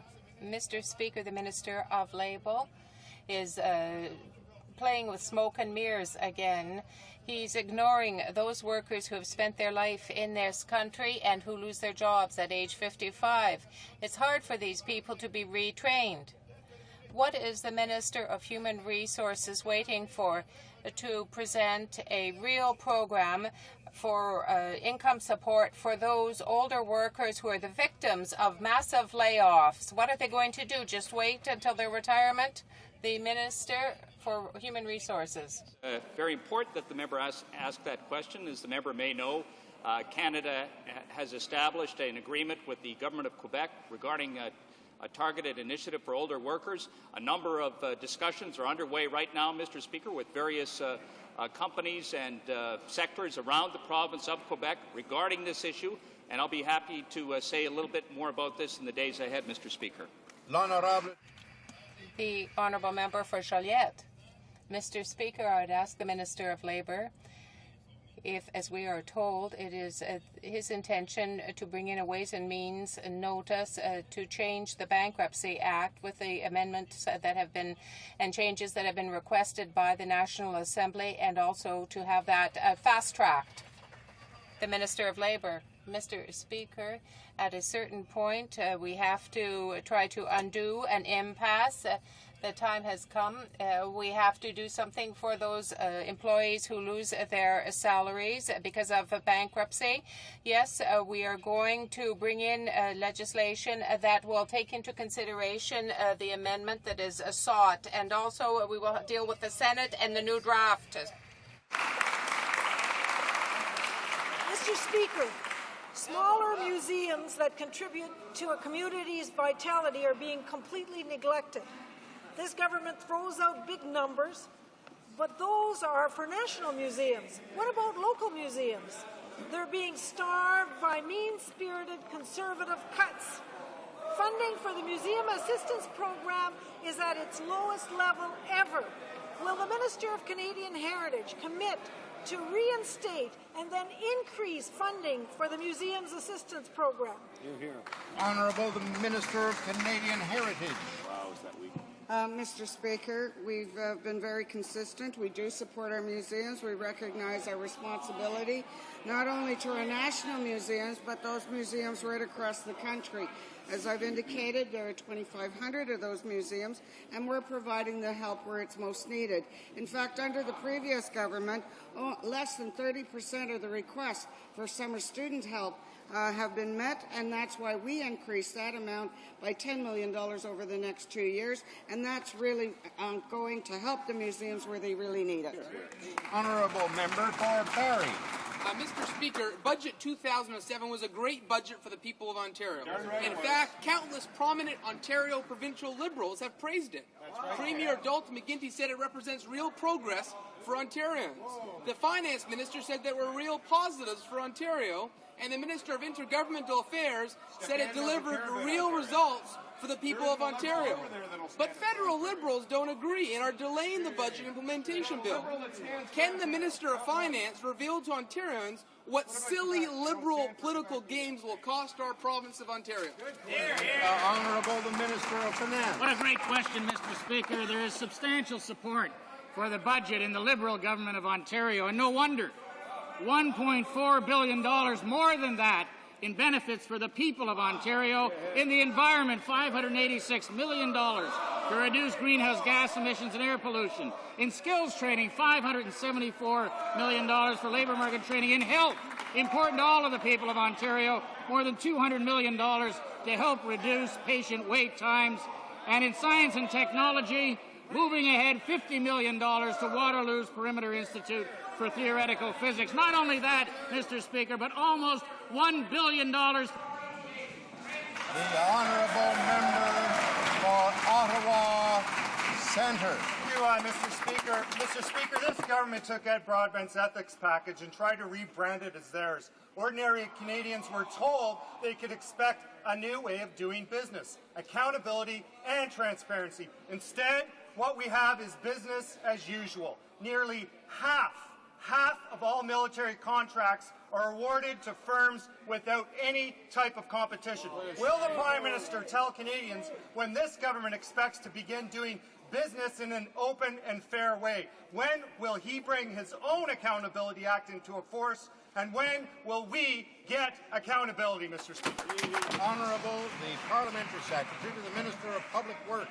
Mr. Speaker, we are doing things in an open and transparent way. We're getting value for taxpayers' dollars. After 13 years of Liberal cuts to our armed forces, we think it's time that we have a federal government that stands by our forces. That's what Canadians voted for when they elected a Conservative government, and that's what we are delivering. In fact, I have a quote here. Over the past 13 years, Liberal governments have cut back resources to the Canadian forces because of a philosophical choice was made to diminish the military's place in Canadian society. Who said that? Former Liberal Defence Minister David Collinette. Member for Ottawa Centre. Wanted a government that was open and accountable. What we have is a defence minister who continues to lead by mistake.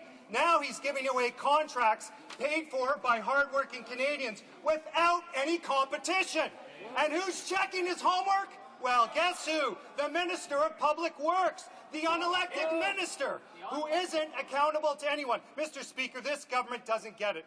Rebranding government is not the same as actually changing government.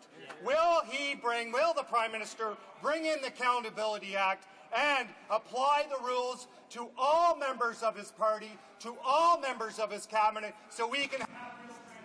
The Honourable, the Parliamentary Secretary to the Minister of Public Works and Government Services. Mr. Speaker, re-equipping our armed forces and getting them the tools and resources that they need to fulfill the good work that they do for Canadian people is being done through a competitive process. There are, of course, times when contracts have to be sole source because only one person or one company can provide the equipment that our troops ask the government to provide them.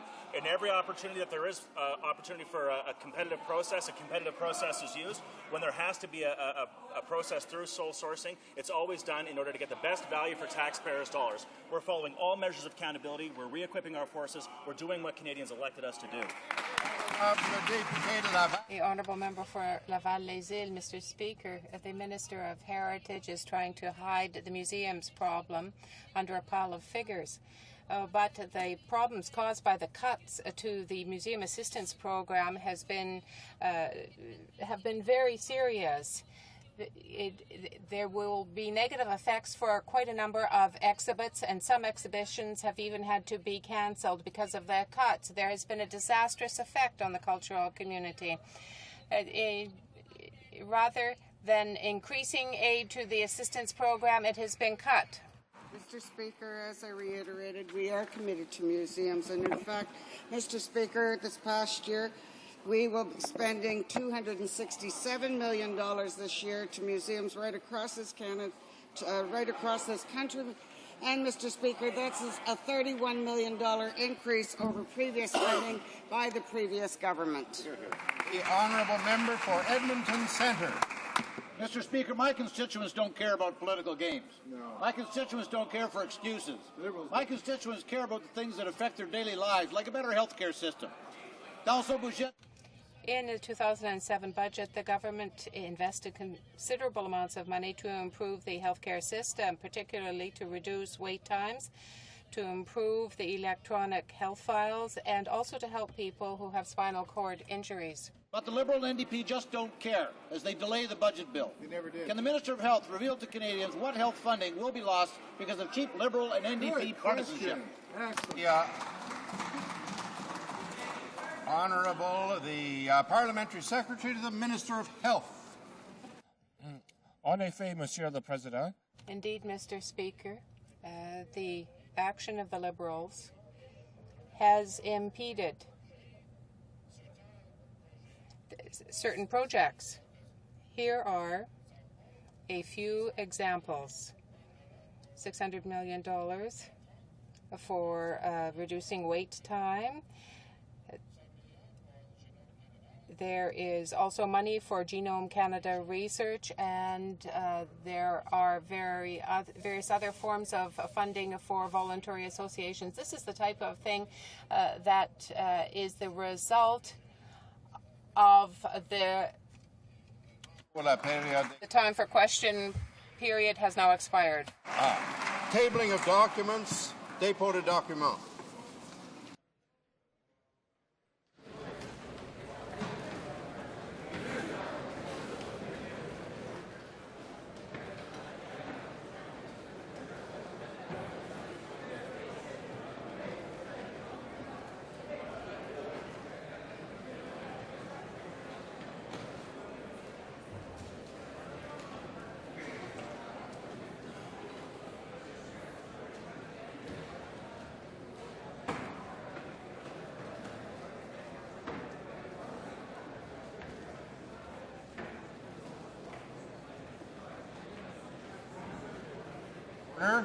Tabling of documents, dépôt de documents. Introduction of government bills. Déclaration de ministre. Statements by ministers. Reports from interparliamentary delegations. Présentation. Presenting reports from committees. For Calgary Northeast. Thank you, Mr. Speaker. Mr. Speaker, I have the honour to present in both official languages the 16th report of the Standing Committee on Justice and Human Rights in relation to Bill S-211, an act to amend the Criminal Code lottery schemes. Given the workload of the past few weeks, the committee has been unable to give the bill the consideration it requires, and therefore requests an extension of 30 sitting days.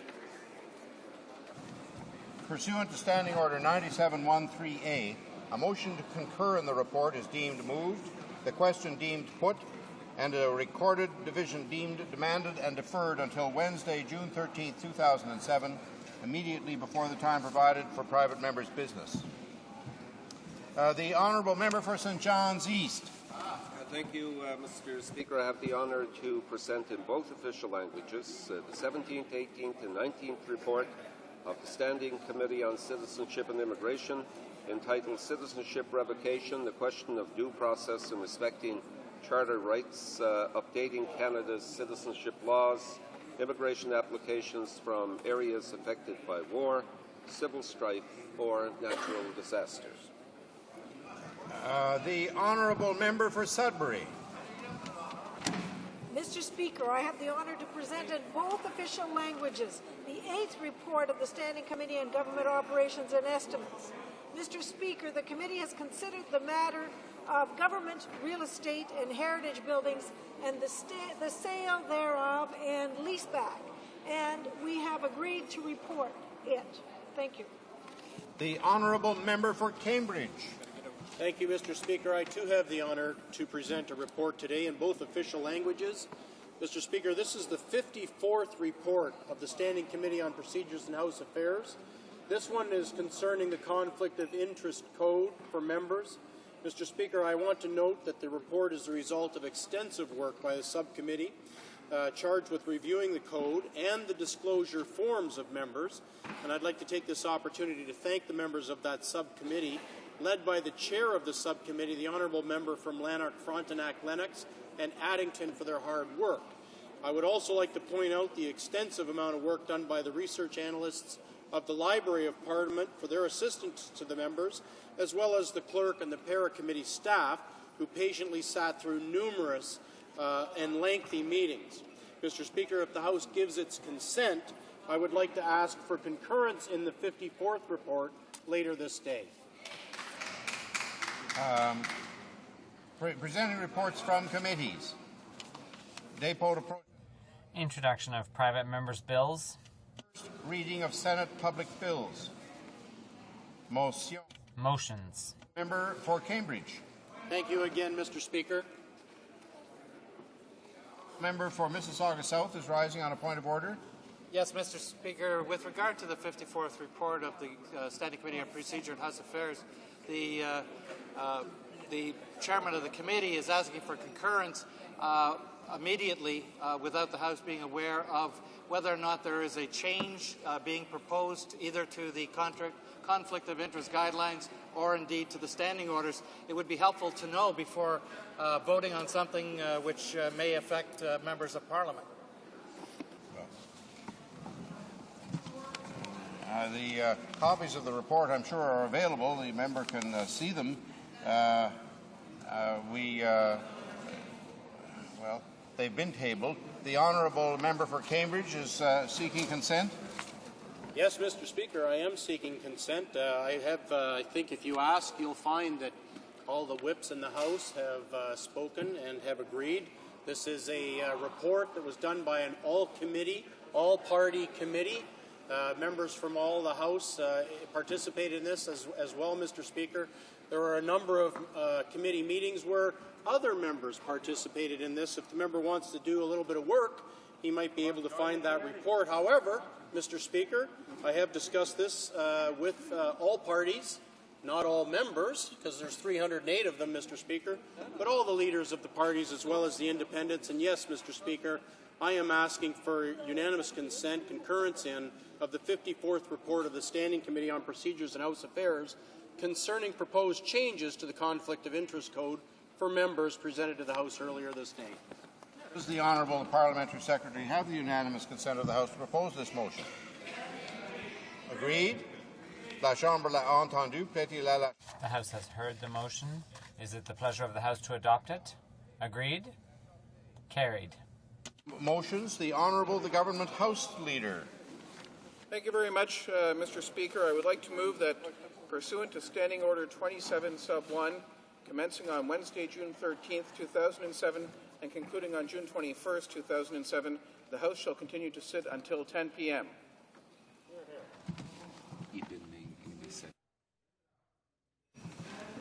Mr. Van Loan, seconded by Mr. Day, moves that pursuant to Standing Order 27-1, commencing on Wednesday, June 13th, and concluding on Thursday, June 21st, the House shall continue to sit until 10 p.m. Debate. The Honourable the Government House Leader.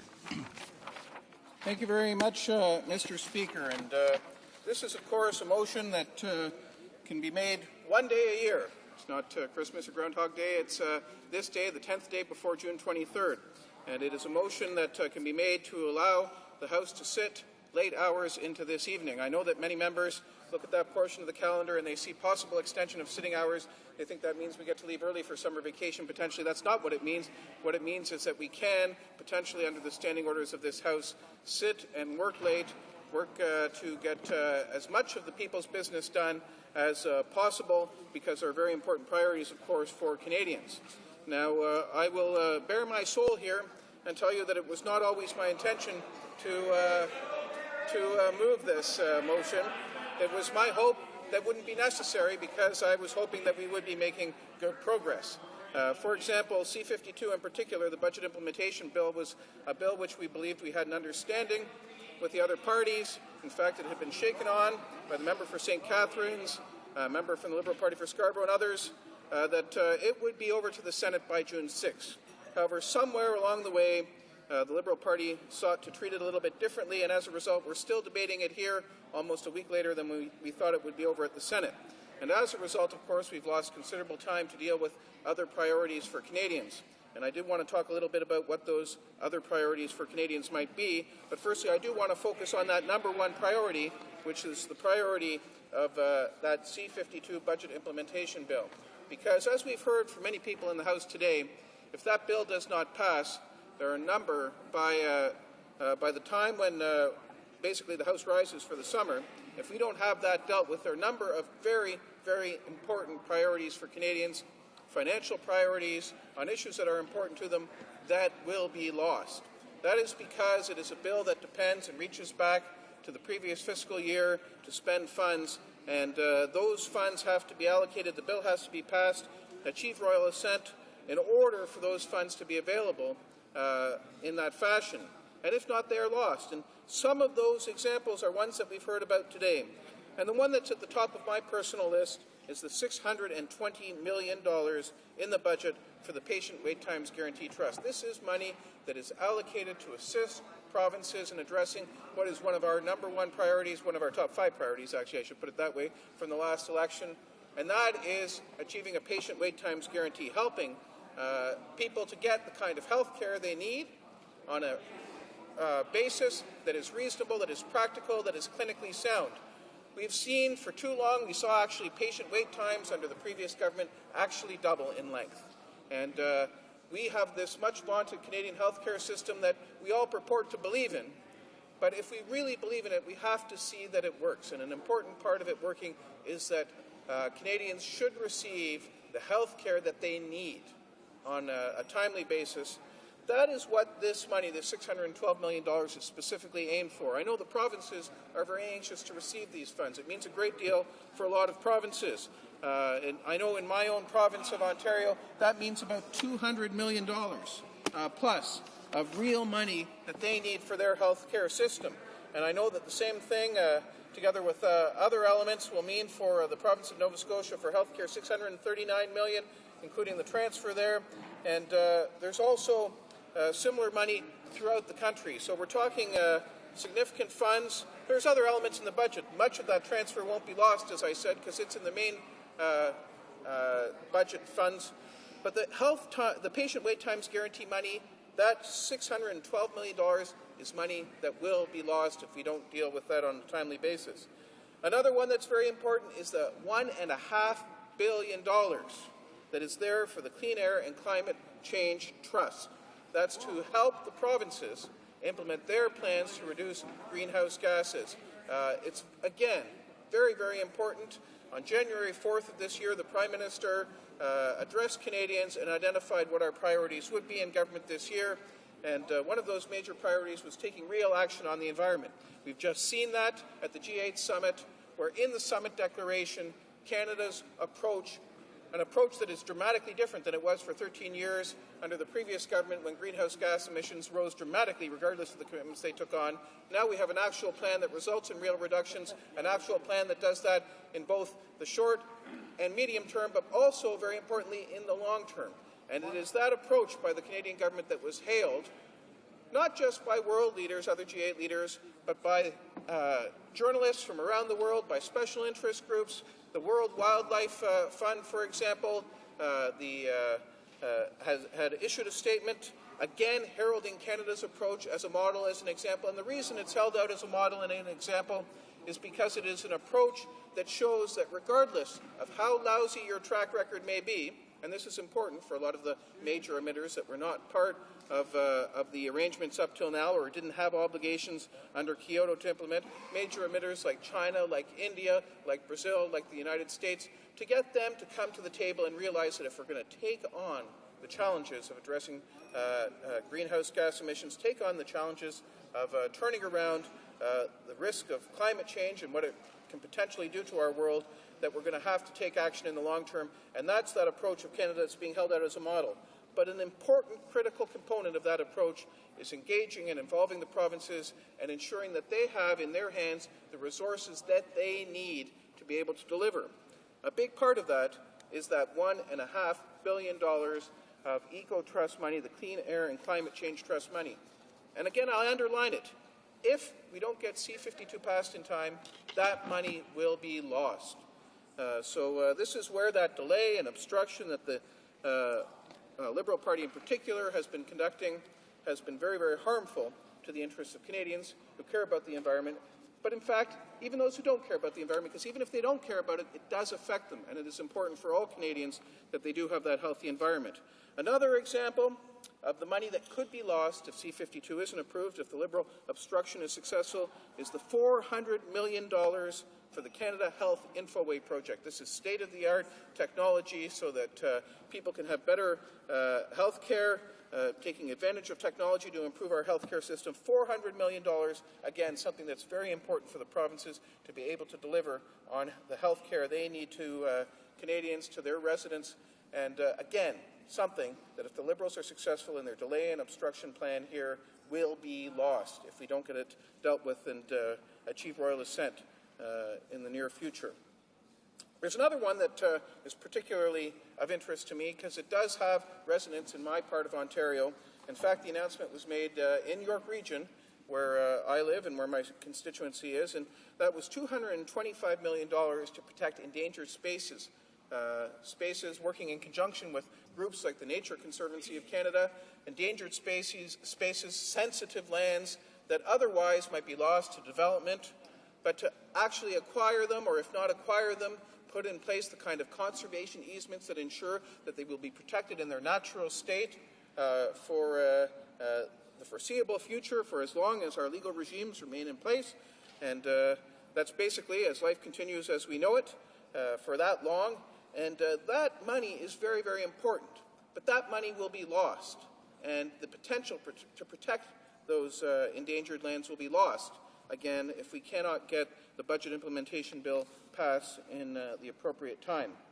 I also want to talk about $30 million going to the Rick Hansen Foundation. Rick Hansen is, of course, the man in motion, a great Canadian who rolled his wheelchair.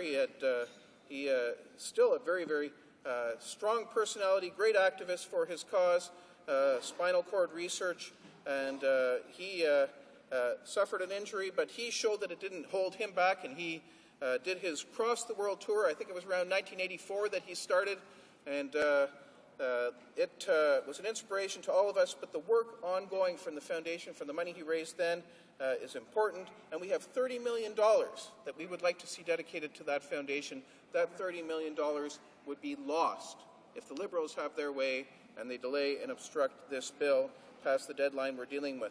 So for all of those reasons, that budget implementation bill is very, very important, not just because we want to see it passed, that's a good reason, but because there are actual, real consequences with a ticking clock because of the fact that a significant amount of the funds are anchored in the previous fiscal year before March 31st. That means we have to pass it before the books are closed. Basically, we have to get royal assent. We have to get it all the way through before the folks up here on Parliament Hill go home to their ridings for the summer. So in order to do that, we want to see the potential to deal with all these bills for as long as we need to. And I might add, there are other bills, too, that we had been hoping we would be debating already, many of them, except for the fact the Liberals have chosen to take this budget implementation bill and delay it every way they can for as long as they can, as we've been seeing today in the House and Friday and so on. And we've tried other measures to try and speed this along, but again, they have stepped in to block it every time. But there are other very important bills that we have to deal with at the House. C-23, a criminal code amendment. Our justice agenda is a very, very important agenda, and C-23 is a bill that deals with the criminal code provisions and updating them. It has come back from committee. We are here in the House to deal with it at report stage. We would like to do that quickly, but we're going to need some time in the House to deal with that. Similarly, C-11 on transport, we're expecting to see back from the Senate, and those are amendments that we are going to have to see whether this House agrees with them or not. But that's a very important bill that's been around a long time. You can just tell by its number, C-11. It's one that we've been waiting for about a year or more to be able to deal with. Similarly, we have bills at C-31. Right now it's over at the Senate, but they've told us this is the election integrity bill. We've heard that they indicate a desire to make some amendments to it. We'd like to see that in place. I think all parties want to see it in place. There was, broadly speaking, at least among three of the parties in the House, agreement that we want to see this bill in place as soon as possible. I know we amended it at committee, and we accepted as a government the amendments that were proposed by the Liberals in the bloc. Unfortunately, the Liberals in the Senate had a very, very different view of how the bill should work from the Liberals in the House of Commons. So they're actually getting rid of the Liberal amendment that was put in place, the amendment supported by the Liberals on how to deal with those lists and the disclosure of information to political parties. They've changed it to actually a position that was identical to what the Conservatives had at committee originally.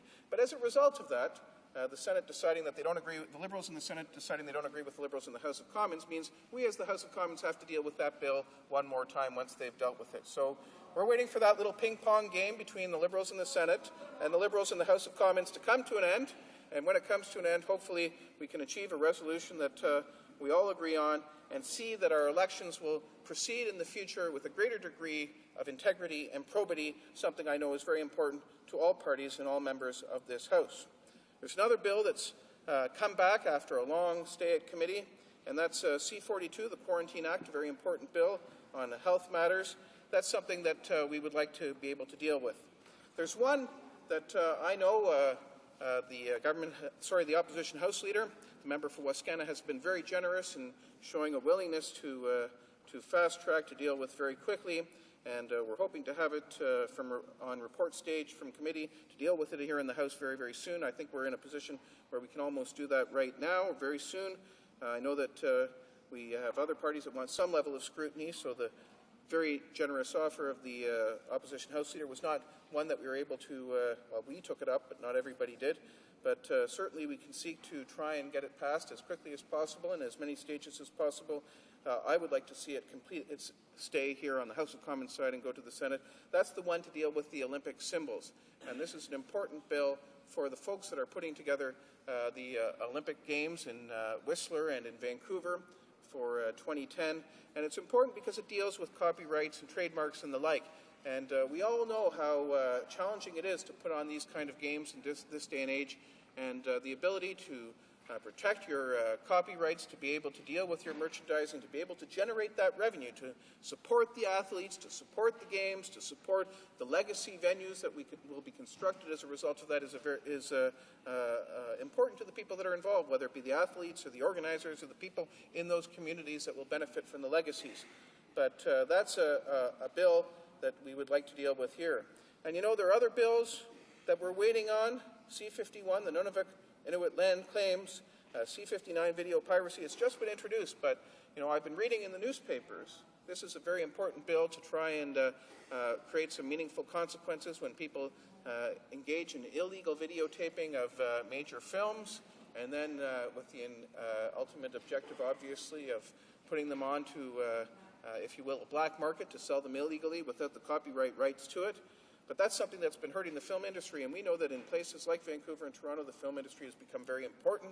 In fact, all across this country, but those places in particular, and very important for us. And it's important that Canada maintain its credibility within that industry, that we support our artists, we support the people who give value to that intellectual property, and that we show leadership as a country in protecting it. This is, as we move, I think, in the future era on trade issues away from matters and goods and products that are manufactured to the kinds of services that people consume that have more and goods that have more to do with intellectual property, that we be seen as real leaders on that in that regard.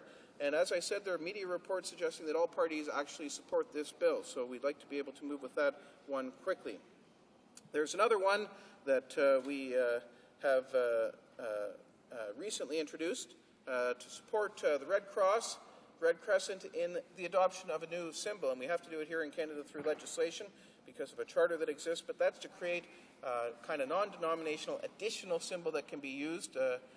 It's ratification of a treaty, and that's red crystal. And that's important for allowing the Red Cross, Red Crescent Society also to use the red crystal as a symbol in places where that is a symbol that where the Red Crescent or Red Cross might create some discomfort with the local population, that they will be able to use this alternate symbol, and that we as a country would recognize and ratify that they would have all the protections of the Geneva Conventions that apply, so that anyone would have to respect that. There would be consequences if people misuse such a symbol in trying to conduct an offensive military operation, so that it could serve the purpose intended, so that lives could be saved and lives could be protected in difficult scenes around the world. And I think that's something everybody believes in.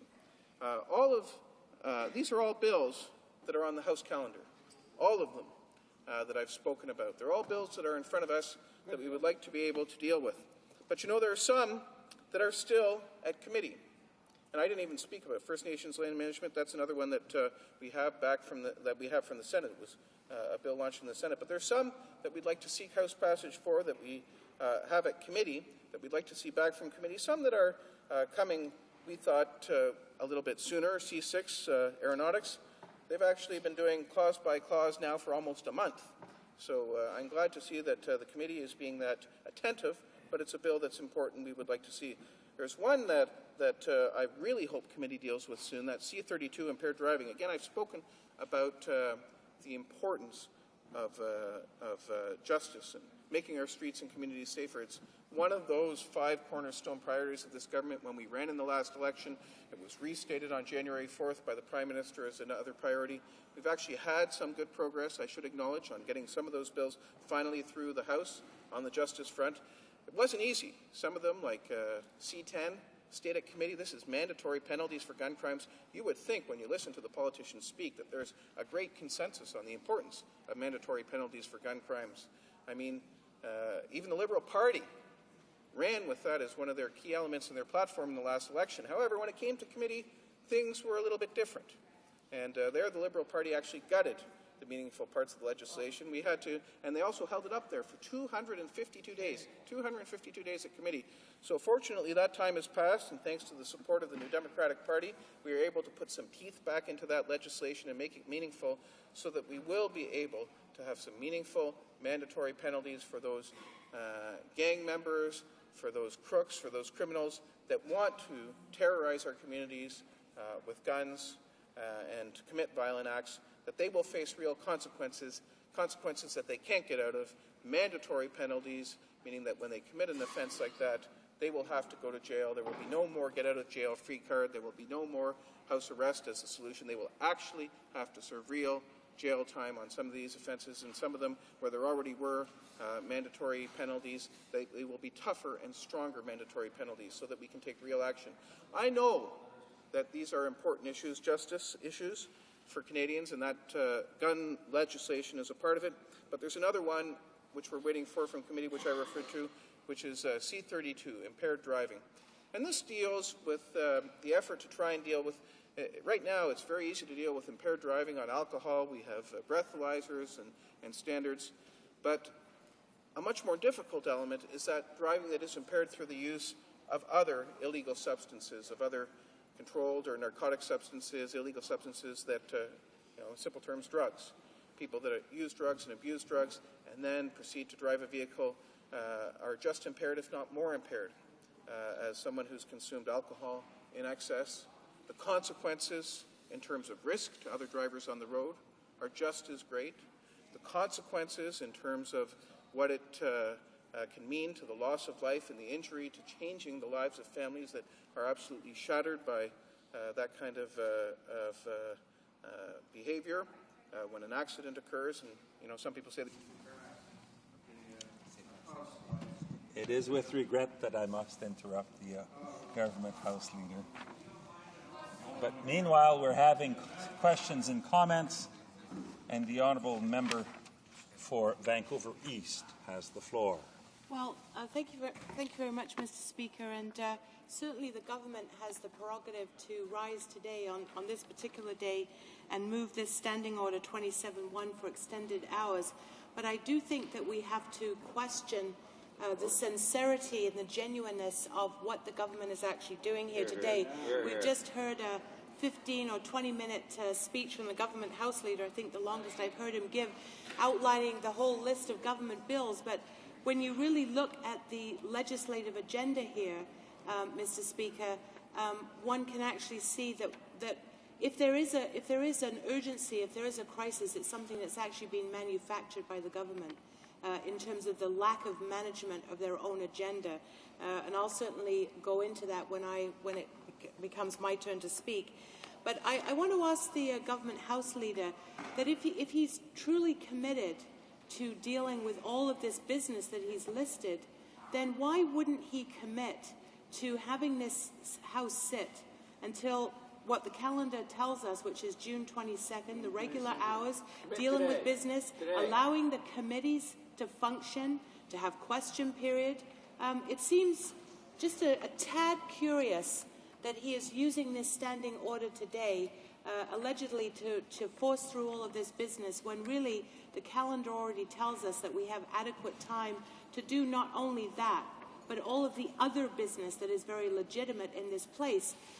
And so I want to ask him why he wouldn't make a commitment to not use Standing Order 56-1, which is a procedure whereby he would try and overrule members if the government wanted the House to adjourn early, because we've been expecting that too. Because I think the real game plan here is that the government would actually like to get away from Parliament, would like to get away from public scrutiny. And so this becomes a bit of a ruse here. So I'd like to ask the member, why won't he make that commitment to have us sit, do the regular business, all of the business, not just what he chooses to do, rather than what I think is really a tactic here, which is to get out of Ottawa, out of Parliament as quickly as they can. The Government House Leader. Mr. Speaker, I thank the member from Vancouver East for her intervention and her question. There's actually absolutely no intention to try and get out of here early. I think perhaps the honourable member may have or apprehended part of the wording of the motion. The motion actually says that we would sit every day until 10 p.m. on June 21st, and that is to substitute that hour for the regular closing hour. Of course, June 22nd is to be our last day. The reason the motion is worded that way is not so that we leave one day early, but rather that we do not have a late sitting on that very last day till 10 p.m. The intention would be, of course, that the House would sit, barring any other agreement of the parties, the House would sit until the normal closing hour on that last day. So there's no truth in the apprehension. And in fact, I think it's very, very simple. And I think my record on this is very, very clear. When we say something, it's really easy to tell what we mean. Listen to the words that we say. And all spring long, we kept saying, for example, we didn't want to have an election. We weren't going to call an election. And whether it be the member for Vancouver East, the member for Wascana, or others, who would always say, oh, we know they're going to pull the plug and they want to have an election early and this is what they're up to. Well, no, it was really simple. When we said we didn't want to have an election, we wanted to continue to govern because we had a lot of work to do, it's because we wanted to continue to govern and we have a lot of work to do. And the same is the case with our motion today. We've got a lot of work to do. Unfortunately, more work than we would have liked because of the approaches of some of the other parties at committee and in this House in recent days. But that's what we want to do. We want to stay here and get our work done. Questions and comments? The Honourable Member for Yukon. Thank you, Mr. Speaker. My question will be on consultation, but I comments first. I'm glad the House Leader outlined a number of things that would be lost because of the Conservative mismanagement of the budget process and that has got us in this position. I mean, why did they bring forward the budget so late in the year? Why from April 23rd to May 14th did they not call the budget forward to the agenda at all if all these important things are on it that they might lose now because they're so slow? Why did they bring it back so slowly at each reading? And then on Friday, try to have this silly maneuver, which of course failed, to end the debate from a number of people that weren't here that want to speak on it, that made important points today and will make it. And I think Canadians are very happy that we're still debating it because of it's falling apart at the seams with all the problems in this budget on income trusts. It took so much money from seniors after promising they would never tax it, to have something in that in the budget that costs Canadians and seniors billions of dollars. The broken promise on icebreakers, the only promise to the north, all of a sudden has vanished. No icebreakers, no northern ports. The income tax increases, heaven forbid, from a Conservative government to raise the income tax rate and not do anything about it in this budget from 15% to 15.5%. Today, the museum's in an uproar. You think they're not happy that we're still debating this budget? They want their say, and they don't want this to just go through with all these problems. What about the interest deductibility on foreign investments? Of course, Canadians are very happy that we pushed and pushed and pushed and got that reversed, and we're still debating this important bill. And of course, now that the Atlantic Canada and Saskatchewan's in an uproar over the Atlantic Accord, they're very happy that we're still debating this in this situation. And I think the other reason the Conservatives have called this is just through the general poor legislation that's come forward that's cost so much debate. The House Leader himself talked about one bill that was so bad that it took 252 days, which many Conservatives inputting to that. There's another bill just a few days ago the Minister of Indian Affairs said was so bad that there's only 9 operative words and it's taken 20 days. But my question is, a lot of this has been complained that took so bad legislation because it wasn't consulted on, and that's my question. Group after group after group, all across Canada, unlike the normal legislative process, have said that these bills are so bad because they were never consulted with. That's why it's taken long. That's why everything's held up in committees, so Conservatives and other members can consult. And I'd ask why the member doesn't change the government's way of operation and start consulting so that bills come to Parliament more prepared.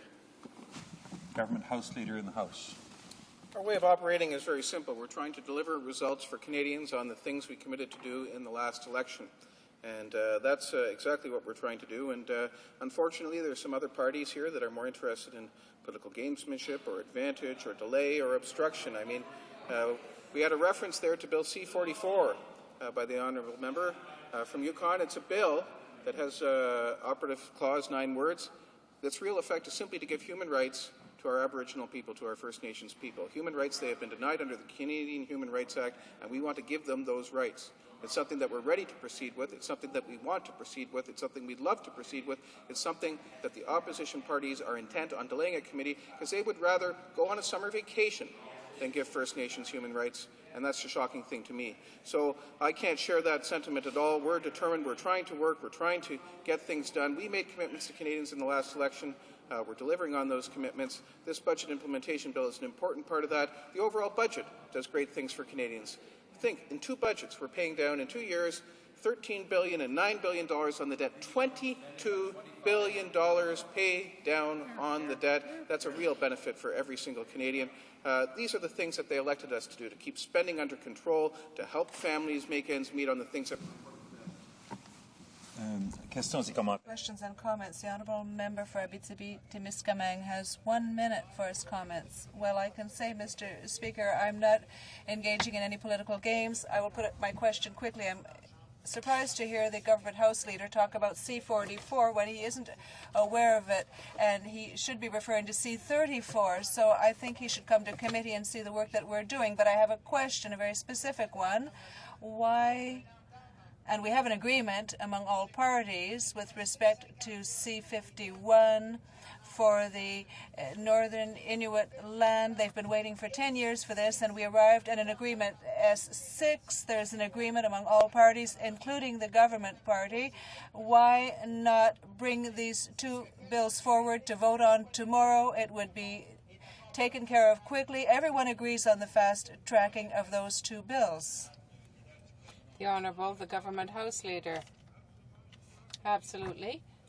I think that if the Honourable Member were to look at the order paper, the notice paper rather, and the answers from last week, we would be doing exactly that. But first of all, we have to have approval of C-52. That is the priority.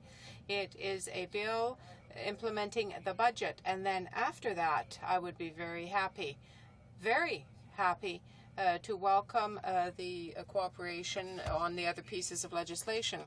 The Opposition House Leader.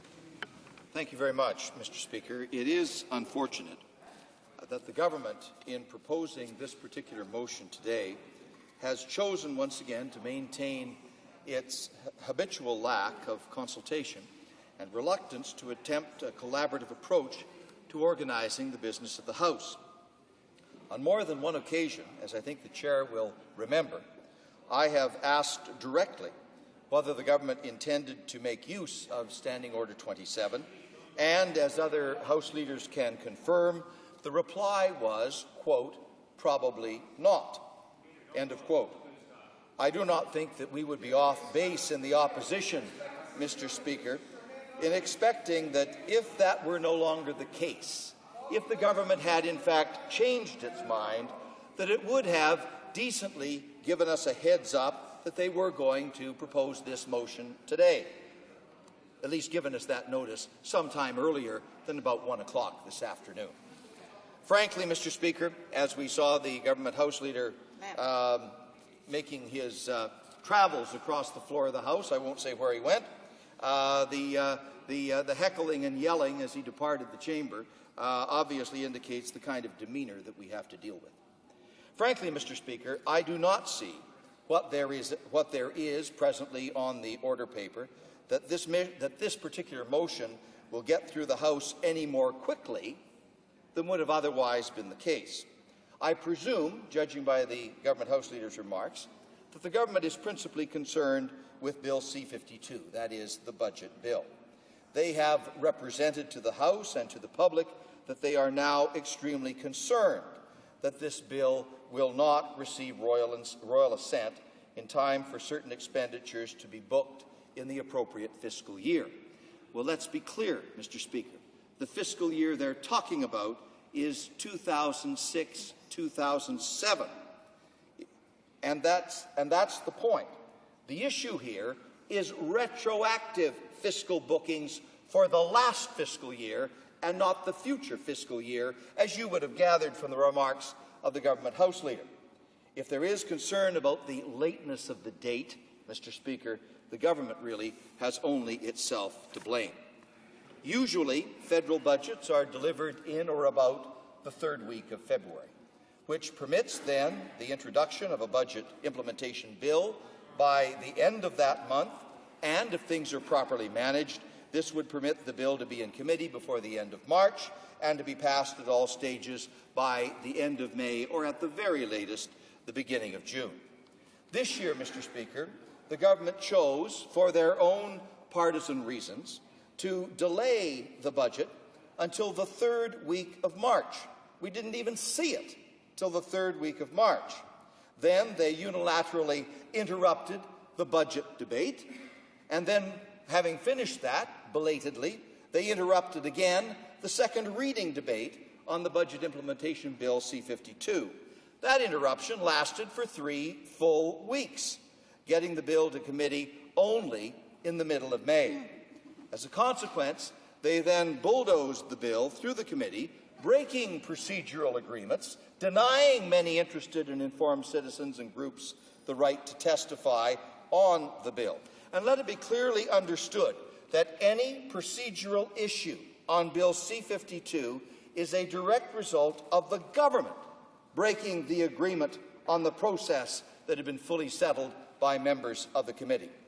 Nevertheless, Mr. Speaker, the bill is now only in its third day of debate at third reading, and there is every indication that that stage, the third reading and final stage, would come to an end in debate in this House by the end of business tomorrow at the latest.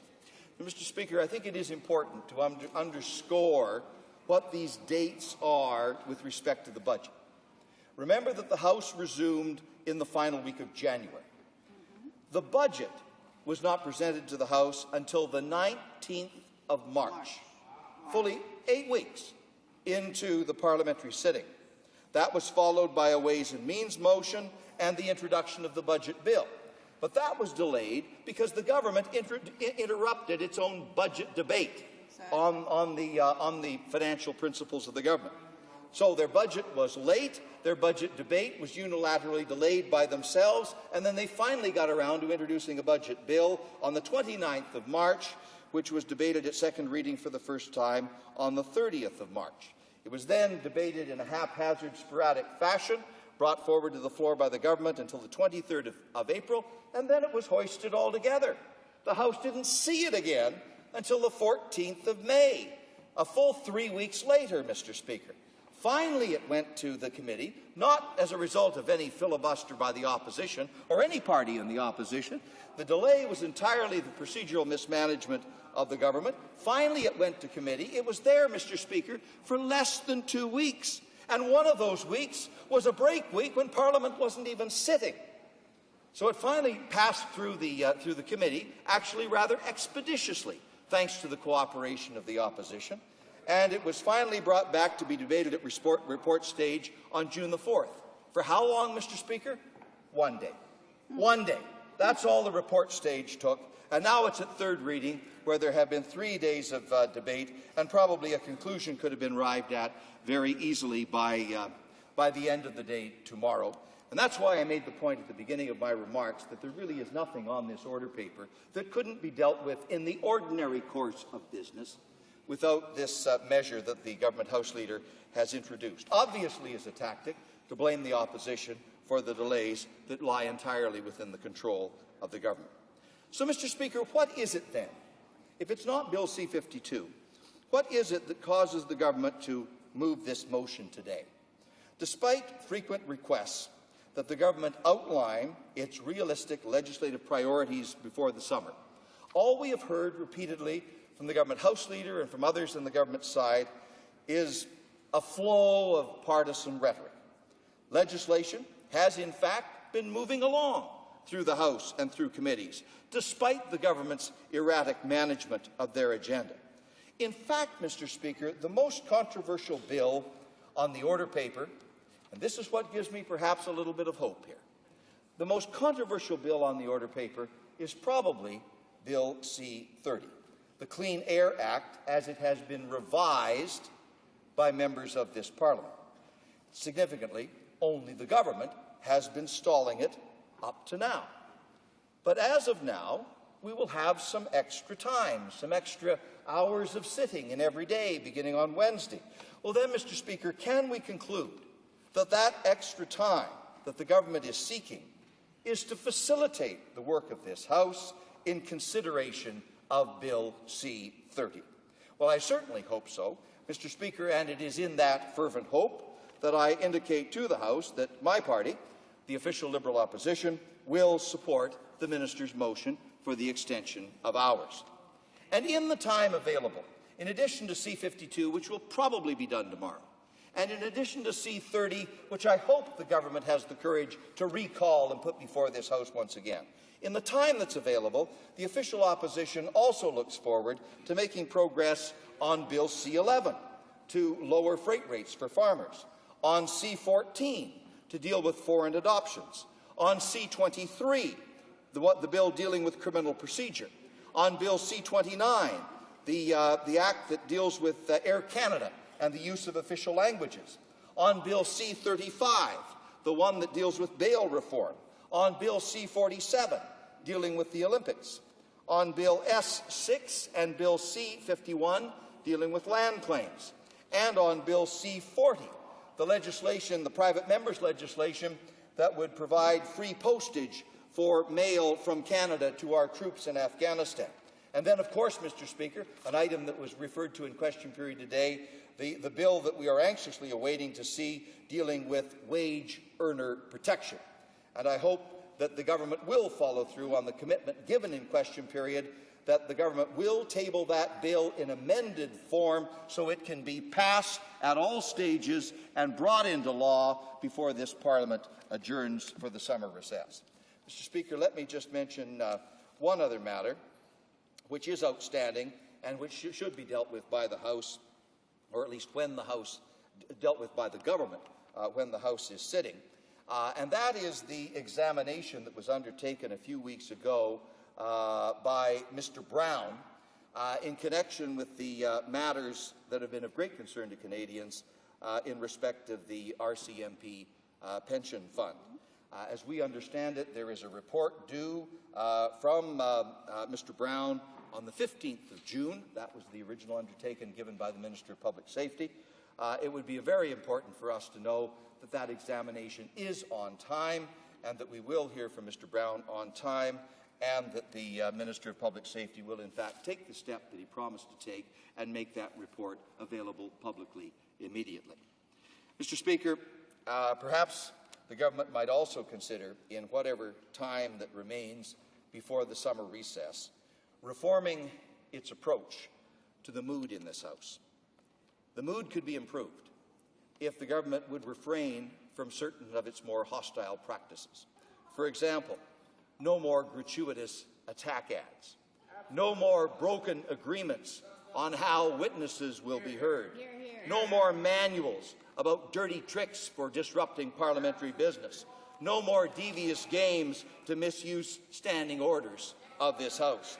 Mr. Speaker, a little good old-fashioned good faith could change the mood for the better.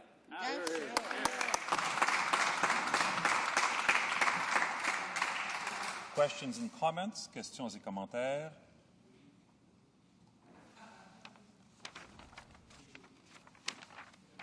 The honourable member for Newton North Delta. Thank you, Mr. Speaker. And Mr. Speaker, you were in the same chair on Friday when the Conservatives tried to bully us around here and wanted to pass a motion. In fact, it was first time handling of an issue for you, and you did a good job on that day for not letting them bully this House and get this debate going. In fact, when I was listening to the Honourable House Leader on this side today, and why would not they come to the House Leader on Friday to say that they will be debating this motion or they will be bringing this motion today? In fact, they brought it at 1 o'clock today. This is exactly what bothers me, and this is what exactly bothers the people from Newton North Delta and many Canadians, because when it comes to the transparency, accountability, and credibility of this government, that is where the problem is Mr. Speaker. I would like to ask the Honourable House Leader on this side to comment about, because when we wanted to pass on the legislation on crime with a unanimous support, but the House Leader on the government side never agreed to pass on. Would House Leader on the Liberal side would comment on the accountability and transparency and credibility of this government when they play these bullying tactics in this Parliament here? The Honourable the Opposition House Leader. Mr. Speaker, let me say, first of all, that I think the events on Friday afternoon were quite unfortunate. I had mentioned in my remarks that it would improve the atmosphere in this House if we didn't have any more recourse by the government to that kind of devious tactic. Obviously, it put the table and the chair in a very difficult position, and I would like to join the honourable member in congratulating both the table and the chair for dealing with that matter in accordance with the rules of this House, which solved a bit of a parliamentary crisis at the time. On the issue of the justice bills, it is true that there have been an enormous number of one-off justice initiatives brought forward through this Parliament. I think 13 or 14 altogether. They had the potential of causing a backlog in the Justice Committee, and in light of that, we took the extraordinary step, we thought a very constructive step, last October, to say in order to save time in debate, save time in the Justice Committee, that we were prepared to fast-track a number of those initiatives, to see the debate curtailed or focused, and in some cases passed through the entire parliamentary procedure without further debate. In fact, if that offer from the official opposition had been taken up when it was first made in October of last year, fully three-quarters of the government's justice agenda would presently be law in this country, and it just does not. It's just not available to the government to say that somehow the opposition, the official opposition at least, has been the cause of any delay with respect to the substance of what they brought forward in their justice bills. What we did say, Mr. Speaker, was that those bills in themselves were insufficient, that we needed to focus also on crime prevention, that we needed to focus also on more police officers on the street. We needed to focus also on more Crown prosecutors so that Crown prosecutions and the caseload could be handled in a timely manner. We also said that we needed modern investigative techniques. We had to have better coordination between different governments and different law enforcement agencies. We needed new laws to protect children against internet luring and seniors against identity theft. We made a whole variety of constructive suggestions about how to have a comprehensive justice agenda, but part of the proposal was to say, insofar as the government has brought forward an agenda, we're prepared to fast-track three-quarters of that, and I think that was a constructive response. Questions and comments. The honourable member for Windsor-Tecumseh. Thank you, Mr. Speaker, and to my colleague from Wascana. I guess a similar question in seeking a commitment from the Liberals. We are very concerned that this motion today is simply a smokescreen on the part of the government to force the budget bill through, and as soon as it's through and out of this House, they will bring in a motion under Standing Order 56-1 to adjourn this House. And, Mr. Speaker, as my colleague knows probably much better than I, there is a way of stopping that motion, which is that 25 members of this House stand up and signal that they are opposed to that motion. And I'm asking him today, Mr. Speaker, through you, if he is prepared to commit that the Liberal Party will always have a substantial number of members in this House to oppose the motion if it in fact is brought by the government. The Honourable the Opposition House Leader. Mr. Speaker, on the Opposition's part, we always try to encourage the best possible attendance in the House. And in fact, the government may resort to that tactic. It would certainly not be our intention to support the tactic. The Honourable the Parliamentary Secretary to the Minister of the Environment. Well, thank you, Mr. Speaker. I look forward to asking a question through you, of course, Mr. Speaker, of the leader, the House leader from the Liberals. Mr. Speaker, he's spoken of some of the games that have been played in this House, and I, Mr. Speaker, have been quite disappointed with some of the games that Liberal members have been playing, and maybe I could, through you, get assurance from him that the Liberals will start working and working hard at the Environment Committee. Mr. Speaker, there have been many that went to the Globe International Conference just prior to the G8+5. And, Mr. Speaker, there was 2 Conservative members, 2 Liberal members, a Bloc member, and an NDP member. There were 6 of us that went down. And we heard down in Berlin solutions from numerous countries, good solutions on addressing greenhouse gas emissions, addressing climate change. Mr. Speaker, and repeatedly I've asked in the committee for an opportunity for each of the members, in the spirit of accountability, that each member then would provide a report to the Environment Committee. So my question is, does that member support having a report from all members at the committee, accountability of what they experienced at that Globe Conference? The Honourable, the Opposition House Leader. Mr. Speaker, obviously there are a few issues of greater import to this House or greater import to Canadian than a successful battle against climate change. In respect of the work of this Parliament and the work of our standing committees, one of the finest bits of work that was done was the rewriting of Bill C-30. It was obviously dead on arrival when it was first presented in this House last fall. Everybody agreed, whether they were in Parliament or in the NGO movement or in the private sector or in provincial governments, that Bill C-30 as originally drafted was an utter disaster. Now, Mr. Speaker, a parliamentary committee has gone to work on Bill C-30 and has actually made it a good piece of work. I'm glad to say that it includes the vast majority of what my leader first proposed in terms of the concept of a carbon budget and the other measures to get serious in this country and around the world in the battle against climate change. So I think it would be very useful if the government would now pick up the good work that was done by the Parliamentary Committee, bring C-30 back to this House so we can have a real debate on the things that need to be done to actually deal with the climate change issue. In addition to that, Mr. Speaker, I would also hope that we would have a real good discussion about the potential for carbon capture and sequestration, which has tremendous potential for improving the climate, not only here in Canada but around the world in dealing with carbon dioxide. I know that the honourable member for Scarborough-Guildwood is chomping at the bit to ask a question. He will have a short moment to ask a question, a direct question. Thank you, Mr. Speaker. I know that I'm asking the honourable member in his capacity as a former finance minister, has he ever aware of any budget in the past 15 years now where the budget, the debate on the budgets lasted more than 48 hours?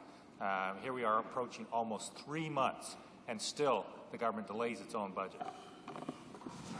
The Honourable, the Opposition House Leader has 40 seconds to respond. Mr. Speaker, there's a common saying among all finance ministers of whatever political party they may come, that if your budget is still a matter of public debate, never mind parliamentary debate, public debate, after about 48 hours, then you've got a problem. If it disappears in 48 hours, it's probably a great success. This one has gone on now for more than 2 months, and I think that indicates that this is a budget that is in fact seriously flawed, that a great many Canadians, including many of the provinces, have a great deal of difficulty with.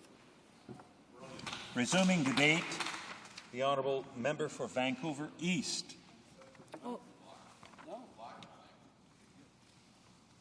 L'honorable député de Joliette. The honourable member for Joliette has the floor.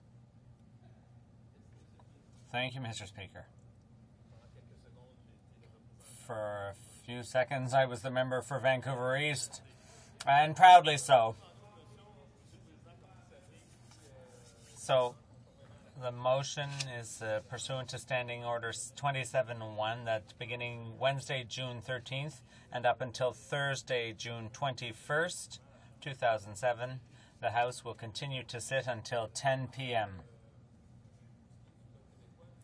For the Bloc Québécois part, we're going to support this motion because we absolutely want, before the summer break, to see Bill C-52, the Budget Implementation Act.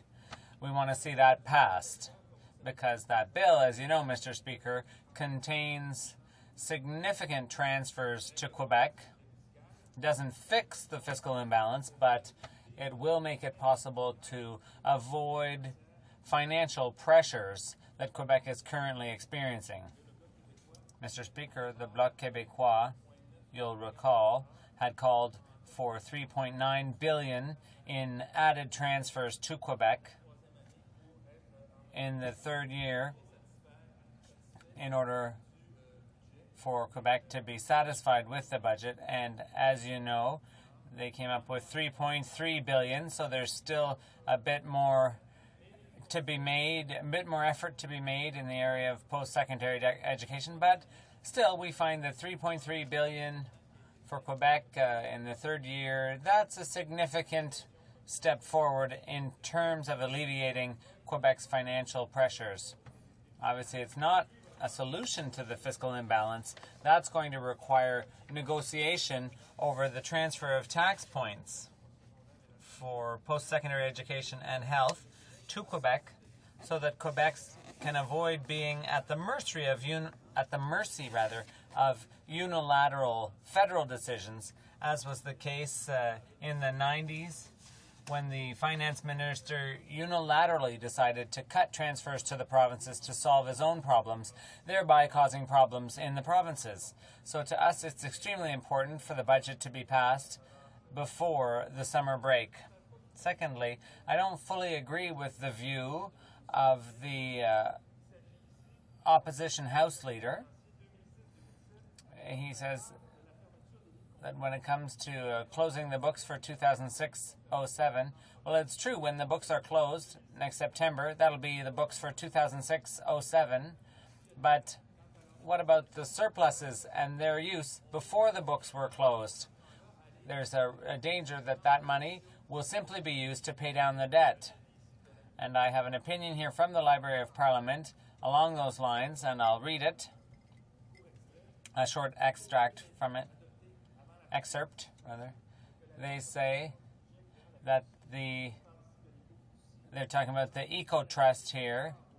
This was adopted later in the fiscal year, 2007-2008, but before the books were closed for reasons having to do with the parliamentary calendar.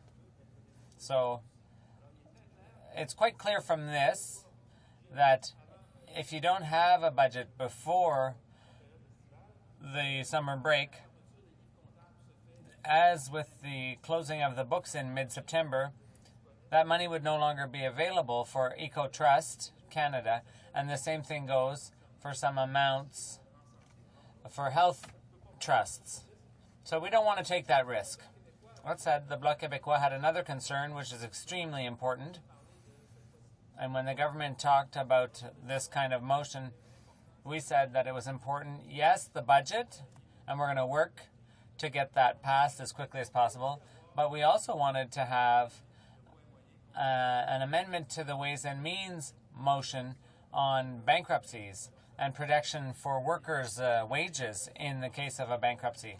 And we were told that we said that that was indispensable, and if there was to be an extension, that was one of our priorities, to make sure that not only was the Ways and Means motion tabled and corrected, in keeping with the National Assembly's unanimous resolution, but we also wanted to make sure that the government agreed to fast-track this legislation to amend the Bankruptcy Act, to not just to create, and I think we all want this now in the House, to create this protection, wage protection for workers, but we also want Quebec laws and the Quebec Civil Code to be respected.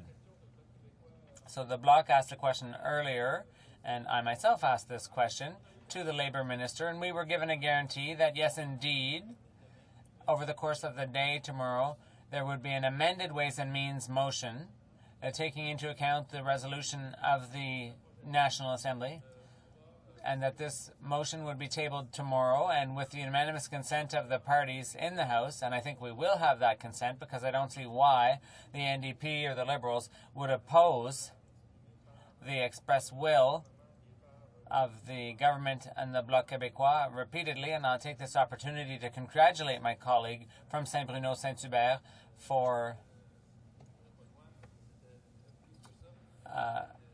a colossal amount of work. The member just never gave up and hounded the Conservative government and the Labour minister for us to achieve this result today. So, given those two guarantees, we feel quite comfortable making sure that C-52s passed before the summer break, and thereby ensuring Quebec the transfers it requires.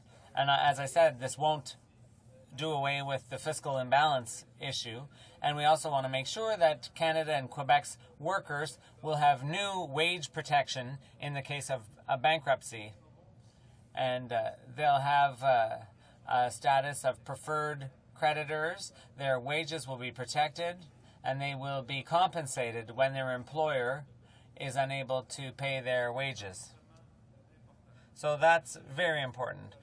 Among our other priorities, my colleague alluded to this earlier, there's Bill C-51, which will retroactively transfer lands to Inuit groups. This is a long-standing claim, and it seems everyone's in agreement. Same thing for S6, the land management, First Nations land management. We want that passed to do justice to the First Nations of Quebec. There's also, I'd like to mention, C-59, which would amend the Civil Code to create a new offense,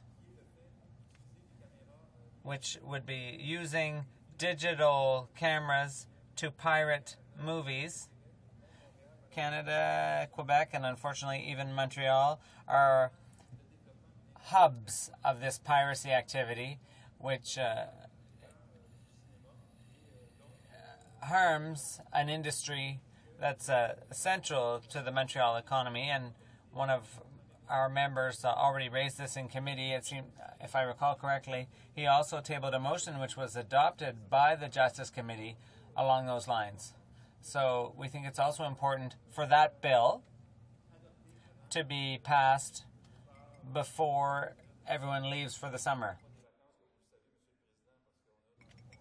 I won't say summer holidays because, in our ridings we have an awful lot of meetings, a lot of work to do.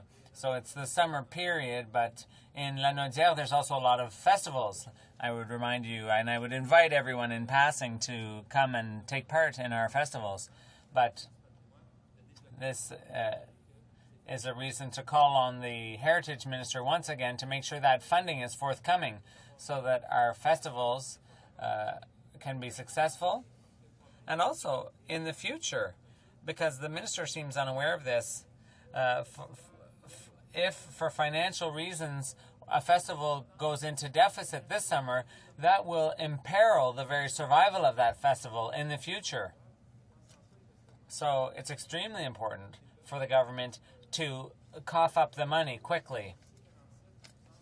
And there's also C-47, which we think is common sense. The Olympics are going to happen in my former riding of Vancouver East, and it's important to deal with all the property issues, ownership rather, trademarks, and all that has to do with holding an Olympic event. So for all those reasons, Mr. Speaker, we're completely comfortable supporting the government's motion to extend sitting hours to 10 p.m. starting next Wednesday and right until Thursday, June 21st. I'd like to conclude, Mr. Speaker, on another note, because I don't often have the opportunity to take the floor in the House. In my current capacity, I used to have more opportunities when I was finance critic. I'd like to thank Catherine Lavoie, who works for the Whip's office here in the lobby. She's going to be leaving in a few days after working here for a number of years with us. all the members of the Bloc Québécois, and I'm sure many members from other parties, appreciated her skill and her tact and her ability to do work under pressure and always smiling. She's going to leave, go to Europe for a few months. So I hope she'll come back with having learned a lot, and I'm convinced that she's going to have a great future, and I wish her good luck and thank her. Questions and comments? The Honourable Member, Parliamentary Secretary to the Environment Minister. Well, thank you, Mr. Speaker. I asked the House Leader from the Liberal Party when he was available, I asked him about the opportunity, would he support the opportunity for members that went to Berlin. The pre-G8 plus 5 meeting was called Globe International. A position paper was established on solutions to cleaning up the environment, and the bloc was there. They had a member, and it was very good working together, looking at solutions. So my question to the member is, would he support and encourage within the House, or actually at the Environment Committee, a report from all the members that went on that very important trip, looking at the solutions of climate change? Would he support directing his representatives, there's 2 members from the bloc on the Environment Committee, those that went, reporting to the committee how important it is, the environment is, and the solutions that were learned and shared there. Canada did a great job, Mr. Speaker, in Berlin, where we were well received, but we need to continue to work here in Parliament finding solutions to clean up the environmental mess left by the previous government. Thank you. The Honourable Member for Joliet. Thank you, Mr. Speaker. I know my colleague from Brome-Missisquoi took part in that meeting in Berlin and highly appreciated the work that was done there. As for the report, I see no problem in principle, but let's not get carried away. We're not particularly proud of our PM's performance at the G8, and in terms of reaching Kyoto targets, whether it be Phase 1 or Phase 2. On that, I think all parties agree that the government should bring back C30 to the House as amended by the committee as quickly as possible, and the debate should go on, because the government's completely isolated here in the House when it comes to the environment. If you look in concrete terms at the proposals that have been made both by the Environment Minister and the Prime Minister, be it at the G8 or right here, they're not going to meet Kyoto targets. There's no territorial approach which will allow Quebec, at least, to meet its targets under Kyoto, taking into account past efforts. And as you know, the Prime Minister, when he was at the G8, he said he found the territorial approach very interesting, country by country in the European Union. So, while I take the Parliamentary Secretary's idea under advisement, let's not get carried away, let's not exaggerate. The government's not taking a good approach. They don't have a territorial approach. They don't have absolute targets. They have intensity-based ones, which won't necessarily lead to an absolute reduction. And there's also the importance of having a carbon exchange in Montreal. As we know, the exchange in Montreal deals with derivatives, and so logically it should assume that dimension, which is good both environmentally and economically. It will help the manufacturing industry. But that said, to have a carbon market, you have to have absolute targets, but the government still doesn't seem to understand the need for that. The Honourable Member for Don Valley West. I'd like to ask the same question. Pick up where the Parliamentary Secretary left off. I asked the member if we had a choice between the legislative group's trip to Berlin, which I participated in along with other members, and consideration of Bill C-30, which represents an incredible amount of work, hours and hours. Which would be the member's priority? Which of those two things is more important? The Honourable Member for Joliette. I thought it was quite clear from my speech. I have nothing against adopting a report, but when you're choosing between adopting a report and the debate on C30 as amended by the committee, well, obviously Bill C30 is not only more important, but it's a much better result for Canada and Quebec for the future. Because you have to remember, Mr. Speaker, if we don't do something now, things are going to get worse in the future. And people are feeling this already, but it's going to be even worse for our children, our grandchildren, and our great-grandchildren. They're going to have to pay a heavy price for neglect if we don't do something soon. Reaching Kyoto targets and economic development go hand in hand, and not working on meeting Kyoto targets in Phase 1 and Phase 2 when it's renegotiated will have a very high economic cost. And we see with global warming, the effects are already clear, and they'll get worse over time. An increase of 2 degrees in planetary temperature. You know, it really struck me, Mr. Speaker. The average temperature during the Ice Age was only 3 or 4 degrees colder than it is now, and we were covered with ice. So imagine what 2 degrees warmer would have in terms of disastrous effects for the planet, both environmentally and economically, and specifically for society. Questions and comments? The Honourable Member for Acadie-Bathurst. I'd like to join with the member of Joliette, for Joliette in thanking Catherine, who works for the Bloc Québécois in the lobby, and she's helped a number of members, and I'd like to wish her the best of luck. Now, with respect to the motion, the Bloc House leader enumerated a number of bills that are important, and I'm sure that he feels that the budget is very important because they're going to be voting with the Conservatives on that. But I have another question. For example, C30, the member for Rosemont-la-Petite-Patrie worked very hard on environmental issues.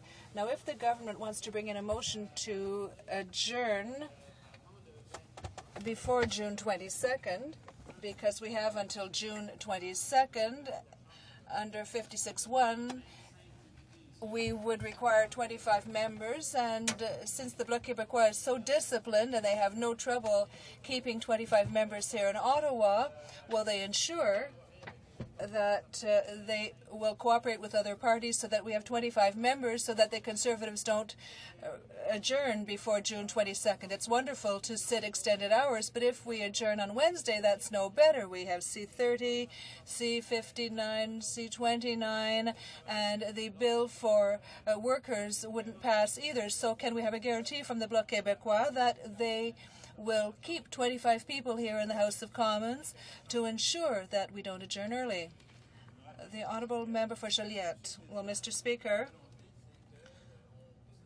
we want a certain number of bills to pass. We feel that they're a priority, and the budget C52 is a priority.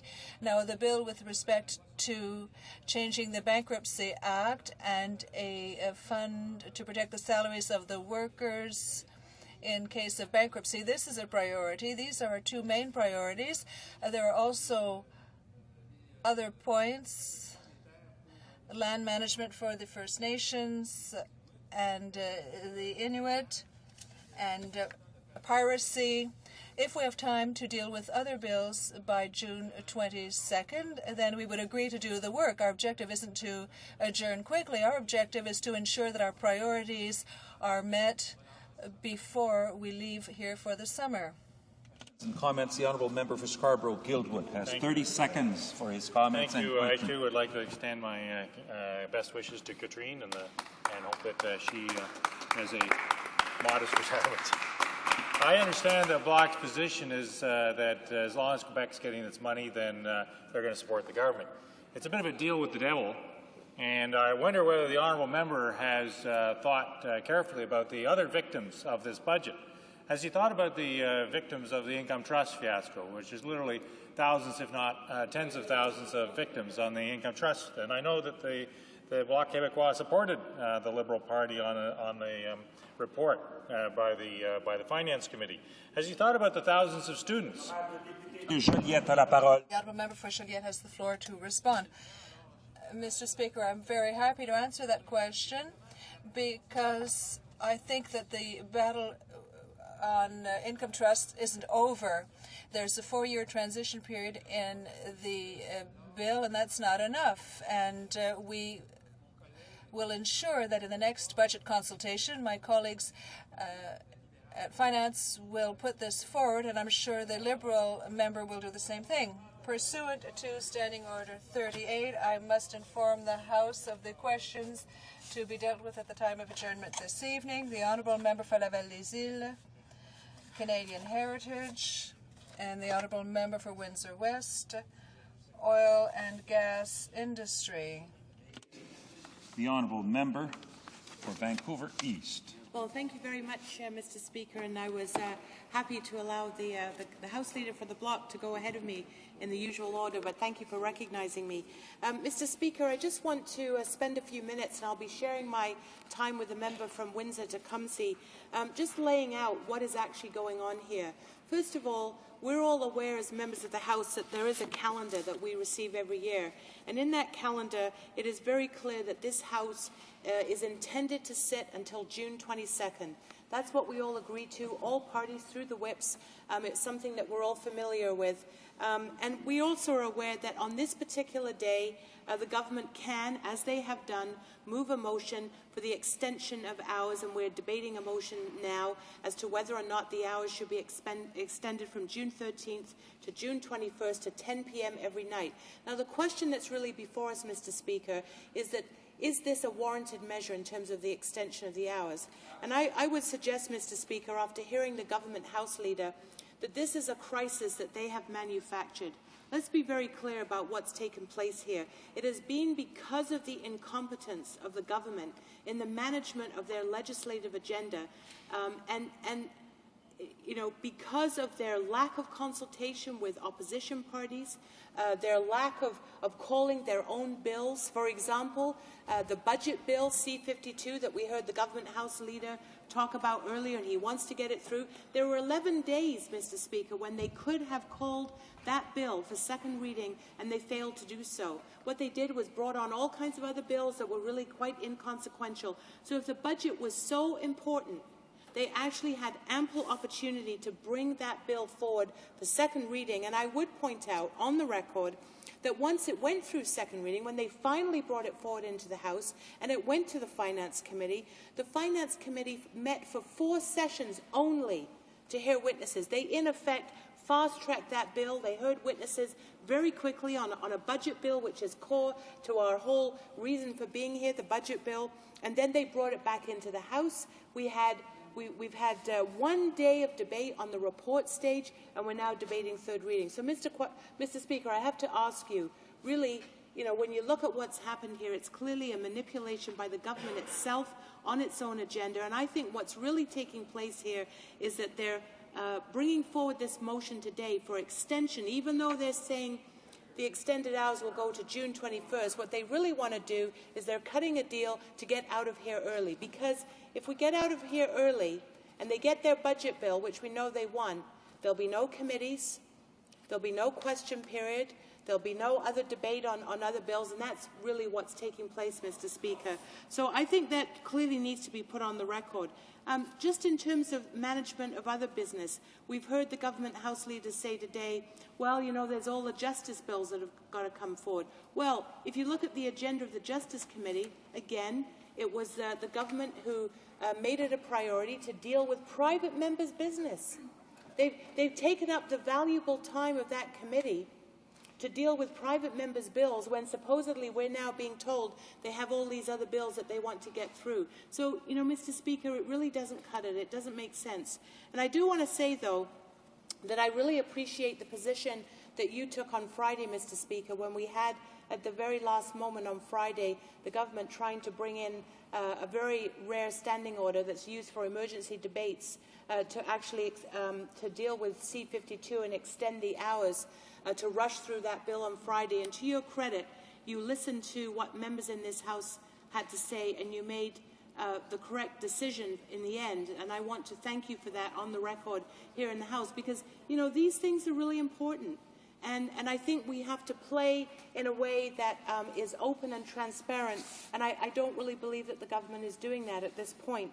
And so we are very suspicious. We're very skeptical about what this agenda is. You know, again, another irony. They're saying they want to extend the hours of debate, and yet we've never seen the light of day for Bill C-30, the Clean Air and Climate Change bill that came out of committee, was amended by the opposition as a bill that would really work, has the support of the majority of members in this House, and yet the government itself is refusing to call it forward. I'll tell you, Mr. Speaker, we'll stay here for as long as it takes to debate that bill, because we consider that that's a very urgent matter that Canadians actually want us to address. It is a priority that goes beyond all partisanship, but I didn't hear the government House Leader mention that bill. They'd rather get out of here, not bear the public scrutiny in question period, not bear the public scrutiny in the committees, not debate all these other bills. They just want to get the budget bill, and I fear that they've maybe made a deal here with the opposition, the official opposition. I don't know. But I'll tell you, I can almost guarantee it, that even though these extended hours will go through in a couple of days, maybe Wednesday, they will find a way to adjourn the House. And that's really what their agenda is here, Mr. Speaker. I would say that the NDP, as the Bloc House Leader has mentioned, one bill that we believe must be brought forward is the Ways and Means motion, actually, that was the used to be called C-55, which is the Wage Earner Protection Bill that protects workers from bankruptcy. This has been an outstanding matter. The government has, again, not engaged in adequate consultation with the opposition parties who actually want to get this bill through. It was passed in a previous parliament, but it was never given royal assent. I mean, it's an absolute injustice that still today workers don't have that protection from bankruptcy, and millions of dollars have been lost in legitimate earned and deserved wages of workers because they haven't had the protection of that bill. So, Mr. Speaker, I just want to put on the record here today that this attempt by the government to bring in extended hours is really about adjourning the House. That's what it's really about. They want to get a very bad budget bill through. It looks like the official opposition is now complicit in that, in getting through a budget bill that, as we've seen, is a disaster in Atlantic Canada, and that it's broken the accord, is a disaster in terms of so many other areas, whether it's housing and homelessness, whether it's student summer programs, whether it's the environment. We know the government wants to get that through, and that's really all they care about. And so I'm very concerned that we are actually facilitating that agenda under the guise of extending hours, when really what they will do is then rush in to adjourn the House, because we know that they don't want to be accountable, they don't want to go through question period. Let's not forget that it was the Conservatives who were filibustering in the committees, that it was the Conservative members who were making the committees dysfunctional. Why? Well, because they simply didn't want business to go ahead in the committees. We found out about their 200-page playbook, a handbook for all the tactics that their members and chairs could use in the committees. Further evidence, Mr. Speaker, that their real game plan here is not to deal with all this legislation that we heard the government House Leader speak about. They want to rush through a bad bill, a budget bill, that's barely being debated. Nobody's holding up the budget bill, by the way. No, there's no tactics being employed by the opposition to hold up that budget bill. We just want to have an adequate debate. We want to make sure that people can get on the record and actually say what they think about the budget, because we have a lot of criticisms of that budget. So let's be very clear that this motion today is intended to give the guys that they're ready to work, they're ready to extend the hours of the House till 10 p.m. every night, but really it's about getting out of here for the Conservatives to get beyond that public scrutiny, to shut down the House, to shut down the committees, to shut down question period once they've got their budget bill. And, Mr. Speaker, that's what we'll see happen. Thank you very much. Questions and comments? The honourable member for Edmonton Centre. Thank you very much, Mr. Speaker. And I listened here and outside with interest. And the member talked about from the 23rd of April to the 4th of May, we didn't discuss anything in the House that was of any consequence. Well, I guess that includes the 4 opposition days that she must consider inconsequential. And I guess that includes bills C40, C43, C48, C10, C22, Democratic reform bills, finance bills, criminal code bills, 2 justice bills. I guess in this honourable member's opinion, none of this is consequential. Well, I can tell you, Mr. Speaker, that all of those things are pretty consequential to the constituents in my riding who care about Senate reform, who care about safe streets, who care about finance bills. They're very important. And I would ask the honourable member if she truly considers those things inconsequential. The honourable member for Vancouver East. Well, thank you very much, Mr. Speaker. The 11 days that the government could have brought forward Bill C-52, the Budget Implementation Bill, does not include the supply days, the opposition supply days. And the fact is, the government makes its own choice. The government makes its own priorities. So, yes, I totally agree that these other bills that the member mentions, they were bills that were debated. But we're now hearing today, and we heard on Friday, that the government wants to take these extraordinary measures to get through their budget bill when, if it was such a priority, they left it to the 11th hour. If it was such a priority, why did it not take precedence over other bills? And I can think of one that dealt with the exotic dances. I mean, why on earth did that have to be debated? You know? I mean, it's the government's own decision in terms of what they called or not. And they clearly made a decision not to call their own budget bill, to leave it very late in the day, and then to come in with this little tactic of, oh, now it's urgent, now we've got to come in with this standing order and to extend the hours of the House. I mean, it's absolute nonsense, because clearly if it was a priority, they had ample opportunity to manage their agenda. Now, it's either deliberate or it's incompetent. Take your pick. Questions and comments? The honourable member for Yukon North. Thank you, Mr. Speaker. I'd like to ask 3 quick questions of the member. I, too, first of all, would like to add my congratulations to Katrina for great work. First of all, did the member find it astonishing today in question period when the Prime Minister said there was no side deals would be allowed, and then went on in the next breath to say discussions are being had with the member for Central Nova and others with the Nova Scotia government? My second question is, as the House Leader, does she have any comment on the shenanigans on Friday? As the House Leader, was she informed of this trick to try and sneak the budget through on the weekend when there were NDP members that weren't here that would have missed an opportunity to speak on the budget had that been successful? And my last question is, doesn't she think that her own member, NDP member, was a little harsh this morning when he called the Conservatives sheep? I know that did they come from they come from the history of the Reform and the Alliance Party, whose philosophy was to speak for their constituents. But on a budget bill, there's certain disciplines. But is this the only time that the party has voted in a block? As the House member, maybe comment on that. The honourable member for Vancouver East has got briefly. 1 minute to cover all that ground. I mean, it's very clear that the government and the Prime Minister is entirely contradictory in terms of him saying on the one hand that there's no side deals, and on the other side of his mouth entertaining all kinds of other proposals.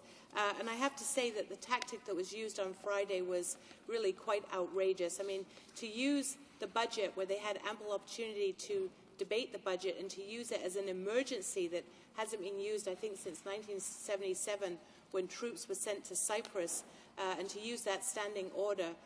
Well, luckily, as I say, the day was saved by the ruling that came from the Assistant Deputy Speaker, who's now in the chair, and because members were here to prevent it. And as far as the Conservative members and the fact that they're sheep, I mean, Clearly, they go along. There's all kinds of. I mean, for the members from Saskatchewan alone, from Atlantic Canada, who haven't had the guts to stand up and to look at this budget and to call it for what it is. We've seen one lone member who had the courage to do that, but clearly other members are just going along with it. That's unfortunate because this is a bad budget bill. Member for Vancouver East for all her kind words, but she will not like this one. Her time is up.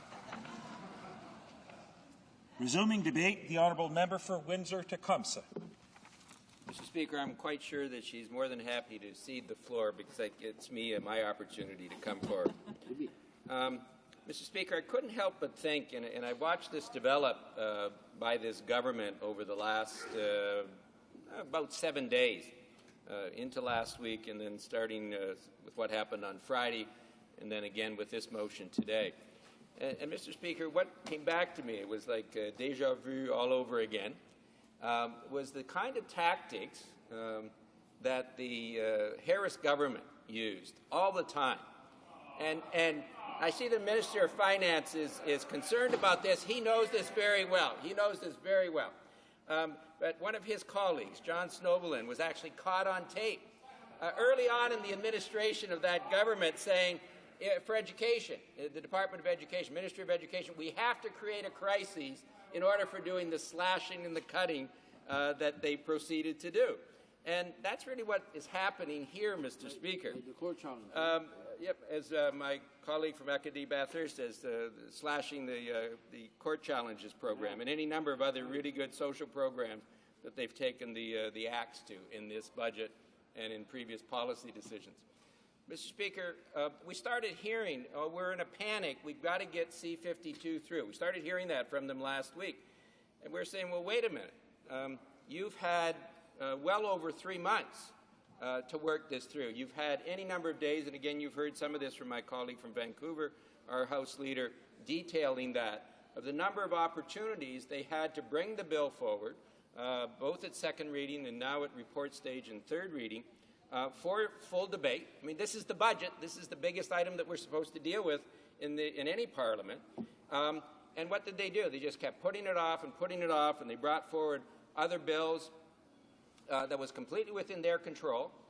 They brought forth these other bills and said, no, we're going to deal with these first, and now we're going to deal with this one, and now we're going to deal with... I mean, they had 11 different items that they brought forward on 11 different days when they could have brought forward C-52.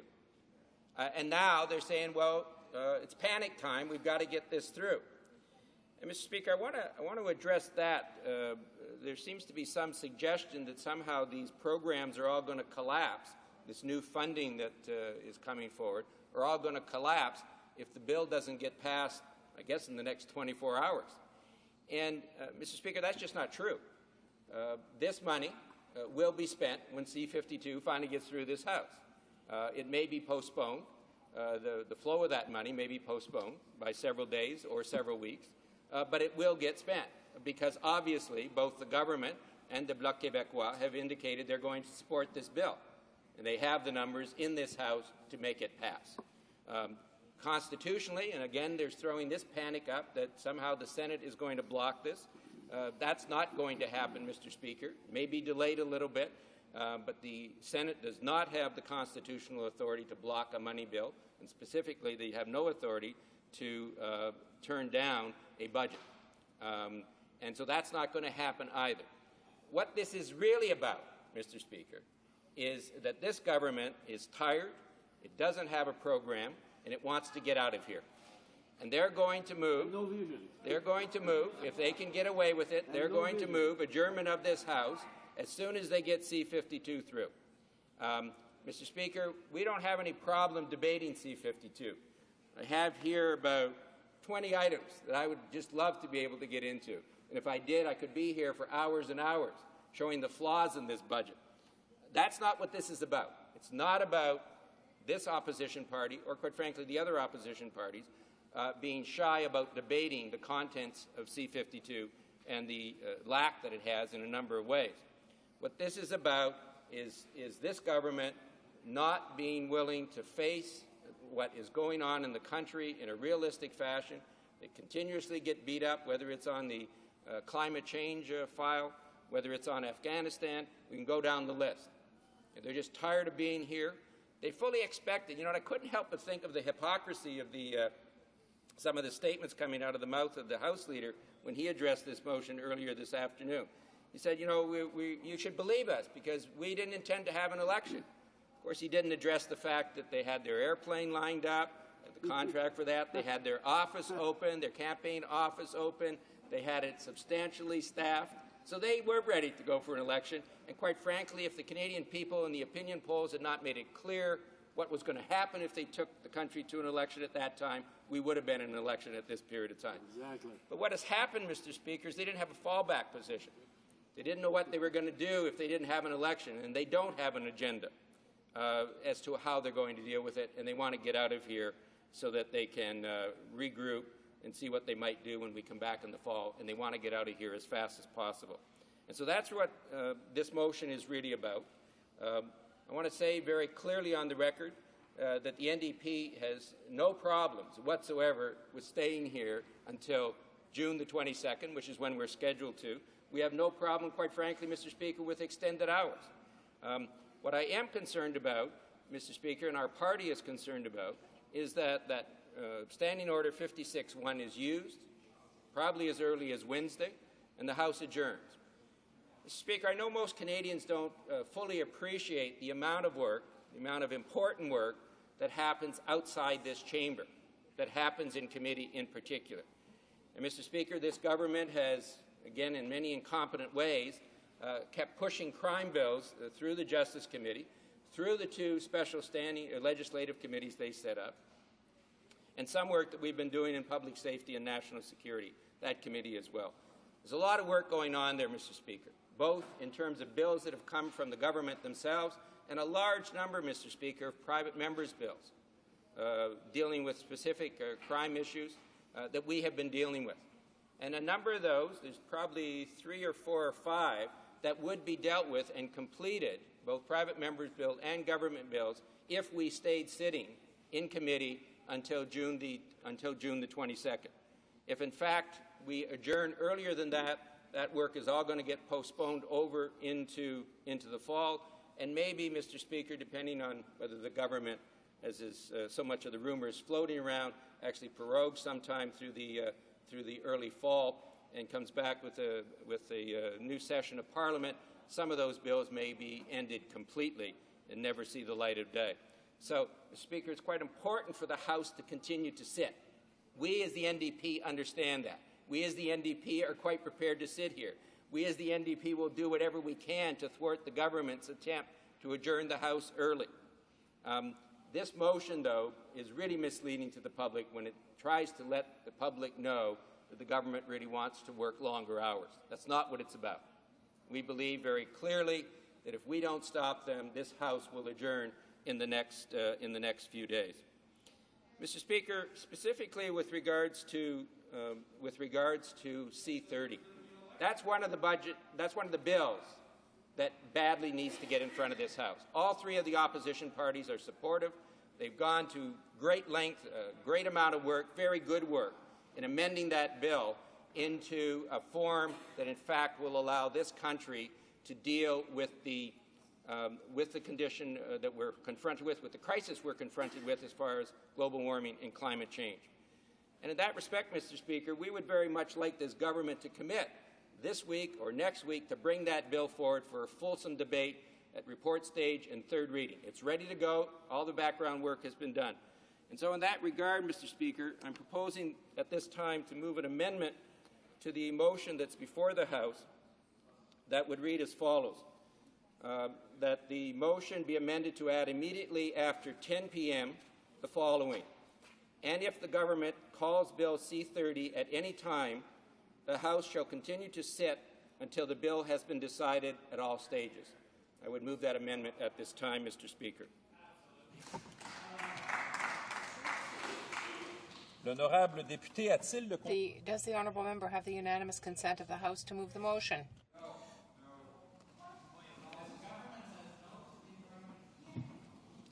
Questions and comments? The Honourable the Parliamentary Secretary to the Minister of the Environment. Well, thank you, Speaker.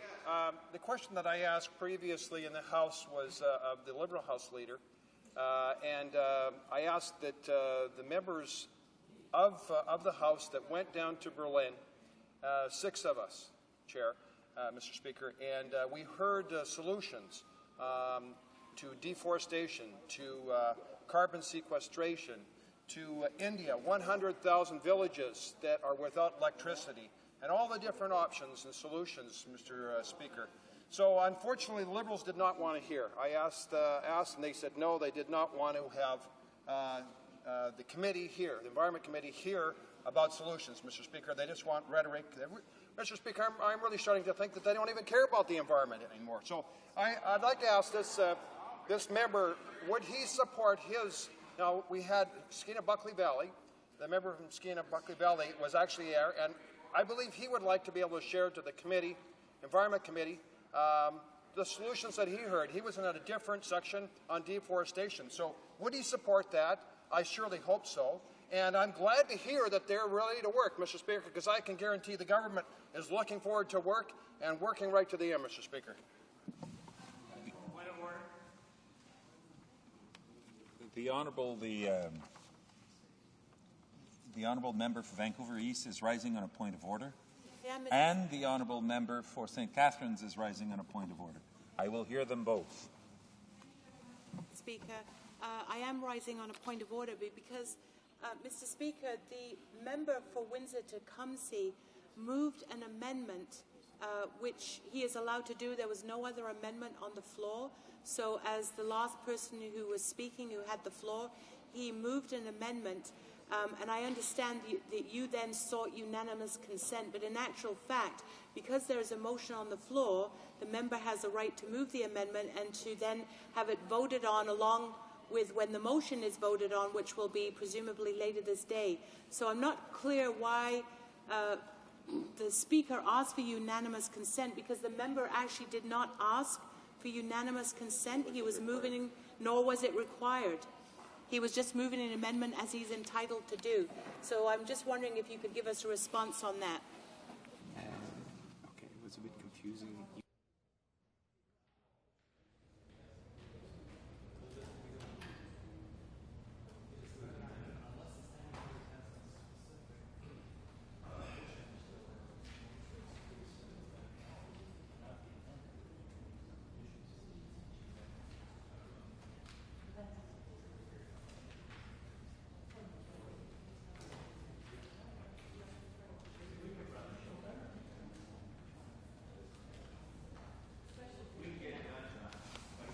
Is the honourable member for St. Catharines rising on the same point of order? Not on a specific point of order. Okay, so I will deal with this point of order first.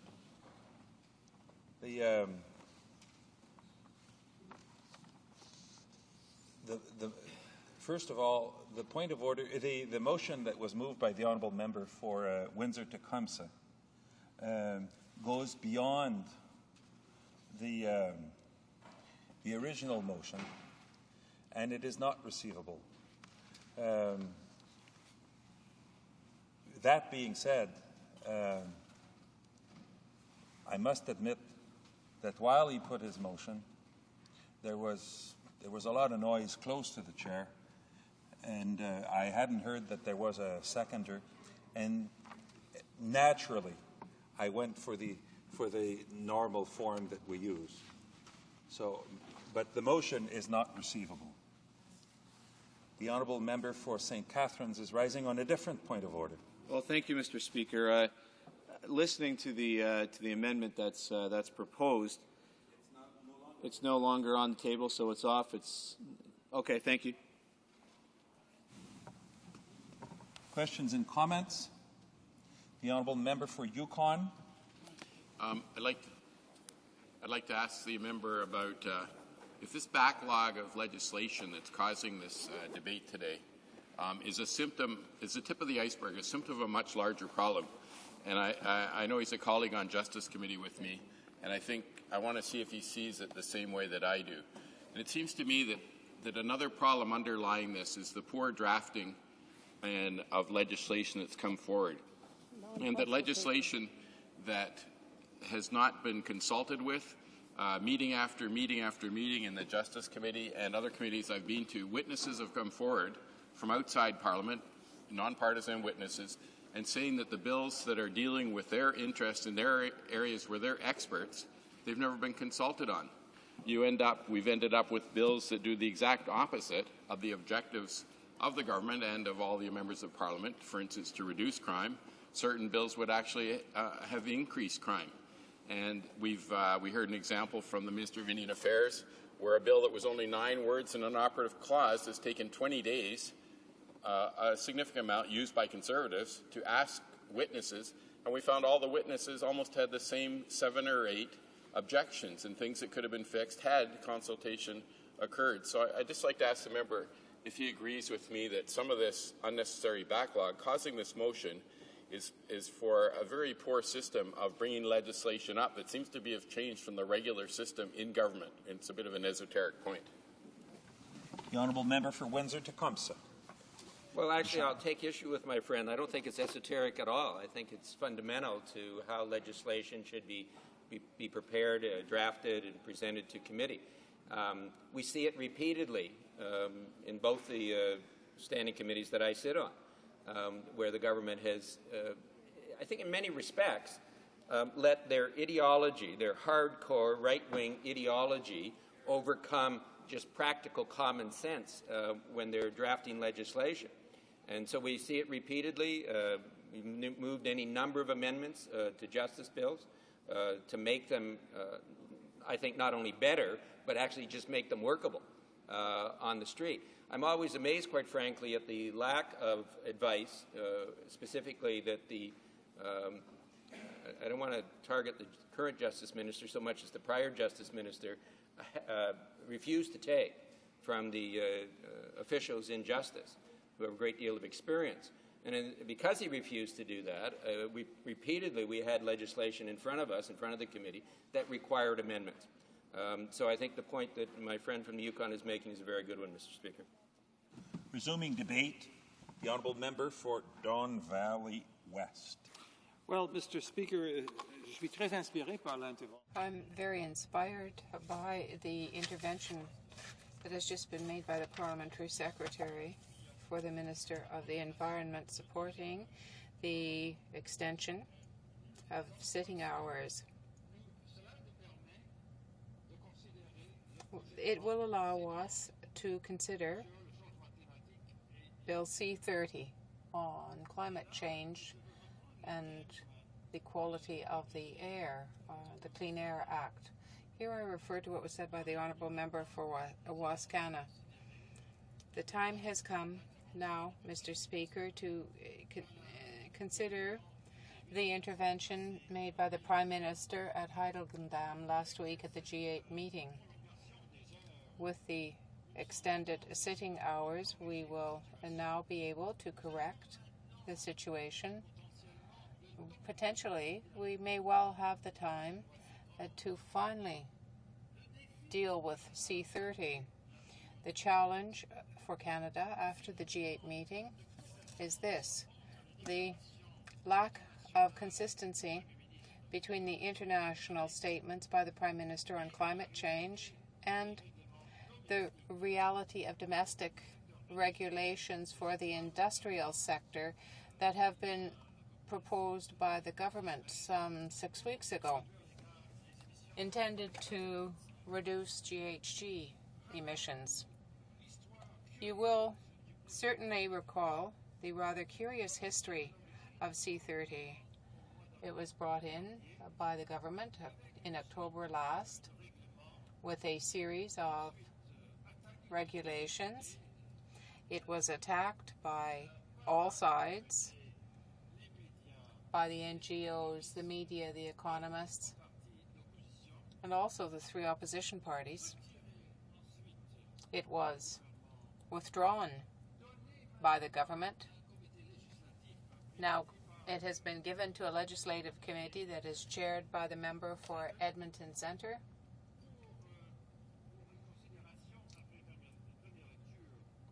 For study, To everybody's surprise, the C30 process worked very well. And subsequently, what emerged from its being referred to committee before second reading was a stronger, more complete bill. And now the government is refusing to bring C30 back. It is substituting in its place the empty regulations that exist under the existing Act, the Canadian Environmental Protection Act. Spoken several times today about the importance of taking the work of parliamentarians seriously. He was suggesting that we ought to, one of the arguments in support of prolonging the hours of Parliament was to allow a report to be made concerning the activities of a group of parliamentarians, of which I was one, when they took part in a meeting before Heiligendamm in Berlin of legislators from the G8 plus 5 countries. But, as I indicated in a previous intervention, while that is important work and while the results of that visit are worth knowing and those discussions should be referenced, how can that compare with the work which many of us, including the parliamentary secretary, put in on Bill C-30? The hours and hours of debate, the hearings, the extra sitting hours into the evening, all of the work which went into it, and with the highly successful result under the skillful leadership of the member for Edmonton Centre, to whom we have to give credit for helping to get this much improved Clean Air and Climate Change Bill through. Surely the member for Edmonton Centre, even though he's on the government side, would love to see the fruit of his work honoured after put all that effort into it. Well, this is a good reason to extend House sitting hours. Because the government has now twice failed to bring forward a meaningful climate change plan, because the regulations that were proposed instead under CEPA, the Canadian Environmental Protection Act, are a complete eco-fraud. There are, as the Pembina Institute has pointed out in a very thoughtful piece of analysis, at least 20 loopholes in the entire package that undermine any claim that can be made about greenhouse gas reductions until these loopholes are plugged. I can give you but a brief example. Pembina says, the regulatory framework's effect on emissions cannot be known with any certainty because, one, its targets are expressed in terms of emissions intensity, not actual emissions.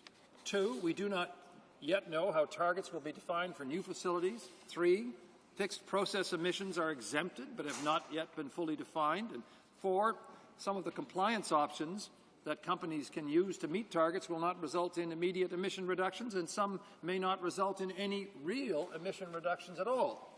Simply an example of some of the 20 loopholes. The government has misrepresented to Canadians about what this plan will actually achieve. There will be and can be no absolute reductions by 2012 and no absolute reductions by 2020. Not a single government official, when summoned before the Environment Committee, could guarantee that the so-called plan's claims could be met, and it is clear that little analysis has been done. The analysis that has been done was shrouded in secrecy, and that not a single independent expert has been called in to verify the so-called plan's claims. Indeed, a leading German investment bank, Deutsche Bank, has produced an extensive report on the subject, and it comes to exactly the same conclusion. It says, in plain language, we do not think the government's alternative plan will succeed. Setting aside the Kyoto target of an absolute reduction of 6% emissions over the 2008-2012 period against the base year of 1990, the Canadian government has published a plan that redefines its greenhouse gas emission targets. The Turning the Corner plan takes 2006 as the base year instead of 1990 and imposes reductions in the intensity of Canadian industry's emissions rather than reductions in the absolute level of emissions. That means that the redefined targets are much less ambitious than the Kyoto targets, yet because the Turning the Corner plan allows for the offsetting of emissions at what we think is too low a price to incentivize investments in new low-carbon technologies, we think that even these much less ambitious targets will probably not be achieved. In short, under current policies, we would expect Canada's industrial greenhouse gas emissions to continue rising from 2006 to 2020. The point is further reinforced by a document from the Tyndall Centre entitled Climate Change Policy and Canada's Oil Sands Resources, an update and appraisal of Canada's new regulatory framework for air emissions.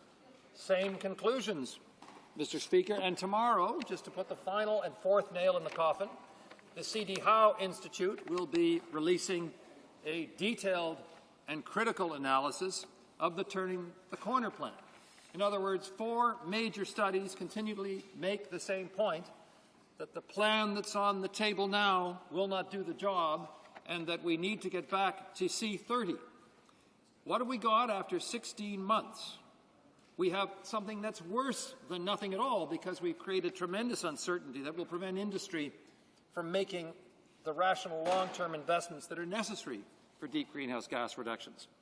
After 16 months, all we've got on the table is a shell, not a single regulation and no promise of regulations for up to 18 months for greenhouse gas reductions and nothing until sometime in 2010 for smog.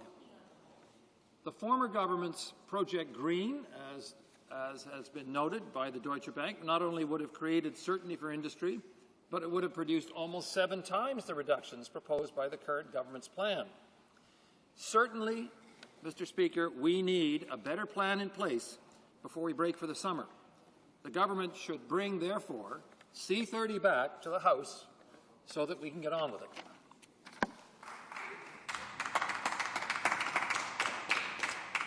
Questions and comments. The Honourable Parliamentary Secretary to the Minister of the Environment. Well, thank you, Mr. Speaker. I found the comments actually disappointing from the member. He was with myself and others, a total of 6 of us that went to Berlin, and talking about eco-fraud, Mr. Speaker. 13 years of a government that promised Canadians that they would do something. They did absolutely nothing, Mr. Speaker. Talk about eco-fraud, Mr. Speaker, when greenhouse gas emissions went up and they should have gone down, Mr. Speaker, talking about eco-fraud. Mr. Speaker, I would like to ask that member through you. He was there. He heard, Mr. Speaker, from the international community that our plan is very, very similar to Japan's, Mr. Speaker. It's well respected, Mr. Speaker. The people that disrespect the plan that is effective, Mr. Speaker, that will result in absolute reductions in greenhouse gas emissions by 20% by 2020, Mr. Speaker. We're right on international targets, Mr. Speaker. Hopefully this member can get it. Would he report to the committee? Would he report to the committee, the Environment Committees, what he learned? Hopefully he learned something, Mr. Speaker. Will he report to the committee? The Honourable Member for Don Valley West. Let me do 2 things. First of all, let me respond to the honourable member. I heard no members present in Berlin from other legislatures say anything of the sort about the Canadian plan. First of all, they didn't understand it. Secondly, they didn't ask. Thirdly, everybody who has looked at it and has understood it says it's a fraud.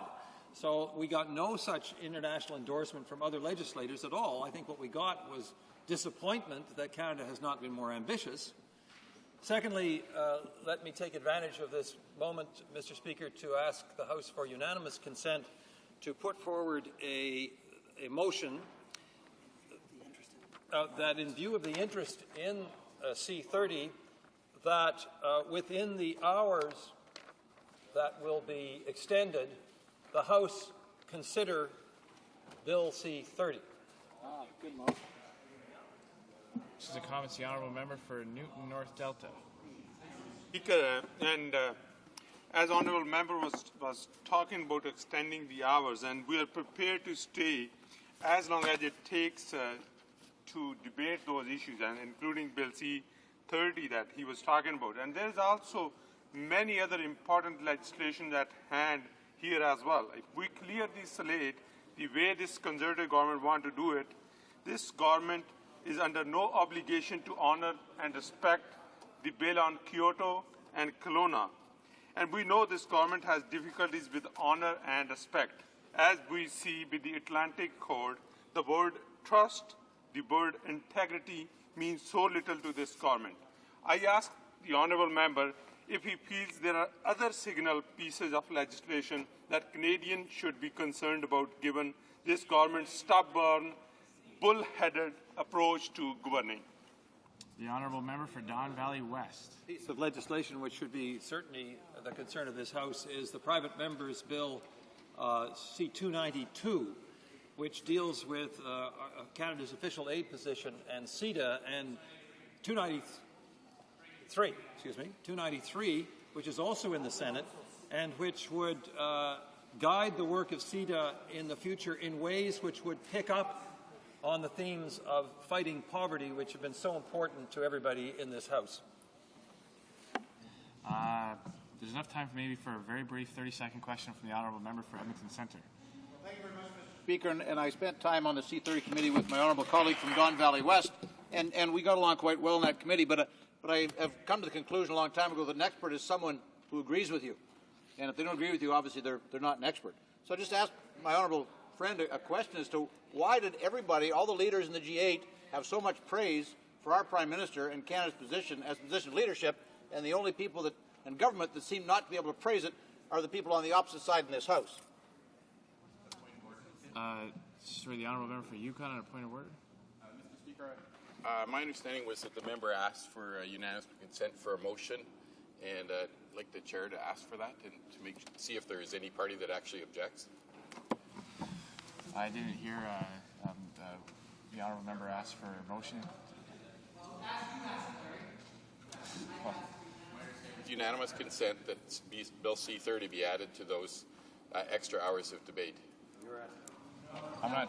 That doesn't. Is unanimous consent for the honourable member to propose this motion at the time? There's no consent. The honourable member for Don Valley West can respond to the question.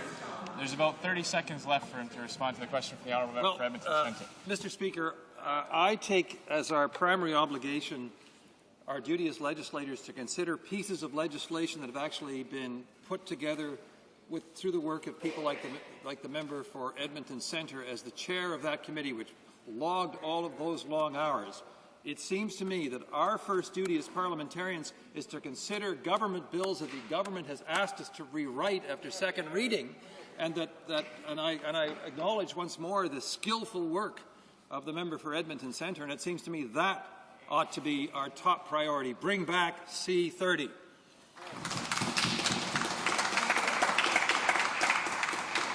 It being 5:11, pursuant to Standing Order 27, Paragraph 2, it is my duty to interrupt the proceedings and put forthwith every question necessary to dispose of the motion now before the House.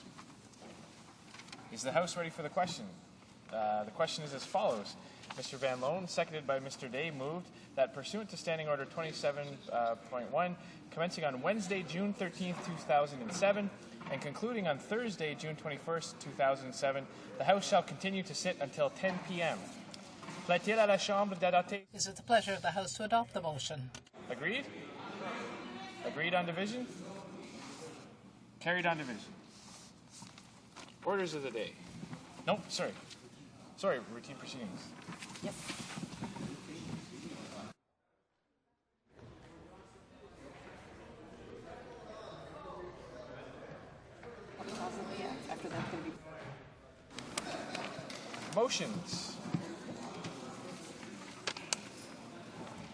Motions. No. Presenting petitions. The honourable member for Newton North Delta. Thank you, Mr. Speaker. Mr. Speaker, today, pursuant to Standing Order 36, I'm honoured to table a petition in this House signed by the residents of Lower Mainland of British Columbia.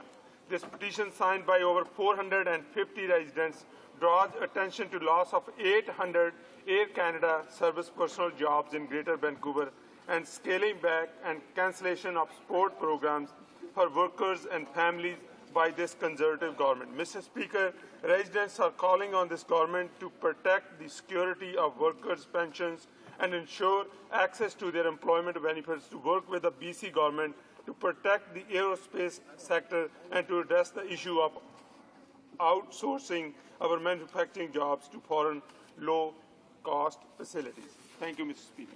Presenting petitions, the honourable member for Langley. Thank you, Mr. Speaker. I rise to present a petition from my constituents in Langley, British Columbia. They've asked that the House of Commons direct its relevant ministers to provide federal government funding and support in developing a long-range 50-year master transportation plan for the Lower Mainland, assisting Langley in determining whether alternate and safer routes for the bulk and container traffic that travels through Langley is warranted, that the federal government provide adequate funding for railroad separation projects and potential alternative routes, and 4, assisting Langley to secure efficient, workable, and affordable transportation systems that include light rail at surface levels with gross capacity as required. Thank you. Presenting petitions, the honourable member for Hamilton Mountain. The honourable member for Hamilton Thank you, Mountain. Speaker. I've got 2 sets of petitions today. The first one that I'm pleased to table is another 2 petitions today that arise out of my national campaign to fight for fairness for ordinary Canadians, and in particular for seniors who were shortchanged by their government as a result of an error in calculating the rate of inflation. The government has acknowledged the mistake made by Statistics Canada, but is refusing to take any remedial action. The petitioners call upon Parliament to take full responsibility for this error, which negatively impacted their incomes from 2001 to 2006, and take the required steps to repay every Canadian who has been shortchanged by a government program because of the miscalculation of the CPI. It's a privilege to table this petition on their behalf.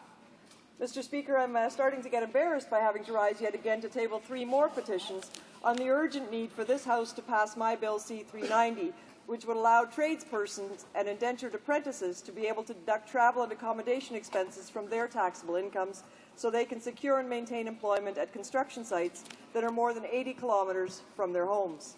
At a time when communities like Hamilton have lost over 11,000 jobs in the manufacturing sector, it is essential that the government take concrete action to assist workers in securing decent-paying jobs.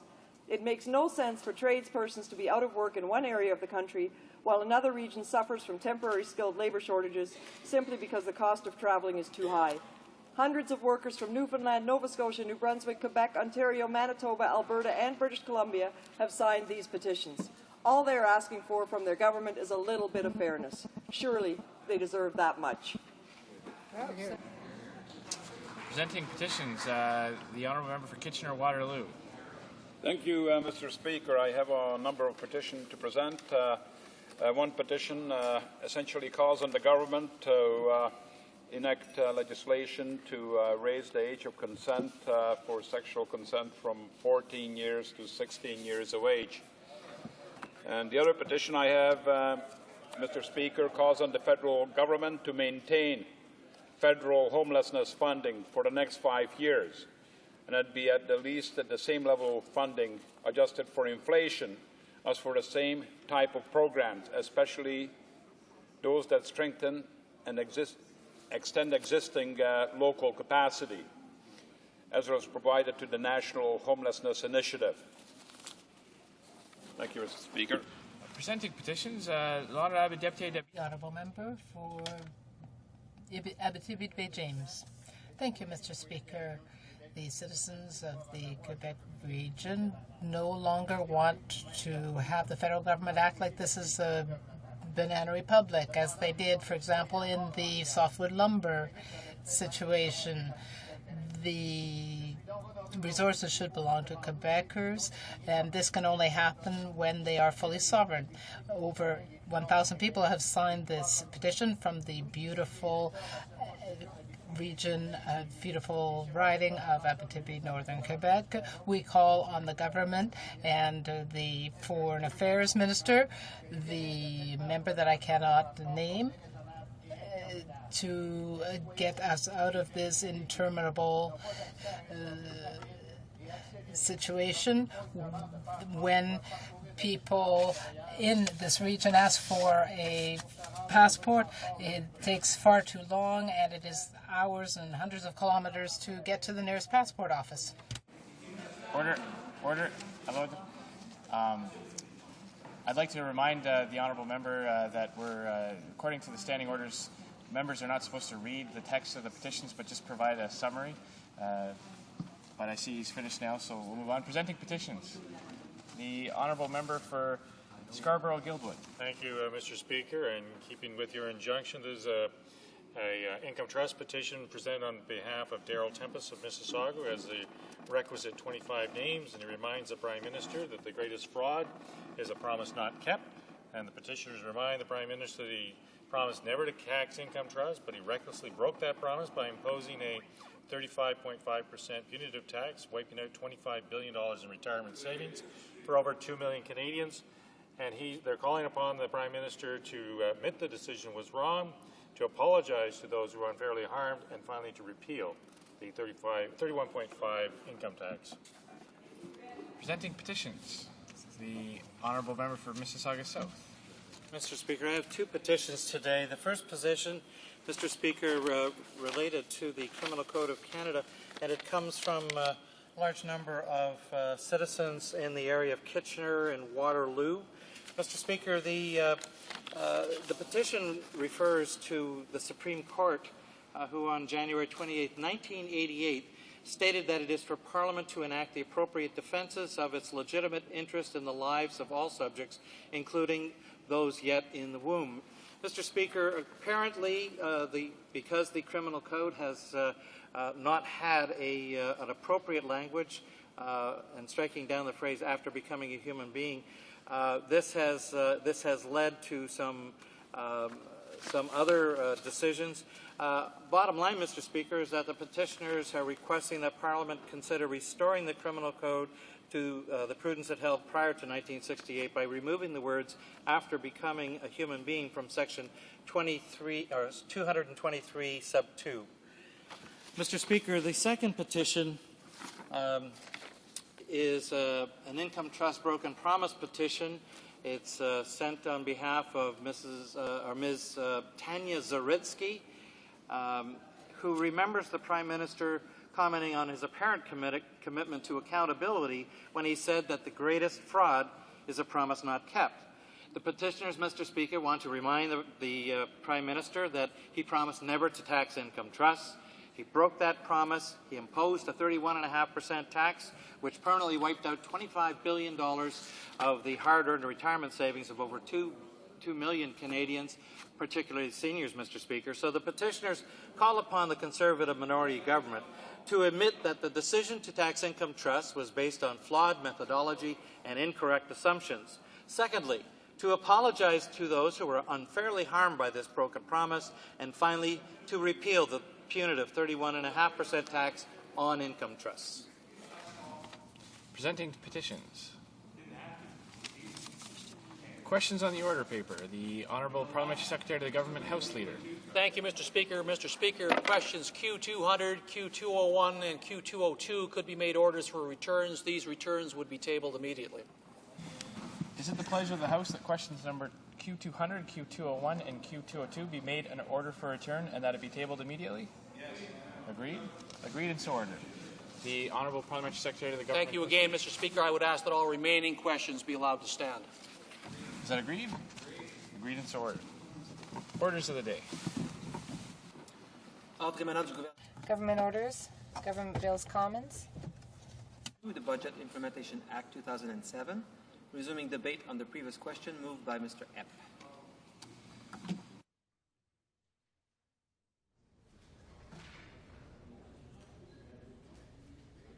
The Honourable Member for Mississauga South had 3 minutes for questions and comments remaining. If there's an Honourable Member who would like to ask a question of the Member for Mississauga South or make a comment, we could do so now. I see the Honourable Member for Scarborough-Guildwood rising. Thank you, Mr. Speaker, and I know that the honourable member is quite familiar with this particular budget bill, and I wonder whether he would be prepared to comment on the fact that this bill has taken such a long time to get through the House. It started on March 19th. Here we are, March 11th. The government's pulling all kinds of maneuvers in order to try and get this budget moved along, having delayed it themselves. And here we are, and I wonder whether, in fact, this bill is not moving along because this bill has so many victims. It has victims such as the income trust, literally 2 million victims in income trust. It has literally thousands of students who are victims of this bill. It has something in the order of thousands of business people who are upset with the interest deductibility decision. And all tax filers, all 26 million of them, would be somewhat upset with the fact that the base rate will go in from 15% to 15.5%. I wonder whether the honourable member would be prepared to comment that possibly the real reason that this bill isn't moving anywhere, hasn't moved forward, is because the government has so victimized so many Canadians. The honourable member for Mississauga South. Thank you, Mr. Speaker. I think the member has provided the answer in his question. So if I could take the liberty just to make a point that I wanted to include in my speech but ran out of time. Mr. Speaker, it had to do with pension income splitting and who in fact is getting the benefit.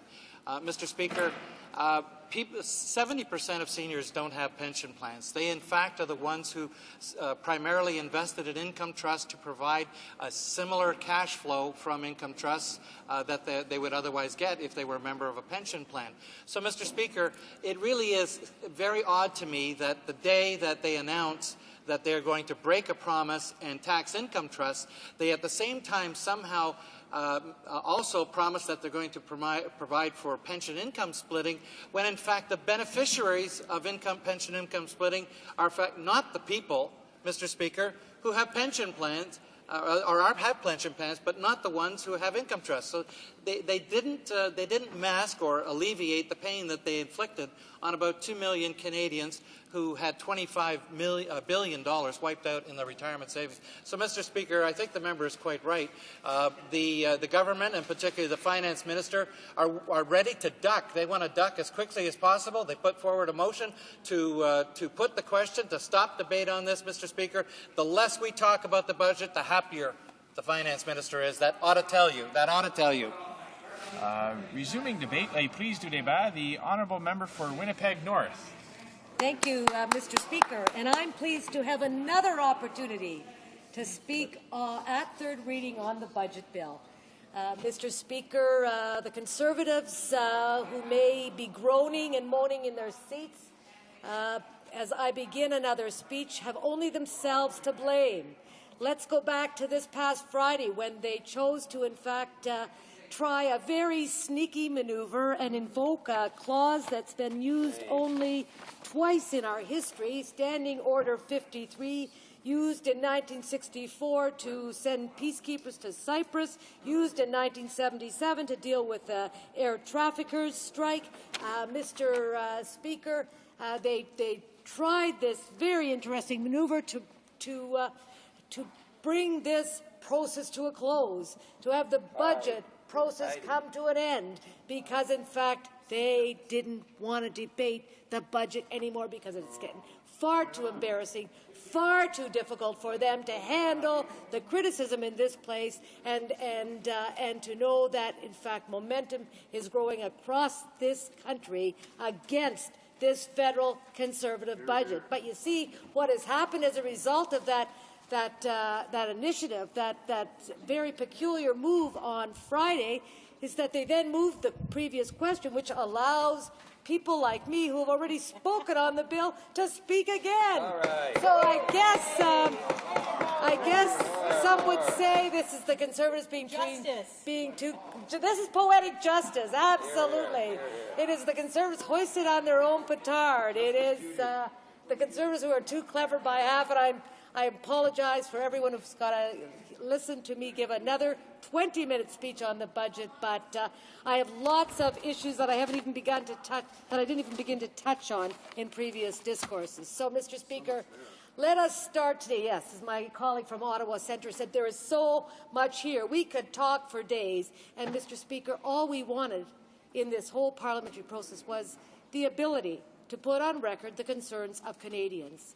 And indeed, there are many concerns across this country about the federal Conservative budget. We're not trying to hold up the process. We're not trying to be difficult. We're not trying to use any of the rules available to us to hurt democracy and to deny the need for this bill to be passed at some point, but we do want the opportunity to speak. And in fact, Mr. Speaker, if you look at this whole process, as has been said many times in the debate, the Conservatives have had days and weeks to advance this bill and get it through the House. Isn't it interesting that today there's this panic, there's this need to create a crisis in order to get Bill C-52 through, when in fact the Conservatives had 11 days between April 17th and May 11th to actually advance the debate on Bill C-52. 11 chances to bring this bill forward to debate so that we could proceed then to get it through committee, to report stage, and back here for third reading. But obviously, yes, as my colleague from Ottawa Centre said, it wasn't important enough at the time. Wanted to hide it. Wanted to hide it. My colleague from Windsor-Tecumseh says, yes, Mr. Speaker, there is clearly an attempt on the part of the Conservatives to hide, to bury, to get rid of any avenues for discussing this budget. And first they tried by not calling it. Now they're hoisted on their own petard and are forced to actually hear us out as we thoroughly debate C-52 on third reading. Now, Mr. Speaker, the developments of the last week have certainly given us a focus for debate and discussion. The realization on the part of Atlantic premiers, of the premiers of Newfoundland and the premier of Nova Scotia, as well as of Saskatchewan, their realization that this government, in fact, has no intention of keeping true to their word, of keeping the promise that they made to honour the Atlantic Accord and the Saskatchewan Agreement. Mr. Speaker, this debate has now become, out of necessity, one of the principle of governments keeping their word. Because for too long, they have seen increasingly political parties in this House who have formed government breaking their promise, breaking their word the first chance they get. And so it's obvious that when a government breaks its word on something as fundamental as resources and an economic lifeline to regions such as Newfoundland, Nova Scotia, and Saskatchewan, you can't sit back and ignore it. You can't simply let the Conservatives make up some justification for breaking their word and then and giving them, the go-ahead. So, Mr. Speaker, well, obviously the Conservatives there who are waving their hands at me are embarrassed by this situation. They ought to. Well, they should be. They should be embarrassed. They ought to, in fact, give some thought to the cry from people in the Atlantic region and from Saskatchewan to have this government reconsider its position and actually keep its word with respect to the Atlantic Accord and the Saskatchewan deal. And it's not like there isn't eons of writings on this issue and a multitude of quotes from members on the Conservative benches in support of the Atlantic Accord and the Saskatchewan Agreement. Let me just quote the Prime Minister from November 16, 2005. He says, "The Prime Minister is also failing Saskatchewan in equalization. The government promised to reform the equalization program in 2004. The government now says it will not get to that until 2006, costing Saskatchewan $750 million. When will the Prime Minister overrule his Finance Minister and make the changes necessary so Saskatchewan does not lose this money?" Goes on, in January 12, 2006, a Conservative government would also support changes to the equalization program to ensure that all provinces and territories have the opportunity to develop their economies and sustain important core services. I could go on, Mr. Speaker, at great length, making reference to all kinds of previous commitments, words, promises by Conservative members in the context of this issue of fiscal balance, of fairness in terms of distribution of wealth in this country. But I think the point has been made amply by the member for Cumberland, Colchester, Musquodoboit Valley, and it's certainly been made in the news today by the Premier of Nova Scotia, Rodney MacDonald. It's been made very well at the Finance Committee by the Premier of Saskatchewan, Lauren Calvert, and it is time for this government to begin to listen. And we offered a solution, Mr. Speaker. We said from the very beginning that here is an issue where you cannot ignore previous promises and commitments. You can't go back on your word when it comes to economic lifelines. So honor the agreements and view these accords in terms of ensuring provinces have the wherewithal and the means to pursue their provincial economies as they develop their energy resources. It doesn't mean for all time we must, in fact, ignore a formula that would look at some variation of what amount of revenue is included from natural resource revenue. But it is to say, honor the accords and then begin to look at how we move forward in the future. Because there is no question the Conservatives inherited an absolute mess from the Liberal Party. The Liberal government had years to sort out this problem. They refused to, just as happened with the income trust file, on both counts, they had the evidence, they had the documentation, and they would not bite the bullet and deal with them. So the Conservatives inherited an absolute mess, and that's certainly the case with income trusts. And on that issue, clearly the government recognized that it had to act, or we would see more and more tax evasion on the part of corporations and more loss to revenue that would provide important programs for seniors and others. And with respect to fiscal balance and equalization, equally, the case is equally so with the government, and I quote from the Edmonton Sun of just a couple of months ago, Grits left utter mess, books in disarray after deals with provinces, says Tory minister. I agree with that. It was an absolute mess. There was a chance back in the mid 2000 and around 2004 for the government of the day, in fact, to build on a consensus achieved by the provinces and put in place a formula that would hold us in good stead for years to come. But they refused. They refused out of, I guess, political expediency, and refused out of a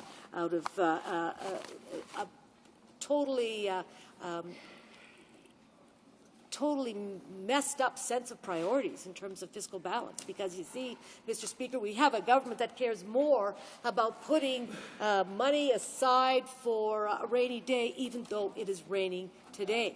We have a government that, from the past, the Liberal government that put $80 billion of surplus dollars that happened because of unanticipated surpluses caused by lowballing and a refusal to forecast accurately, a government who accumulated over $80 billion on that basis, in a most unethical and immoral basis, and then decided to put it all against the debt as opposed to deal with the priorities of Canadians. And so now we have, this is the strange part, the Conservatives following that path, that pattern, but they won't, in fact, deal with this trend line, this pattern of broken promises.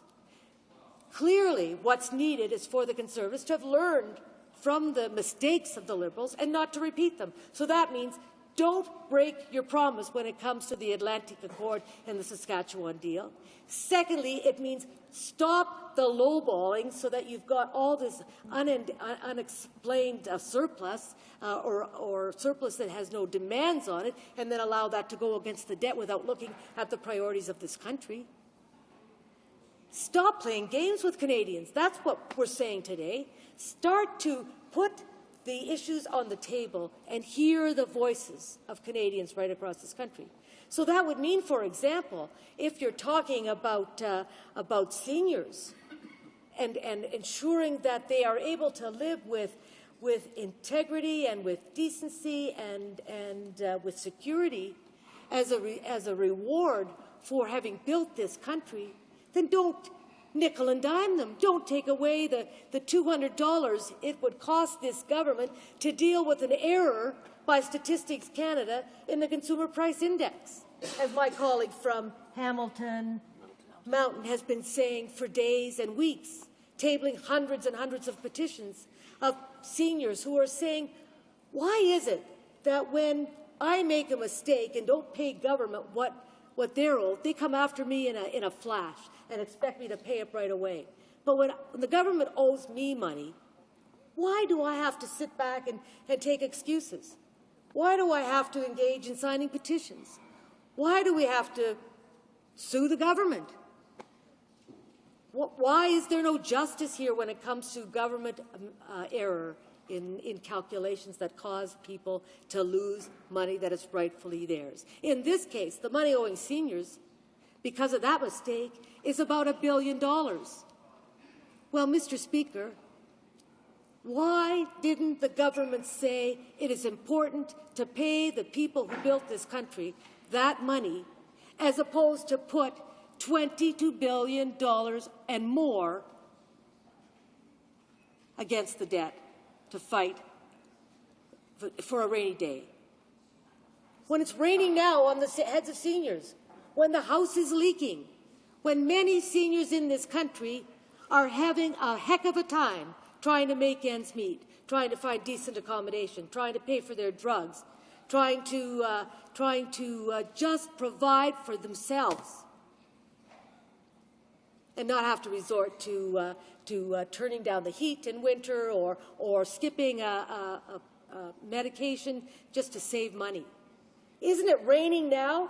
What's wrong with these Conservatives? Don't they see that, in fact, when there is any kind of despair in this country, any kind of destitution because of government inaction and government callousness, isn't that enough for this government to say, let's put some of that money towards the people who built this country? After all, they're not in poverty because of something they themselves did or didn't do. They're in poverty because of either deliberate policies to hurt them, like the failure to acknowledge the error in Statistics Canada and the Consumer Price Index, or errors caused by lack of foresight and vision and planning, like we see with respect to the National Pharmacare Program or national housing.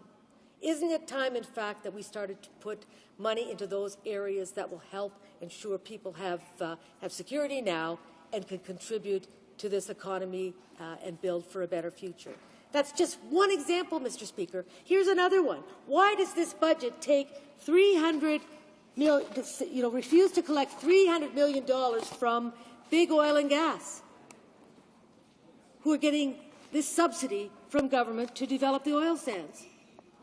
Why are we giving these giant corporations who are developing and who are extracting our natural resources from the ground and the water, making huge profits, and we're giving them a subsidy?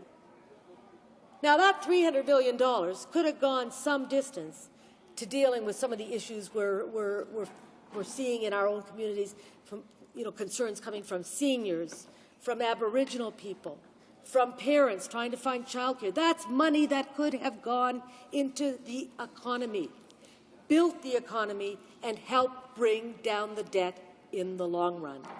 And at just as fast a rate as will happen having put this $80 billion under the Liberals and $22 billion under the Conservatives directly against the debt, with some foolish little catchy program called Tax Back Guarantee that doesn't mean a hill of beans for Canadians.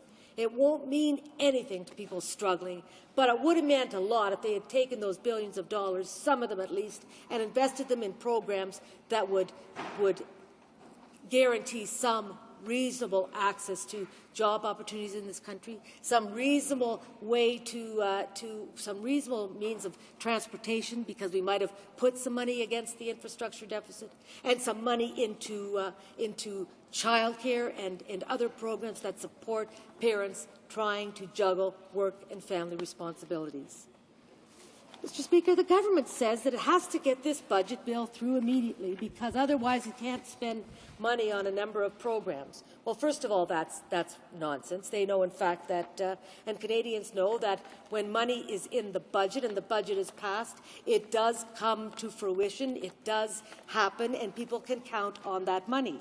That's certainly a given, but it's also interesting that the government chose to chose to list a number of initiatives that they felt might not get the money that they needed on time as an excuse for ramming through this bill and bringing in rare standing orders like the one I just talked about that hasn't been used more than twice in the last 30 or 40 years. So the government says it must have this bill through so it can spend the $1.5 billion for the Canada Eco Trust for clean air and climate change.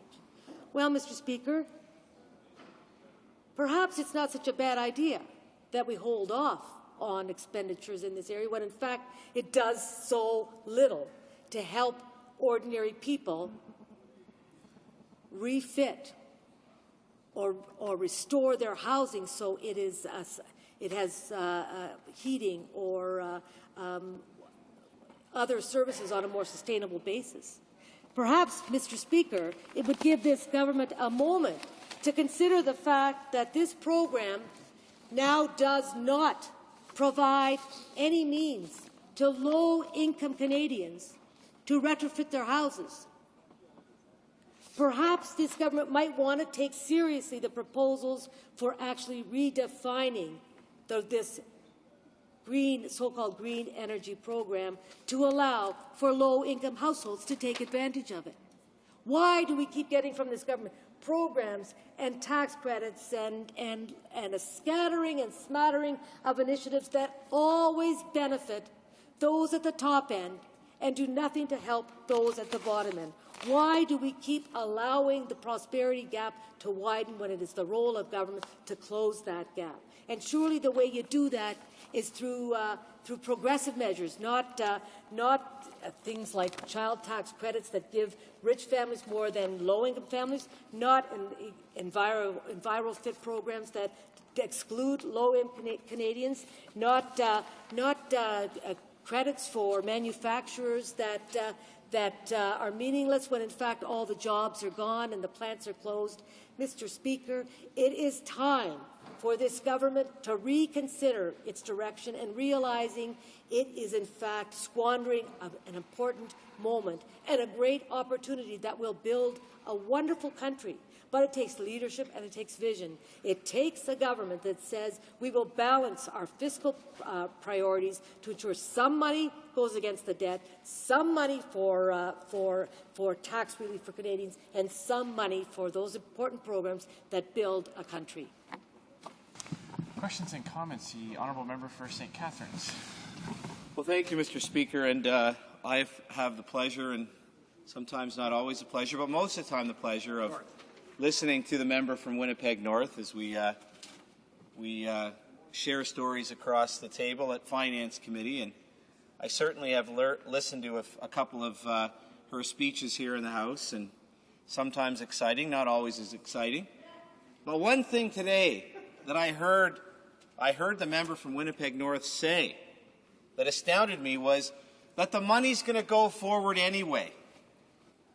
Well, I find that ironic for her to say that here in the House today, because in May of 2004, when this government was in opposition, and they were pounding away at a government that was corrupt, a government that had a sponsorship scandal, a government that had done some terrible things to the people in this country, that she was standing in her place and her party was standing in her place, supporting that government, saying that the budget should move forward because of what it was going to do for the homeless, wasn't going to do if the budget didn't pass, how it had to pass to help children, how it had to pass to help those that were unemployed, how it had to pass for those who were homeless.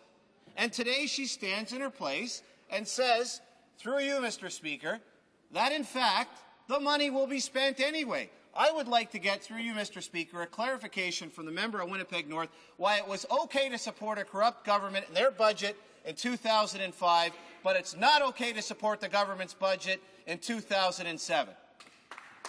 The Honourable Member for Winnipeg North. Perhaps I'm mistaken, but is this an offer from the Conservative government to actually sit down with the New Democratic Party and arrive at an agreement where we see money diverted from tax breaks for corporations and money that has been all shunted towards the debt, and to put some of that money into programs like housing and education and the environment and health care, as the New Democrats managed to do with the Liberals in the 2005 budget. I would love to sit down and start to work on such a deal. And, Mr. Speaker, that is why, in fact, I made the comments I did, because we have not had any success at convincing the Conservatives to change their minds and sit down with us and develop a reasonable alternative that would include some way to respect the Atlantic Accords, some way to ensure money flows to the creation of childcare spaces and not to wealthy families at home who don't need the childcare spaces, money that goes to actually create housing, money that is used to improve our infrastructure and deal with a $60 billion deficit. Mr. Speaker, I got a shopping list as long as you can imagine to talk to the Conservatives about, but unfortunately they have refused. And what has in fact happened is the Bloc and the Conservatives have agreed the Bloc has agreed to support the Conservatives, prop up this government, and give them the votes it needs to get the budget through. So, Mr. Speaker, I can count. So I know, in fact, unless this is true, that there's a deal in the works, I think the budget will go through, and Canadians will be disappointed. Questions and comments. The Honourable Member for West Nova. Merci, Mr. President. I find it interesting to listen to the member from Winnipeg say how she was able, to her party, to negotiate a deal that would help housing, healthcare, environment, and infrastructure with the former government. But then, before that budget could be implemented, vote in favor of non-confidence, bringing the government down so that that money could not be invested to do those valuable things that she talks about. So I wonder, it causes me to wonder, was she interested in actually doing those things, helping those people, doing the homelessness agenda, doing housing, investing in the environment, or did she want something for the resume of the NDP party in an election? What was the real interest? The other question that I would ask the member is, she supported the Minister of Finance faster than he could utter the words taxing of income trust. But later at the finance meeting, she heard from finance committee meeting from a lifelong member of the New Democratic Party saying that he would not support them again because Tommy Douglas would turn in his grave, finding out that $25 to $30 billion was loss of seniors' income, seniors' investments, $10,000, $15,000 a year for individual seniors, on the premise of lost revenue to the federal government, when she found out in evidence that actually it is the taxation of income trust that will reduce the revenue to the government, causing an increased taxation to the ordinary Canadian. Thank you, Mr. Speaker. Member for Winnipeg North. Well, first of all, Mr. Speaker, let me remind the member that the deal that the New Democrats were able to wrangle and pull out of the Liberal government back into 2005 happened because, in fact, we're talking about a budget that was passed and it went on to be implemented. Now, the member obviously is still sour grapes about the fact that they couldn't get their act together to continue to make minority government work and to deal with other problems that the NDP identified. But that doesn't negate the incredible achievement that the New Democrats made back in 2005 with $4.6 billion going to valuable programs for Canadians as opposed to corporate tax breaks. Now, Mr. Speaker, he asked, what would I see money going for today? Well, let me name a few. I would say, a few, maybe a few thousand, a few million going to housing in Winnipeg by ensuring that the barracks, the Capillon barracks, are not sitting empty and are transformed into housing for people who desperately need it. I would suggest that we've got a need for this government to actually invest in crime prevention programs that make a difference, such as the Ambassadors program in my own constituency. I would suggest. Questions and comments. The Honourable Member for Hamilton Mountain. Thank you, Speaker. I was delighted to hear the member for Winnipeg North talk about the plight of seniors, because she's absolutely right. This budget did absolutely nothing for the people that have built our country. And, I noted that she pointed out about how quick the government is to try and recover money from seniors. And of course, if you look at the Ottawa Sun from today, headlines is about the government trying to get money back from pensioners. The federal government is working to recover more than $7 million in public pension overpayments. The department has appointed a special team to manually review the files in an effort to recover all the cash. And yet we know, and we've raised in this House over and over again, that seniors have been shortchanged between 2001 and 2006 as a result of the miscalculation in the Consumer Price Index. Seniors are owed, by our estimates, about $1 billion, by the government's own estimates, perhaps as high as $3 billion. I wonder if through the hearings in the Finance Committee, the member got any sense at all about when it is that this government's going to stand up for seniors, do right by them, and make sure that they're reimbursed for the money that's owed to them.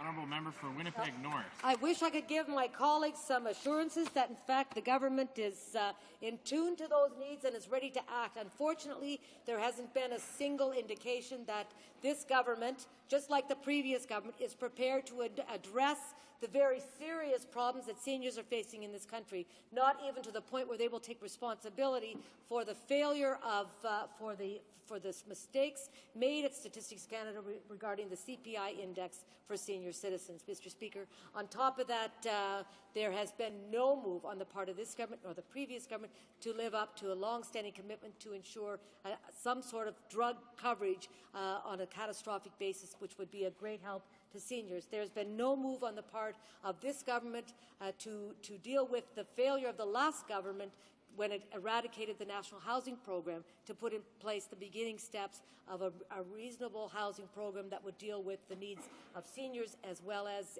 many others in our society today. Mr. Speaker, this budget actually is devastating from the point of view of meeting the realities facing many groups in our society today, and the prosperity gap actually has been made wider as a result of it. That's a scathing comment on any government.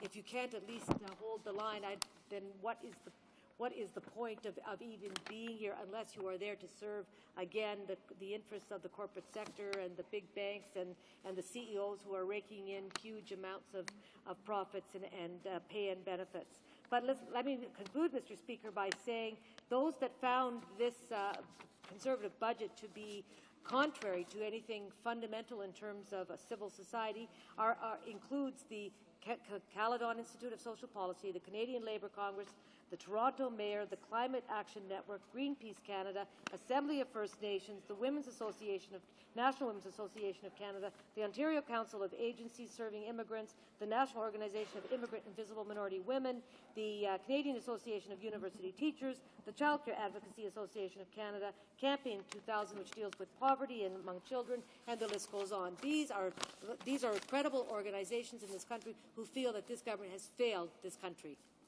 The Honourable Government House Leader, rising on a point of order. Mr. Speaker, an agreement could not be reached under the provisions of Standing Orders 78 Sub 1 or 78 Sub 2 with respect to the third reading of Bill C-52, an act to implement certain provisions of the budget tabled in Parliament on March 19, 2007. Under the provisions of Standing Order 78 Sub 3, I give notice that a Minister of the Crown will propose at the next sitting a motion to allot a specific number of days or hours for the consideration and disposal of the proceedings at the said stage. Thank you.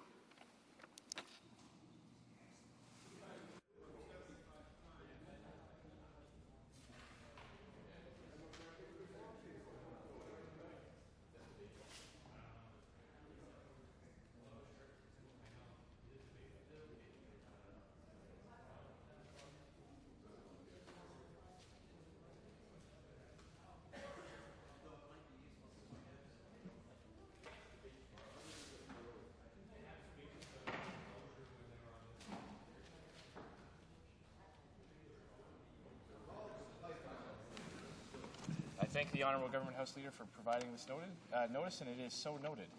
Resuming debate, the Honourable Member for Davenport. Thank you, Mr. Speaker, and I'll be splitting my time with my honourable colleague, the member for Scarborough-Gilwood.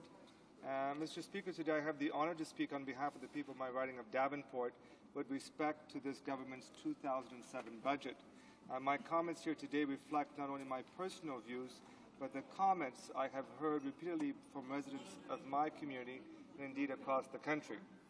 These are people who have written to me, met with me, called me to discuss their deep concerns that this Conservative government is taking us down an uncharted road, a road that leaves most vulnerable Canadians in our society far behind. Mr. Speaker, Canadians have come to expect both leadership and inclusiveness from their governments. They know that Canada was built by many respects upon the solid leadership of great prime ministers and forward-looking governments. These leaders look beyond the horizon of their day and led our nation to become a country recognized internationally as a model of inclusiveness, innovation, tolerance, and opportunity. Canadians also know that while words have power, they must also be supported with action. It is not enough to only speak of the importance of the arts. We must also make sure that the arts have the financial supports that they need to grow. It is not enough to deplore the conditions of Canada's Aboriginal people. We must also be willing to invest the funds necessary to create justice and fairness. Mr. Speaker, the true language of leadership is not what you say, but what you do. Canadians have heard the Prime Minister's claim of moderation, but they have seen the true colours of this government reflected in this budget. They are anything but progressive or moderate. It is difficult to know which part of this flawed budget to address first. So many groups and priorities have been neglected by this government.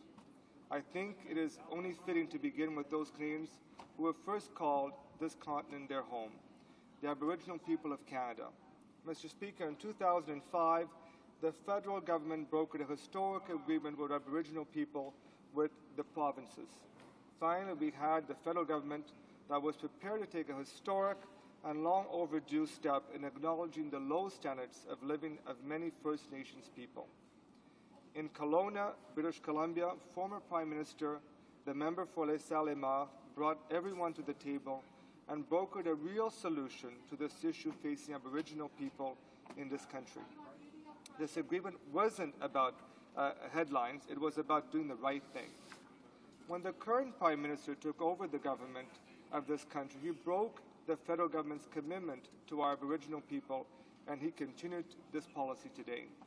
This government's budget doesn't do anything to address the real inequalities and historic injustice faced by Canada's Aboriginal people. It is any wonder that more and more we are seeing frustrated First Nations people resort to desperate measures to express themselves.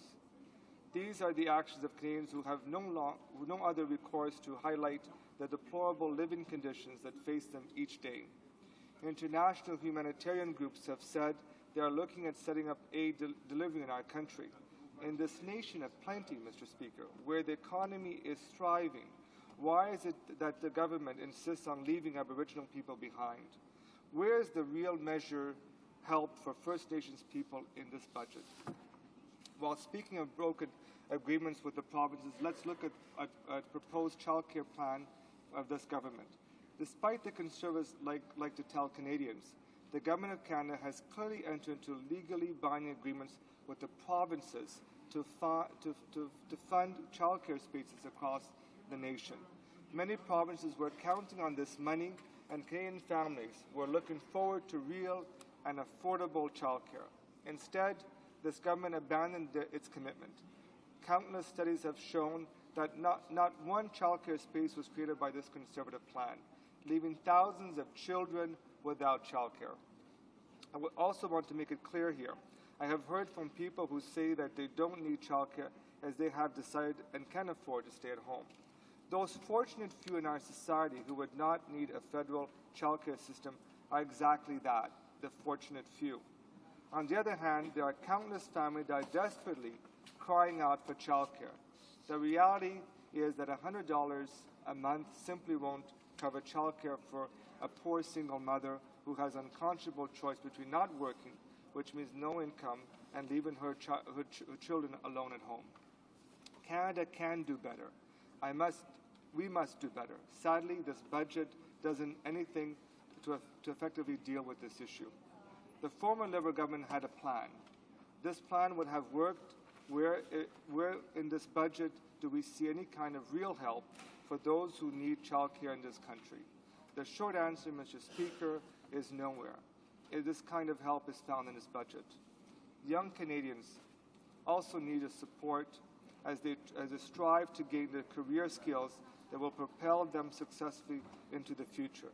The government in Canada has historically played a vital role in helping young people get jobs through the summer career placement programs, pairing them up with community organizations and companies.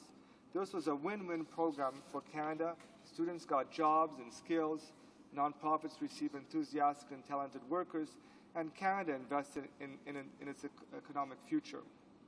In the wake of this budget, the Conservative Party has so grossly mismanaged this program that no one can ever tell Canadians how much is being spent, how jobs are being awarded, and why the government initially denied funding to vulnerable organizations in communities across this country.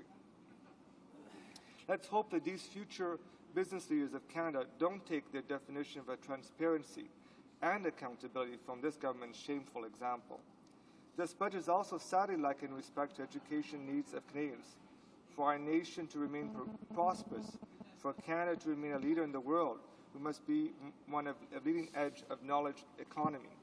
Our universities must be training grounds for a generation of leaders. Instead, this budget fails Canada's undergraduate students. The budget doesn't put a penny in the pockets of Canada's those who need it most. Instead of removing barriers to higher education, this government is content to rest on its laurels, whatever they may be, and wait for Canada to be overtaken by other countries who have the foresight to invest in their post-secondary students and institutions. That is not the only place where the Conservatives are abandoning Canada's place in the world stage. The repeated failure of this Conservative government on the environment has been nothing short of unforgivable. We have now seen not one, but two failed environment plans. We have a Prime Minister who spent his time at the G8 bragging about his climate change denial, a minister who called climate change a socialist scheme, and a climate change policy more comfortable with George Bush's Oval Office than in nations across the world. There is a gaping hole in the budget where it comes to innovative environmental programs. It's nice that the Conservatives are reintroducing the successful Liberal programs they cut, but that's not leadership, that's just backpedaling, Mr. Speaker. Our cities are more and more being neglected by this government. It was the previous Liberal government that committed gas tax monies to Canada's cities. It is a huge step forward. For the first time, the federal government was taking a leadership role and recognizing that municipalities are an important level of government badly needed help. Our cities are in desperate need of reliable, sustainable, and consistent federal funding. The Liberals' New Deal for cities was a great first step, but much more needs to be done. As a former city council in Toronto, I know that our municipalities are the front lines in terms of needs and services. A city like Toronto is charged with fighting homelessness, hunger, poverty, infrastructure, public health, public transportation, culture, and much more. It's economic tools to fulfill its obligation to Canadians who live there. When I asked the government about this last week, all I heard was rhetoric about maintaining prior commitments. Everyone in Toronto, and indeed all major cities in this country, know that there is much more to be done. It is time for leadership and no more rhetoric. The budget simply fails Canada's cities. Among the hardest hits of all by this government neglect was Canada's poorest citizens. At this time, Canada has no Minister of Housing and no affordable housing plan. Constituents in my riding of Davenport don't need an explanation of why a housing strategy is in such a necessary element of a national safety net. They see the need every time they walk down a main street. They see it in the elderly neighbors whose pension and meager savings aren't sufficient to keep a roof over their head. This government has no strategy to help thousands of homeless Canadians. There's no program to help make sure that every man, woman, and child in Canada has a place to call home. This is simply not acceptable. If the Conservative cabinet ministers cannot see this, then I invite them to walk down the streets not 5 minutes from this Parliament. They are opportunity to talk with some people living on the streets. We are Canadians too, and we need and they need help. Sadly, this budget ignored. Questions and comments. Questions et commentaires. The Honourable Parliamentary Secretary, the Minister of Veterans Affairs. Thank you, Mr. Speaker. It's always unfortunate when you're trying to make a valid argument about a point that is important to you in this House of Commons when you have to rely on using what I call emotional blackmail. There were a number of comments that were made by the Speaker that are completely unfounded, and I would just give the opportunity to the member to tell me personally, none of these problems that he has expounded on today, the homelessness issue, the other issues that he's brought forward, none of those existed under the previous government. I certainly hope that's not what he's trying to make Canadians believe, because that would be absolute falsehood. This particular government has put a great deal of money and effort into trying to resolve those issues for Canadians. We realize it's a serious issue, and it's across this entire nation. Honourable Member for Davenport. Well, Mr. Speaker, I mean, I'm not quite sure what the member was trying to allude at. I mean, in terms of emotional blackmailing, does the member actually think that people when a member of this House speaks about the homeless situations in our cities, the problems that are faced by poor people who can't find childcare, who can't find decent housing, that somehow is emotional blackmailing? I would think not. I mean, these are important issues that we as parliamentarians have a right to, in fact, to speak on these very important issues facing our country and our cities. Mr. Speaker, what I was trying to get at is the budget, and given the fact that we have a major surplus, and that was due in large part to the good fiscal management of the Liberal government. And the member may not want to believe it, but most Canadians do believe that. And because we've had good fiscal management by the Liberal Party for many years, we need to make sure the investments now that are in fact are appropriate to the right places. And I must say, Mr. Speaker, childcare is a very important piece of that brick, that socioeconomic brick, to make sure that we leave people out of the poverty lines. And that's what I was trying to get the point. When the government takes away childcare, where they don't have a Minister of Housing, where they don't even enunciate the importance, I have not heard one minister yet in this House speak about the importance of housing and homelessness in our cities. That is what I'm talking about as priorities. They have other priorities. It's not the same priorities that I have. Questions and comments. The Honourable Member for Newton North Delta. Thank you, Mr. Speaker, and I thank the Honourable Member. Speaking about childcare, he was talking about. Actually, my wife and myself were eligible for that $100 and taxes as well. In fact, I haven't had the opportunity to apply for it because it was so complicated to apply. But it's not about that $100. I can tell you, Mr. Speaker, I'm sending my son, because I have my parents living with me at home. It is not the child care, it is the early learning that we get. I'm spending almost $1,000 on a 3-year-old. And it is, when we talk about, the Parliamentary Secretary was talking about emotional blackmailing. But an association like Child Care Advocacy Association of Canada gives a failing grade to this government on child care. I'm sure that this association is a very non-partisan group, and I would like to see if Honourable Member want to make a comment about this association giving a failing grade on child care to this government. The Honourable Member for Davenport. Well, thank you very much, Mr. Speaker. And I wanted to take this opportunity to congratulate my honourable colleague for the excellent work he's been doing. And I just, I absolutely 100% agree with him. It's really about early learning and the importance of early learning and childcare spaces that we need to have in our cities and our communities across this country. I mean, it's one thing to hand out a check for $100. I mean, every person would love to have $100, Mr. Speaker. If the government was throwing $100 to every family, that's fantastic. But the real needs, it's a question of priorities. How are we going to set priorities in this country? We don't have an infinite amount of money. We have to make sure that money is properly allocated to programs that alleviate issues of poverty, issues of homelessness, issues as well as we can, in fact, get people, and especially children, into these early programs of early childhood learning. And the only way we can do that with the amount of monies and the budgets that we have is by making strong investments in childcare programs, which is what we were doing. And we're doing that in partnership with our cities and in partnership with provincial premiers across this country. That's one of the reasons I think it is a very important issue and a very important piece of the pie that the government is unfortunately has missed out when they talked about early childhood education. It's not about just handing out $100 to everybody. It really is about, and some people might even call that buying votes. It really is, in fact, about making investment in our children, making invest in our communities, making invest in early learning, and that is exactly what our plan had. Unfortunately, that plan was killed by this government. Questions and comments. The honourable member for Edmonton, Mill Woods, Beaumont. Well, thank you, Mr. Speaker. I noticed that my honourable colleague from Newton North Delta talked about the Child Care Advocacy Association, and thought it would be appropriate for me to ask a question of this honourable member here.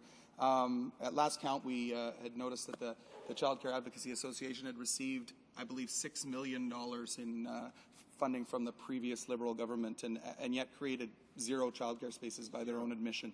And I'm curious if that member, when he refers to their strong record on childcare, if that's what he's talking about, spending $6 million on a lobby group. The honourable member for Davenport. Well, I wouldn't characterize them as a lobby group. I mean, the reality is that they're doing some incredible, important work. Mr. Speaker, the reality is this. I mean, childcare is an extremely important issue. I remember when Mr. Chrétien was the Prime Minister at that time, and the member from La Salle-Mar was the Minister of Finance, we had put incredible amount of monies we put the monies into provinces for childcare spaces, and the provincial government at that time, which is Mike Harris, which is a Conservative government at that time, Progressive Conservative, they called themselves in Ontario, tried to block that money from flowing to the city. So we, in fact, could not create those needed child spaces in cities like Toronto. So even though there was money, there was about $180 million that was given directly to the City of Toronto, to the transfers from the federal coffers to the provinces, we couldn't access that money when I was in City Council because the government at that time, the Progressive Conservative government of Mike Harris, refused to transfer that money to the provinces. So obviously, yeah, Conservatives, maybe that's the hidden agenda. They don't believe in child care programs. They should be honest about it and say they don't believe in child care spaces. They don't believe in investing in early learning and child care spaces. They don't believe in investing in our cities. They don't believe in investing in housing and communities and helping the homelessness and the poor in our country. They should be honest about that because certainly their program, what they're not able to say directly, their programs and their action is clearly indicating that that's exactly where they stand on these issues. But we should be honest with our constituents, we should be honest with our people, and say basically, quite clearly, we don't believe in these programs. Questions and comments. The honourable member for Kitchener-Waterloo. Thank you very much, Mr. Speaker. I know my colleague has a great deal of interest in the issue of undocumented workers. So I would really like to ask my colleagues on the issue of undocumented workers, because I note in the money for removal of undocumented workers has been increased to $420 million. And I wonder what my colleague would have to say about that, because these undocumented workers are actually assisting in growing the Canadian economy. And without them, we can be in a great deal of trouble. The honourable member for Davenport. Thank you, Mr. Speaker, and I will try to be brief because I know my honourable colleague from the member from Scarborough-Guildwood wants to get to his second part of the debate. But I would say that certainly the undocumented issue is a big issue that affects thousands of people in communities all across Canada. And unfortunately, the government has, we had a motion here in this House. It had unanimous consent that there be a moratorium. I would hope that this government will respect the will of Parliament and in fact do such, listen to the will of Parliament and have a moratorium on the deportation of undocumented workers. Thank you, Mr. Speaker. Resuming debate, the honourable member for Scarborough-Guildwood. Thank you, Mr. Speaker. Well, here we are, just 1 week short of 3 months since this bill has been introduced, and we're still debating it. Notwithstanding the efforts to pull a sneaky motion on Friday, and then the government House Leader introducing closure earlier today. I'm wondering, Mr. Speaker, why it took the government so long, and possibly it has something to do with the lack of popularity of this budget. It used to be the rule of thumb, Mr. Speaker, that if they were still talking about the budget 48 hours after its delivery, then the budget was a failure. And by that standard, Mr. Speaker, this budget is a colossal failure. I only have to point you to, Mr. Speaker, today's headlines, which says PM faces growing Atlantic Tory backlash. Nova Scotia Premier leads charge against federal budget.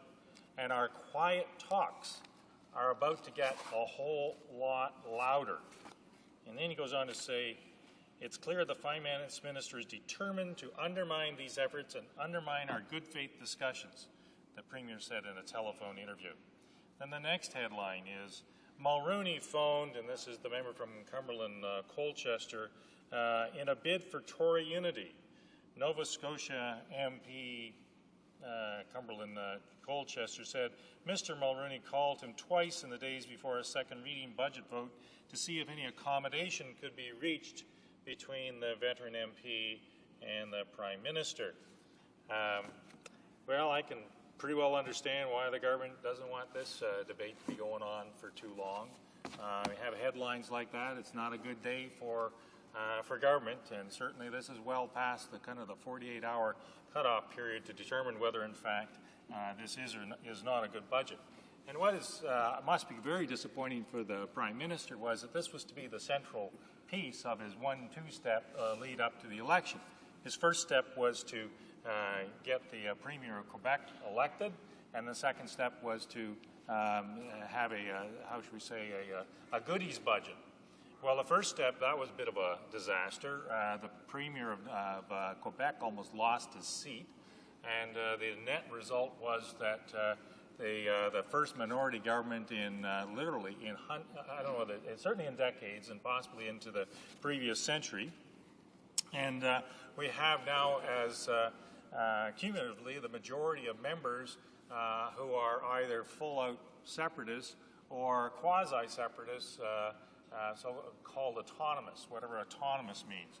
So that step one wasn't didn't exactly come off the way the Prime Minister planned it. And then step two was, if you will, a goodies budget. And instead of being a goodies budget, it's turned out to be a victims budget. The budget has many victims. In fact, I recommended in the event that this government ever gets to deliver another budget, that it should precede the budget with a victims' bill of rights. Because you start counting up the victims that this budget has incurred, it gets to be quite extraordinary. The fundamental rule of budget making, Mr. Speaker, is you can't make the lives of Canadians worse off by the delivering of budget. The idea is to actually make their lives better off. And it's not as if the finance minister didn't start out with hordes of cash. He just declared a $13 billion surplus, somewhat reluctant to give credit where credit is due. He appears to prefer to blame previous 13 years of government mismanagement, but when there's $13 billion in the kitty, that's, of course, all his doing. Then he proceeds to victimize literally millions of Canadians and all kinds of people groups. He starts with the premiers. The Premier of Nova Scotia, or the Premier of Newfoundland Labrador, was first out of the box and was quite eloquent in his declaration that this budget, in fact, was a fraud on the people of Newfoundland and Labrador. Then next up was the Premier of Saskatchewan, who said, well, the promise that was made during the election was that non-renewable resources would not be touched. And then you have now the Premier of Nova Scotia saying that the quiet discussions are about to get a whole lot louder. Not exactly the way to create a peace in our times budget. And I think all three premiers have in common a simple understanding that a deal is a deal is a deal. So when they entered into the Atlantic Accords, as they've become known, that was a deal. It wasn't a deal that could be changed unilaterally by one side of the partnership. It was just simply a deal. It kind of reminds me of a real estate agent who sells you a house, and 2 years later says, well, I really didn't intend you to sell you that house, but I got this really, I got a greater one for you, a better one for you. Well, maybe, just maybe, the premiers and the people of Nova Scotia and Newfoundland, Labrador, and Saskatchewan all seem to think that the house that they have is perfectly fine, thank you very much, and they don't want the alleged benefit of that the finance minister is holding out to them. Indeed, I had an extraordinary event, Mr. Speaker, when the Premier of Saskatchewan accepted the invitation of the Finance Committee to come and talk about the budget.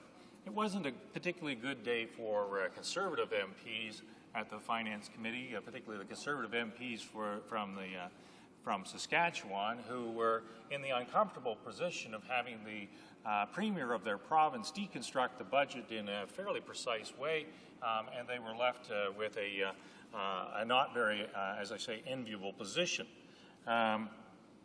In fact, he quoted chapter and verse from not only the Conservative platform, but also from the as how it would affect the government of Saskatchewan as well. So that's one rather large grouping of victims, the premiers, those three premiers, plus all of the people of those provinces that they represent. But then you have another grouping of victims, and that's the income trusts folks. Now, literally, some have said that that's up to 2 million people were victimized by the decision of the finance minister and the prime minister to reverse their election promise. But not only did they reverse their election promise, Mr. Speaker, but they executed it in such an incompetent fashion that they actually literally wiped out multiple billions of dollars of hard-earned savings. I have a quote or an email from one of those victims, Mr. Speaker. I don't know this man, but he sends it to me from Ladysmith, BC, and I'll withhold his name because it is a bit of an embarrassment for the man. Dear John, thank you for so succinctly stating my situation around the income trust fiasco yesterday in the House of Commons. I personally lost in excess of $100,000 in investments of close to $400,000. More importantly, I have lost it. I can't recoup it now, even if the Minister of Finance backed off completely. Then he goes on to say, I deregistered what was left of my self-directed RSP and incurred a whopping $36,000 in income tax. But it gets worse, Mr. Speaker. Part of my investments have been leveraged with a mortgage on my principal residence. In order to service that debt, we need to sell our home and relocate in a much more modest home. So much for their retirement. I'm sure they'll be terribly interested in income splitting. And his final paragraph is, it isn't worth much, I know, to hear thank you from me, but it's all I can offer you at the next time. That and the promise that I and my family will be voting Liberal in the next election. Not exactly the way to win friends and influence people, but just so typical of the literally hundreds of thousands, if not millions, of people that have been victimized by the decision of this finance minister. Then I further loading on the victims, students, Mr. Speaker. In my writing last year, we received something in the order of $340,000. $340,000 spread over 121 students. They were at the West Hill Community Services Centre. They were at the University of Toronto Scarborough College branch. They were at the East Scarborough Boys and Girls Club. This was not a huge amount of money in the case of each and every one of those people, but it's a terrific resume builder, terrific experience for these guys. So then we tried to find out, well, what's happening. So I got an email from my office, my email to my staff was, well, what's going on? And I get this email back. It says, the short answer is we'll never know. I called so-and-so. He's not answering his phone. He's wanted someone named Vince to explain it to me. They cannot and will not give us a list. I guess this is easier to shift money around if you keep it a secret. The open and transparent new government sure works in mysterious ways. Then, of course, you've got the interest deductibility decision, a whole collection of new victims. As I see, Mr. Speaker, you're winding me up, which is really quite a shame because there is such an endless list of victims from one end of the country to another, and it's really quite an unfortunate occurrence that I can't tell you about all of these victims. Thank you. Questions and comments, questions et commentaires. The honourable member for St. Catharines. Well, thank you, Mr. Speaker. I listened with great interest to the member's story, and I did take from his comments one of the interesting points about a deal is a deal is a deal, and both he and I worked extremely hard as a member of the Finance Committee on trying to make sure that both time was allocated to the opportunity for witnesses to come forward, as he explained, one of which was a premier of Saskatchewan, to make sure that ample opportunity was provided to be able to produce and obviously listen to what they had to say. And also, the fact that from his discussions and mine, if you want to call them during the morning, they're very tense. But I think what we did at the end of the day is we came to an agreement that this budget would in fact move forward based on what he wanted to make sure was going to happen. He then met with the member from Wisconsin to make sure that was okay. I did the same. And at the end of the day, I think the question I have for him is, and I don't want I'm certainly not going to hold him personally responsible. At the end of the day, it wasn't his decision as to why we're here now. But in fact, we did keep our side of the bargain. We made sure they had ample opportunity to get this out. I would like to know from the member why the Liberal Party did not keep their side of the arrangement. The honourable member for Scarborough-Guildwood. Thank you, Mr. Speaker. Well, what precipitated this deal, and I agree with him, that he and I had an understanding, which I thought we'd worked out in the presence of the House of Commons chair of the Finance Committee. And what precipitated it, frankly, Mr. Speaker, was the desire on the part of the government to immediately go to clause by clause without a calling of any witnesses whatsoever, which was completely unacceptable to the members in the opposition, the Finance Committee. So that was what precipitated the deal. So then we actually did work out an arrangement, which was, as I say, in the presence of the chair of the Finance Committee, who apparently had taken a leaf out of the apparently secret manual of committee chairs. Oh. Dirty tricks and slothful behavior. And so when we came back after the break, suddenly the deal that we thought we had worked out, which the honourable member, to his great honour, has acknowledged was broken there in the presence of the committee. So the deal ceased to be a deal, and that was really quite... I think on that note, we will, in accordance with Standing Order 38, we will move on to a motion to adjourn the House, having been deemed to have been made and seconded this time. Therefore, the question is that this House do now adjourn. Order. We're going to move on to adjournment proceedings, and I have to be able to hear the honourable member for Laval-Zell.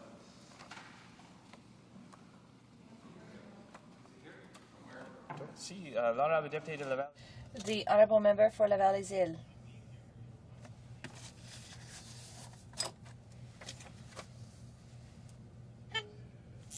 Here.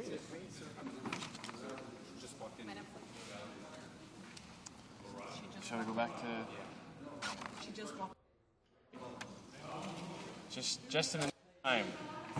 Wait. L'honorable député de Laval-Zell. The honourable member for Laval-Zell. I'm sorry for being late, Mr. Speaker. On March 23rd, I asked the Minister of Canadian Heritage a question with respect to artists and culture in Canada. I asked the same question this afternoon during question period.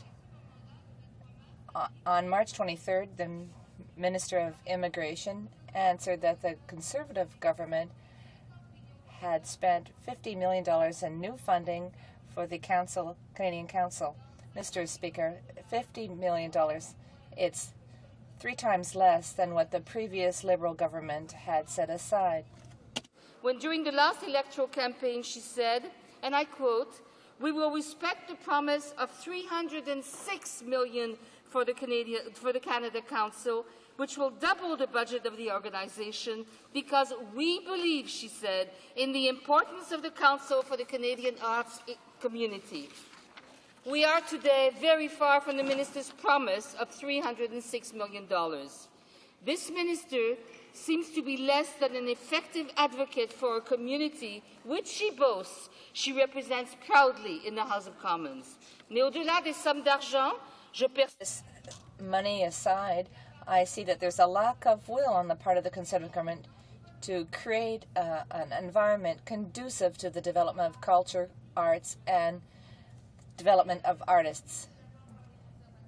In the Conservative government measures set aside in the last speech from the throne, we see that artists do not have a very good place in society, just the opposite. According to the Canadian Heritage Minister's message, we are not going to be giving long-term real funding to Canadian culture. Community. They are not happy with the direction the minister and her government are taking. Members have heard from the Canadian Museum Association, which is disappointed because no words have been forthcoming regarding the highly expected museum strategy. We've also heard from the Canadian Conference of the Arts, which have argued, and rightly so, that the government missed an important opportunity to articulate a long-term vision for the arts and culture sector in Canada. Furthermore, it is not enough for the government to rely on private sector investment only to support arts and culture. I know that there are a lot of laissez-faire officials within this government, but if there is one sector that this government should put serious efforts into, it is culture. The government knows full well that for every dollar invested in culture, 8 or 9 will come back in benefits. The minister should consider this factor in managing the festival file, a file that was poorly managed. Why is she not putting money aside for the festivals? They need it. Money should be set aside for small and medium-sized festivals, and she should understand that festivals take place during the summer. Creating new guidelines that already exist. If the will to help the cultural industries of Canada really existed, there would be no problem. Merci, Monsieur le Président. Thank you, Mr. Speaker. Minister of Heritage. Mr. Speaker, for 50 years, Canada's National Arts Funding Agency has been providing support for professional Canadian arts and arts organizations. Canada's new government believes firmly that artists and art are an integral part of our national identity. Also, the government believes in the important role played by Canada Council. I know, and this government knows, that artists and arts organizations make an essential contribution to the social and economic fabric of our communities and our country.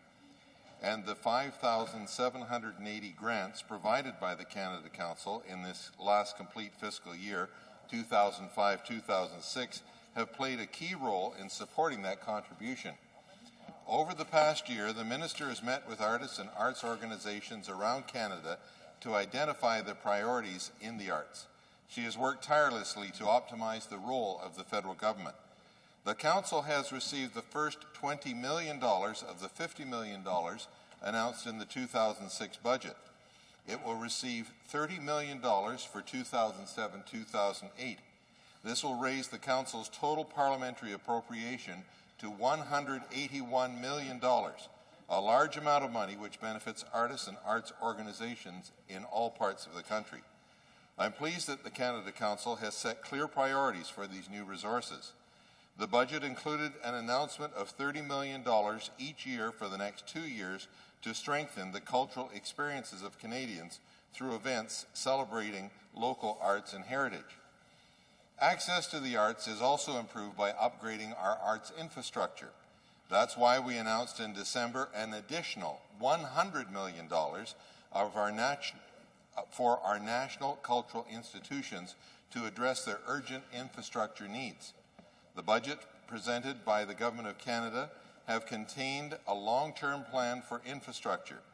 This includes a Building Canada Fund valued at $8.8 billion over 7 years, with spending allocated among provinces and territories on an equal per capita basis. It will support investments in a broad range of infrastructure, including cultural facilities. Canada's new government is committed to ensuring that the work of arts organizations takes place in a more stable and sustainable environment. One of the ways we are working toward this goal is to make it more attractive and easier for individuals and corporations to contribute to the arts. In our government's first budget in 2006, we did just that. We removed the capital gains tax from gifts of publicly listed securities to charities. And in Budget 2007, we've gone even further, building on this initiative by extending the elimination of capital gains tax on donations of publicly listed securities to private foundations. I'm confident that this will benefit the arts as well. While many factors influence the donation of listed securities, it is estimated that the elimination of the capital gains tax on these donations to charities has resulted in more than $300 million since Budget 2006, of which $20 million has been given to the arts. This is good news. It is because this government believes in the contribution made by the arts that it is making these substantial commitments to Canada, supporting the arts in Canada.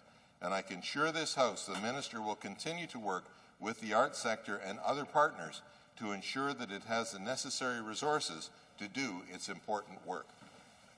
The Honourable Member for Laval-Lézard. Monsieur le Président. Mr. Speaker, the answer is very incomplete. They're talking about amounts of money that seems to be a panacea, but the problem is that when are these organizations going to receive the money? When I go to my riding in Laval-les-Îles, Mr. Speaker, I see to the extent to which the small museums, the small associations that have asked for government money, that had received money from the federal government for years, have been receiving money for years, and they were told, yes, you'll get money, but we will review the whole situation in the fall of 2010. And everyone across Canada knows that the vast majority, if not all, activities take place in June, July, and August. So giving these groups money in the fall is the equivalent of telling these groups that they can't do any activities. The same thing applies to small museums. The big museums do manage. Well, Mr. Speaker, this government isn't really interested in taking lessons from the Liberals on arts because it's done more for the arts community in the last year and a half than the Liberals did in 13 years. When we formed the government, the Canada Council of the Arts was in need of more funding, and we delivered $50 million. In terms of festivals, the Arts Presentation Canada program supports some 600 festivals and series in 225 communities each year. Our budget this year announced an additional, let me repeat, additional $60 million over 2 years for festivals, and this new program will be ready to go in the fall. Then there's Cultural Spaces Canada, $30 million annually, 408 projects across the country, or endowment incentives, a money requested growing from $8.2 million to $25 million over the last 5 years, which has leveraged $74 million in donations to endowments from the private sector. Mr. Speaker, this government takes arts seriously. The Honourable Member for Windsor West. Thank you, Mr. Speaker, and it's a pleasure to rise here to talk again about gas prices and refining profits with regards to consumers being hosed across this country as well, too, Mr. Speaker. I asked a question in this chamber about the fact that the Conservative government was allowing the price of phone calls to go up as well, once again hurting consumers as they've actually allowed the rates to go from 50 cents to up to $1 for actually 25 cents up to $1 for local telephone calls if you use a card. But specifically to go back to gas prices, Mr. Speaker, my specific reference related around the issue of refining profits. An important note that Stats Canada in the fourth quarter report, and this is a month old approximately, Mr. Speaker, noted that oil and gas extraction companies' profits exceeded $31 billion for the first time ever in 2006, up 2.3% over 2005 levels. Crude oil prices peaked in the summer of 2006, but retreated in the latter portion of the year due to the high inventories and softening demand. Nevertheless, the average crude prices for 2006 were well ahead of 2005. And that's important to note, Mr. Speaker, because what we've witnessed is the refining profits move exponentially up on the system, and the actual cost to consumers has gone up significantly. And the government's claim that they don't really, it's a world market, they can't do anything about it, is absolutely erroneous. There are different policies also voted in this House of Commons to create actually a watchdog agency they could actually implement to bring some accountability and independence analysis to the actual subject matter. And the Competition Bureau right now currently doesn't have the mandate to be able to delve into that layer of responsibility, so we need that updated. In fact, the minister's own briefing books, which I obtained through a Freedom of Information Act, indicated that reviewing the Competition Act should be a priority for Canadians and his ministry, but has yet to do so. So, Mr. Speaker, it's important to bring some light, some information here. Just today at Industry Committee, we started our first hearings on gas prices, and one of the things that was interesting is that they brought out the Natural Resource Canada brought out a breakdown of the different price increases and percentage. And sure enough, refining markets back in 1996, or profits, was 9.1% of the price of gasoline. 10 years later, that's 24.3%. And, Mr. Speaker, that's unbelievable given the fact that you've witnessed refining being limited and reduced in this country in many respects. Petro-Canada, say, for example, in Oakville, was shut down because they didn't want to investigate into that. So what ends up happening is Petro-Canada will now buys its gas from Esso overseas from Europe and then brings it here and actually then imports it. And they've also actually started purchasing gasoline from Esso in Sarnia, for example. So when Sarnia had the fire, what ended up happening to consumers across this Ontario in particular and across the country is we had to pay that differential because there was no competition, there was no excess refining capacity. So, Petro-Canada stations got affected just as fastly as Esso stations were when the refining capacity dropped because of the fire. And I know that there's right now some promises of actually investment into the actual industry itself, but we haven't seen the real proof. And so, Mr. Speaker, my question to the government again is why don't they bring some accountability to this file? Why don't they agree with the Prime Minister actually questioned the previous Prime Minister, member for LaSalle and Mard, why he would not live up to votes in the House of Commons and chastised him for that. So why doesn't this government live up to the vote that we had in the House of Commons on gas pricing and Petroleum Monitoring Agency and actually do something to support consumers and bring transparency and accountability to this file? The Honourable Parliamentary Secretary, the Minister of Natural Resources. Monsieur le Président. Mr. Speaker, I'm delighted to have the opportunity to discuss this issue. It is something that is clearly of great importance to Canadians. In 2005 and 2006, gas prices rose considerably, primarily because of the high price of crude. And a recent series of supply problems also caused the price to go up. We fully appreciate the Canadians are bearing the brunt of this.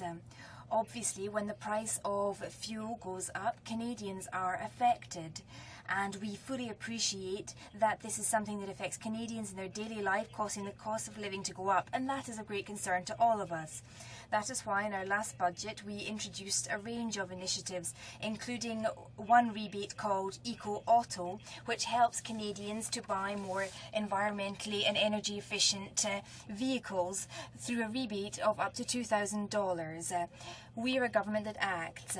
But it's not only the price that influences the cost that people spend on energy, there's also the way that people drive. And that is why we have put some tips on the internet, tips about purchasing, maintaining one's car, and all of these tips can help people save money on gas. Some of the examples of these tips are, for example, respect the speed limit, because driving at 100 kilometers an hour rather than 120 kilometers an hour is more fuel efficient. Also, one should strive to plan one's outings and use public transport as often as is possible.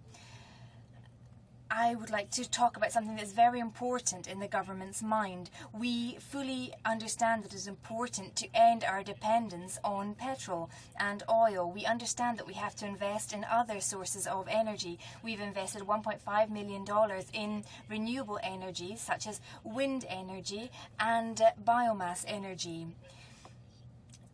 Developing a new technology is one of our main assets, and it allows us to bring together all our strengths and assets. New and innovative technology will be key to Canada's future in terms of energy. Natural resources is a high-tech industry, and it is the know-how of the Canadian industries in this sector that have allowed Canada to be competitive at the world level. Canada exports technology to many other countries around the world. Everything that our government is doing is focused on results. We've invested $230 million in an initiative that focuses on technology research projects to make our traditional energy sources cleaner. These are tangible objectives which we believe can make a difference. These initiatives include, for example, carbon sequestration and clean fuel. When petrol prices were regulated in the past, they went up. We cannot go down this track again unless there is a national emergency, because the Canadian Constitution does not allow the Canadian government to regulate energy prices. This is the prerogative of the provinces. At the moment, Prince Edward Island, Newfoundland, Quebec, Nova Scotia and New Brunswick have chosen to regulate gas prices. However, experience has shown us that even if regulation stabilizes the prices, it doesn't necessarily make them go down. The Competition Bureau is responsible for investigating anti-competitive practices, and if there is a problem, to initiate proceedings. The Competition Bureau has looked into this on several occasions. The problem is that we actually have to protect consumers. Of course, we want cleaner efficiency in terms of people switching to other alternative energy. But in that time frame, consumers don't need to be gouged in that process. That should actually be a net benefit in terms of switching that we can take advantage of, but we don't. And Mr. Speaker, how is the government program measuring up? Take Stats Canada again. Just recently, they've come out with statistics showing that Canadian consumers in Canada mostly shrugged off the effect of rising gasoline prices on their driving habits, never mind their overall behavior. And the only concession drivers made to higher prices was to switch from premium to regular grade gasoline in each year. So what happens is people produce worse products, Mr. Speaker. And that doesn't take away the fact that the refining profits and the margins have gone up significantly. Even in the last year, it's gone up as well, too, Mr. Speaker. And that's what we're talking about, is actually putting those resources back into Canadians' pockets so they can make cleaner decisions about their habits. And Mr. Speaker, it's important to note that, putting up a website and a few other things, well, yeah, the government can do those things. And driving habits, I even put that on my literature out there so we can educate consumers about all those different things. But the reality is... The Honourable Parliamentary Secretary, the Minister of Natural Resources. Mr. Speaker, we have a plan called Eco Action for a Cleaner Environment, and under this plan we have introduced initiatives such as our program called Eco Auto, which will help Canadians buy more environmentally friendly cars by giving them rebates of up to $2,000 per vehicle. We are looking for solutions of alternatives to fossil fuel, such as requiring that gas contain 5% of renewable fuel. We recently invested $2 billion in a strategy for biofuel. In the 2006 budget, we set up a tax credit system for public transport, and we dropped GST from 7% to 6%, and that resulted in the price of petrol going down. We also set up a program called Eco Energy for personal vehicles. It provides information on petrol consumption and information to help people make decisions.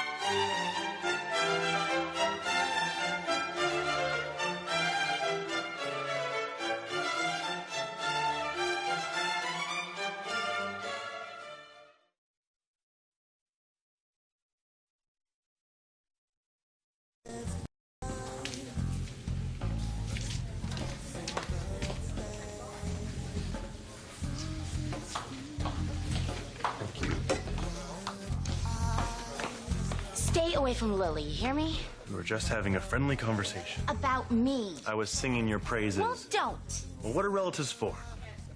You knew where I grew up. Why did you lie? I forgot.